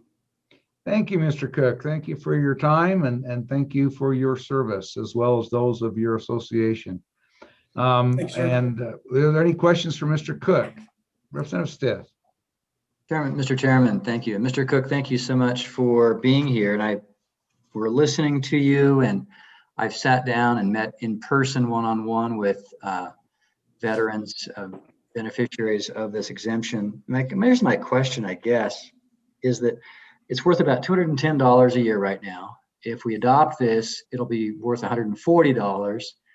So that'll be a net reduction of $70 in a year. And that's about a little under, about say $6 a month. Is there any amount of reduction that, that you believe would be acceptable? I mean, if $6 a month is too much, or do you believe that it's vital to keep it as it is? Thank you. Thank you, Mr. Cook. Chairman Perkins, Representative Stith, we at the American Legion believe that any cut to any veterans benefits, even as minor as little, is too much. Your predecessors fought hard and long to put those into law, and it is our job as the American Legion to make sure that those are fought for and those benefits continue. So we as the American Legion don't support any cut. Thank you, Mr. Cook. Any other questions for Mr. Cook? Thank you, Mr. Cook. Let's go next to Mr. Lish. Mr. Lish. Yeah, Mr. Chairman, Mr. Co-Chairman, thank you for letting me address you today and the committee. We thank you for your hard work that you do for Wyoming. I'd just like to talk a little bit on what your average disabled veteran's income is like. A single veteran that is 100% service connected, which is basically the meaning that the VA finds them unfit to work. They're only drawing $2,900 a month. So most of them aren't driving Maseratis. Veterans that are 100% service connected and are IU, which they cannot work, receive that same amount of money, just the $2,900 a month, tax-free from the feds, but those dollars definitely don't go too far. So any kind of savings that we can save our nation's heroes, we're all about it with the American Legion. We want our state to be welcoming to veterans and attract veterans and bring those federal dollars to our communities. There's those expended dollars, that they can spend.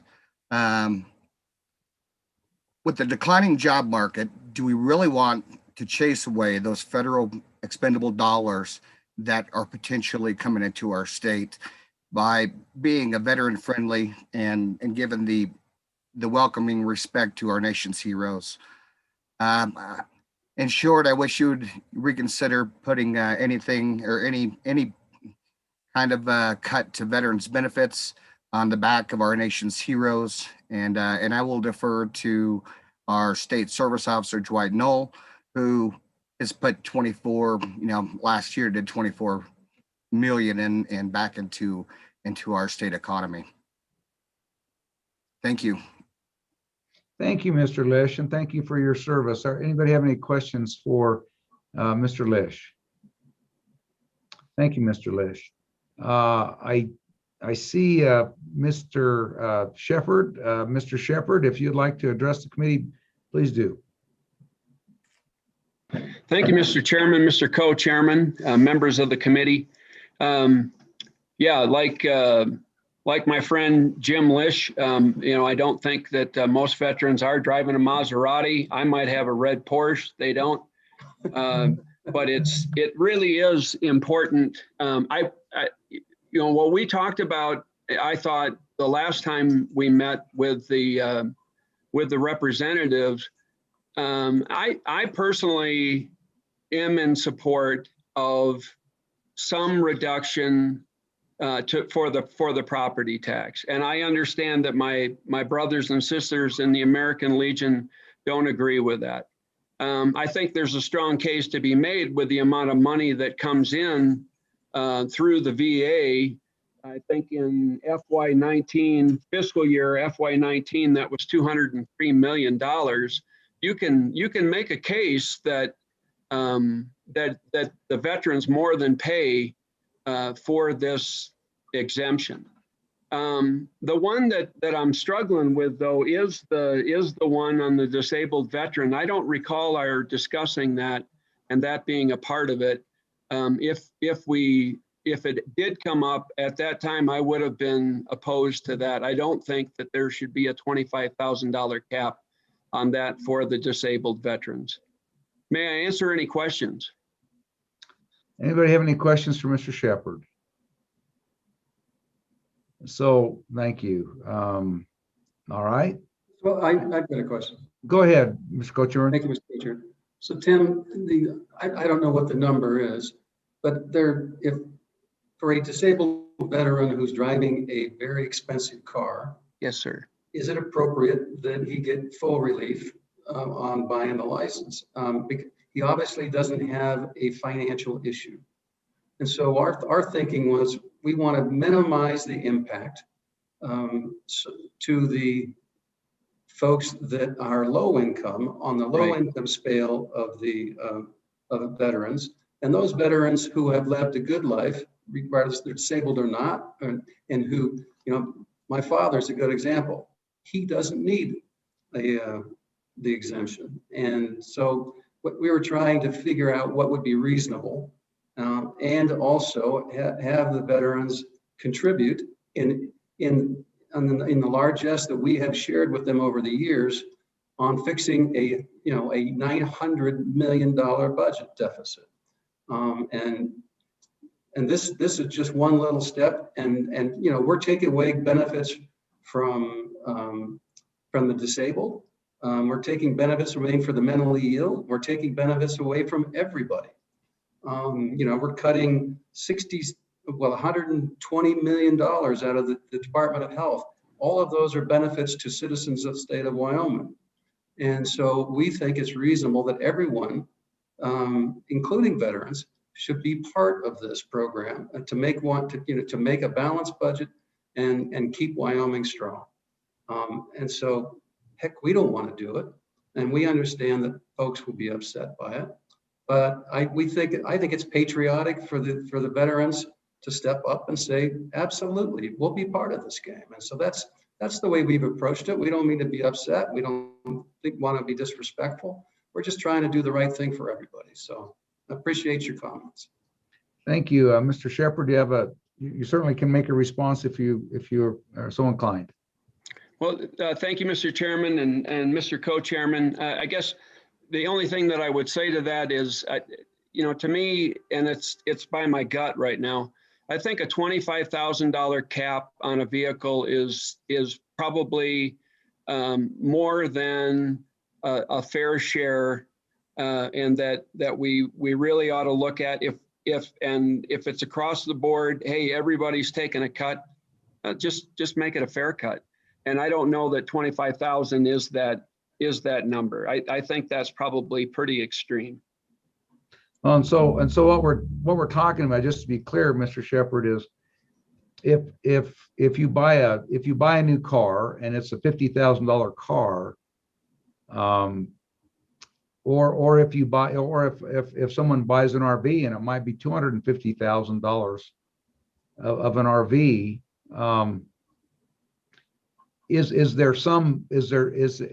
you saying that I don't get the feeling that you're telling me that there's no cap that should apply, but maybe you're just saying that $25,000 is a little too low. Is that what you're saying, or are you just saying that there, under no circumstances should there be any cap on the value of the vehicle that for which there's a tax break? Well, one that I would say, Mr. Chairman, is that so our RVs are excluded from this, just so to keep it in the context of it is for a passenger car, a pickup truck, a motorcycle, or a multi-purpose vehicle. And my understanding of that is that's more like a golf cart kind of thing, not it's exclusive of those higher end vehicles. But again, I'll go back to, I think my position is if we're going to do it, I'm just asking for a fair assessment in relation to what vehicle purchases are. So I'm not opposed to some consideration there. Right. Okay. Thank you. Appreciate that. Any other questions for Mr. Shepherd? Thanks, Tim. I appreciate it. Thank you for Mr. Shepherd, thank you for your service, and thanks for taking the time today to come and talk to us. We do appreciate that. And for the others, Mr. Cook and Mr. Lish, thanks for taking the time to come. Is there anybody else for public comment? I see Mr. Knoll. Is Mr. Knoll here to give public comment? Yeah, they pretty much covered what I think about it. And I think some sort of cut after listening to your explanation, is probably right. But 25,000, I agree with Tim, that's not correct. Your average vehicle, just to buy it, even a little one's 40,000. And you get into the pickups, they're 50, 60,000. And a lot of those vets got to buy those kind of vehicles to carry their wheelchairs and their motor scooters. And so I agree there ought to be some cut. You changed my mind on that one. The other thing that I still don't know that anybody pays attention to the amount of money that our veterans, not necessarily supply to the state, but what they supply to their city, county, state, as far as where they're spending money at. And I think that counts and it's important. And like I said, I don't know if that's part of your equation, but I think it ought to be. Because I don't think there would be a value to the state to lose that money out of our veterans because we run them off. And that's my comments, Mr. Chairman, Mr. Vice Chairman. Thank you for listening. Thank you, Mr. Knoll. Are there any questions for Mr. Knoll? Go ahead, Senator Steinmetz.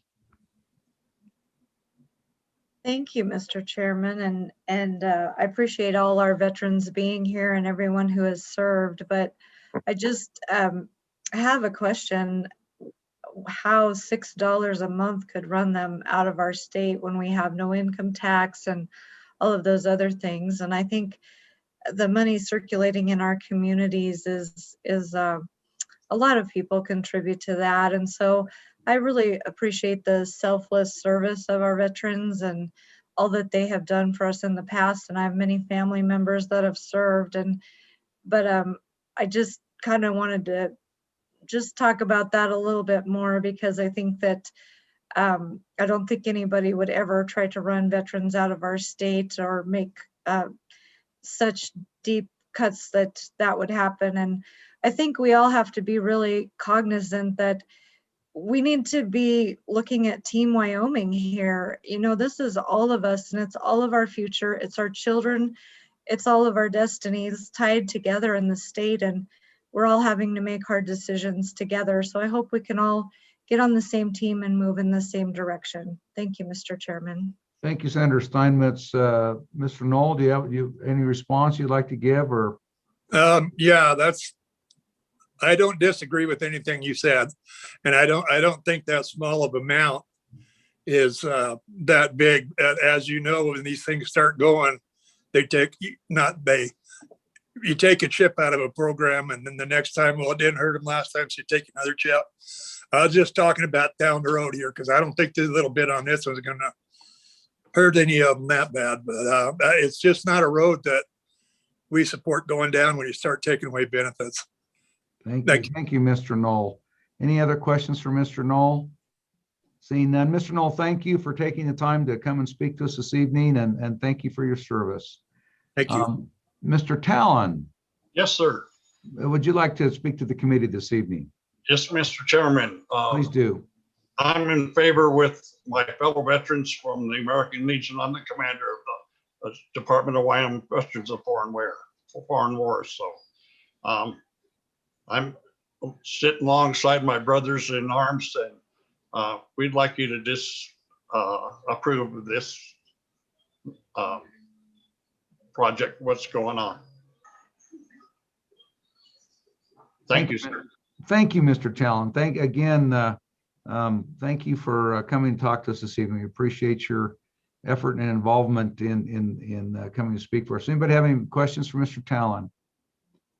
Mr. Talon, thank you, and thank you for your service. I thought I saw one other person who'd entered the room, but they. Mr. Yeager. Oh, there we go, Mr. Yeager. There we go. Mr. Yeager, would you like to address the committee? I would, and good evening, Good evening. Mr. Chairman and ladies and gentlemen of the committee. Thank you very much for your time this evening. I'm the adjutant at Post 307, the college post in Gillette, Wyoming. I work very closely with our student population, and I serve at the right hand of the commander, the state adjutant, and the Department Service Office. And we work pretty closely with those veterans that are located not just here, but in our rural areas. I would echo the comments of Commander Cook, and I appreciate your position that a time when we are facing budgetary difficulties is upon us. And veterans typically shoulder the load when they are looking at difficult choices. And I understand that this is going to be one of those times, but I want to make certain that you make the most informed decisions possible from your chairs on that committee. So just in reference to some of what we've seen in northern Wyoming, we do have a rather large rural population with small communities that are scattered all across northern Wyoming. And their average median incomes in those communities are vastly different than what we experience in many other areas of the state. For example, Upton, Wyoming, which I know personally has a very dense veteran population, has an average median income of $29,000 a year. Osage, Wyoming has an average median income of $20,469 a year. Small towns such as Aladdin are even less because they're highly rural and highly agrarian. And what we find in those communities is that there are also much more densely populated by veterans. They have limited choices when they reach that age where it's their time to leave the home. Things like college aren't always on the table for median incomes in that range. And they're in a position where they are generally looking at the military service to find a way to move forward with their lives. You're going to impact those small communities, and I just want you to do so with the most informed position that you can. Wyoming has traditionally been a very lucrative state for veterans to move to, not just in terms of benefits, but in terms of opportunities. I still believe that we are, thanks to the good work of service organizations and bodies such as the Wyoming Veterans Commission that I think do very, very honorable work. That's why we joined them in that cause. But just as a snapshot of the student population in Gillette and the economic dollars that they inject into our local economy in one semester, and this is a measurement from fall of 2020, the total dollars were $525,000 in one single semester based upon a total of 44 veterans. That's not just tuition and fees, which are a very small portion of that number. That's housing payments, VA disability payments, a handful of scholarships, and largely they are veterans that are not just associated with our state. We have a very strong 30% population that come from out of state to train here. That's not something that we want to lose because we begin discussions that are going to create state benefits that are diminished in the eyes of others. Thank you for your time this evening. I appreciate the few moments that you provided us with, and I hope you make the most informed decision that you can this evening. Thank you, Mr. Yeager. Appreciate you. Thank you for coming and testifying, and thank you for your service. And are there any questions for Mr. Yeager? Appearing to be none. Go ahead, Mr. Smith, would you like to address the committee this evening? Thank you, Mr. Chairman. I am Chris Smith, the Senior Counsel of the Wyoming Military Department. I don't want to take a lot of time. I just wanted to offer that a quick internet research showed that the current average cost of buying a car, it just went over $40,000. So I just wanted to offer that to the committee. And with that, I'll stand for your questions. Thank you, Mr. Smith. Thank you very much. Appreciate that. Any questions for Mr. Smith? Google can be a wonderful thing when used in the right way. Anyway, Yes, sir. Thank you for your time, Mr. Smith, and taking the time to come and help us out. I see Mr. Fry. Mr. Fry, would you like to address the committee this evening?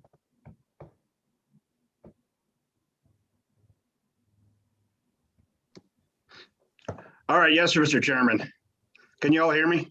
Yes, go ahead. All right. I just wanted to state real quick.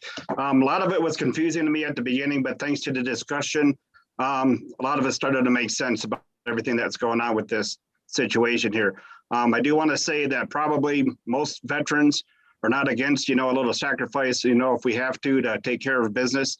And I do say that if this happens, that it's for the good, they'll be against it. The big thing is that once you mention the word, benefits, that anything against benefits, it just starts a trend out there, gets people talking and things happening. So that's my thing worried about is that, that this doesn't start a precedence where we have to keep doing it again and again. Okay. Thank you, Mr. Fry. again, thank you for your coming and visiting with us this evening. Anybody have any questions for Mr. Fry? Being none, thank you, Mr. Fry, and thank you for your service. Right. Mr. Fry, do you have any, okay, Mr. Fry's gone. Mr. Ryman, welcome. Good evening, Mr. Chairman, members of the committee. I'm Jeremiah Riemann here on behalf of the County Commissioners Association. Certainly do appreciate you taking up this legislation. We know that you are considering associated budget cuts in the budget bill. And I think it's important that there also be corresponding legislation that goes along with that so that the burden ultimately doesn't fall back to the counties relative to this exemption. Mr. Chairman, it is my understanding that the legislative text actually says that the state shall reimburse for this to the locals. So again, I think that's another reason that it's important to have the legislative bill before you move forward in some form and match that up with the budget. Mr. Chairman, I'd be happy to stand for any questions, but appreciate that you move both of these in tandem and not as individual pieces that ultimately come back to us. Thank you, Jeremiah. Any questions for Mr. Riemann? Being none, thank you. Karen, is there anybody else? Yes, sir. We do have one more person who's raised their hand. We also have a couple of other people in the waiting room that I'm not sure if they're just listening or if they're waiting for an opportunity. If they want to raise their hand, we can certainly call on them, I suppose. But after this next person, I believe we will have gone through those that have indicated a desire. Okay, so the name I see is Mr. Doug Uhrig, if I've said it right. Mr. Uhrig, would you like to address the committee?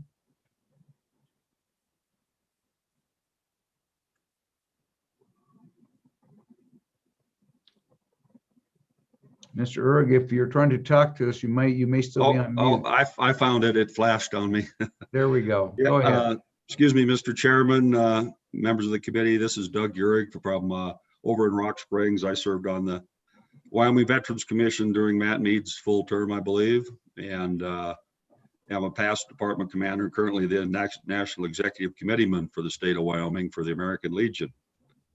One thing that I agree with all the veterans' comments and things they're saying, but one thing I'd like to just bring to light is that right now that that tax credit that you get for your property tax credit just applies to our World War II veterans, our Korean veterans, and our Vietnam veterans, and anyone after the Vietnam, which was May of '75. You have to have a combat service or a medal to apply for that property tax. So I just want you to be aware that if you start, doing with that property tax stuff, that you're really dealing with, I think the majority of the people are in their mid 60s or older that you'll be affected. And Mr. Chairman, subject to any questions, that's all the comment I would like to make. Well, Mr. Uhrig, thank you for speaking to us this evening, and thank you for your service, both for the state and for your country. Any questions for Mr. Uhrig? Thank you, Mr. Uhrig. Thank you, Mr. Chairman. So with that, Karen, I think, unless there's someone else, I think that will probably conclude our public testimony unless we've missed someone. No, Mr. Chairman, I think you have everyone. Okay, thank you. All right, we'll go ahead and close off public testimony, and we are, where are we on this bill? Have we moved this bill yet? Move the bill. Or was that the last one that we did so strangely? So we've got Representative Larson moved the bill. Is there a second? I have a second from Representative Walters. We're on the bill. The bill is very simple. We just have the one specific change, which is on page 3, lines 10, really. And is there, and then we have the long staff comment. Are there any amendments? Are there any amendments?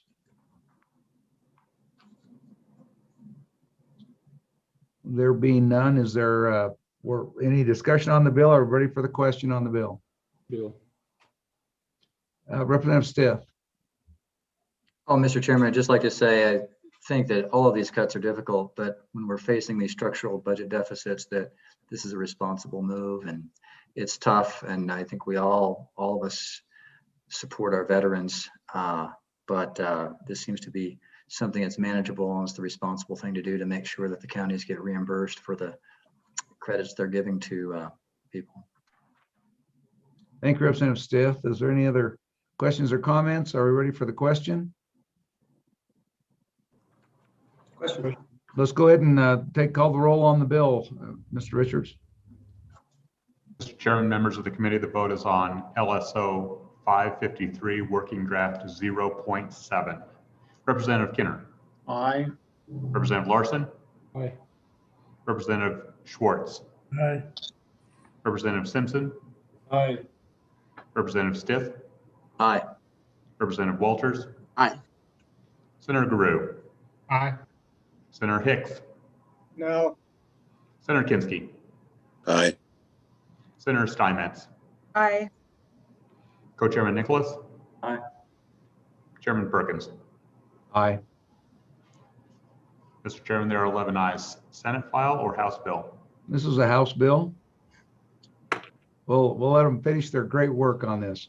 And just for the folks that are still listening, the fact that it has passed out of this committee, it's a long way from becoming law, and there is much more. There are many more opportunities to in both committee and as it proceeds through the chambers to affect this legislation. So again, thank you for your time this evening.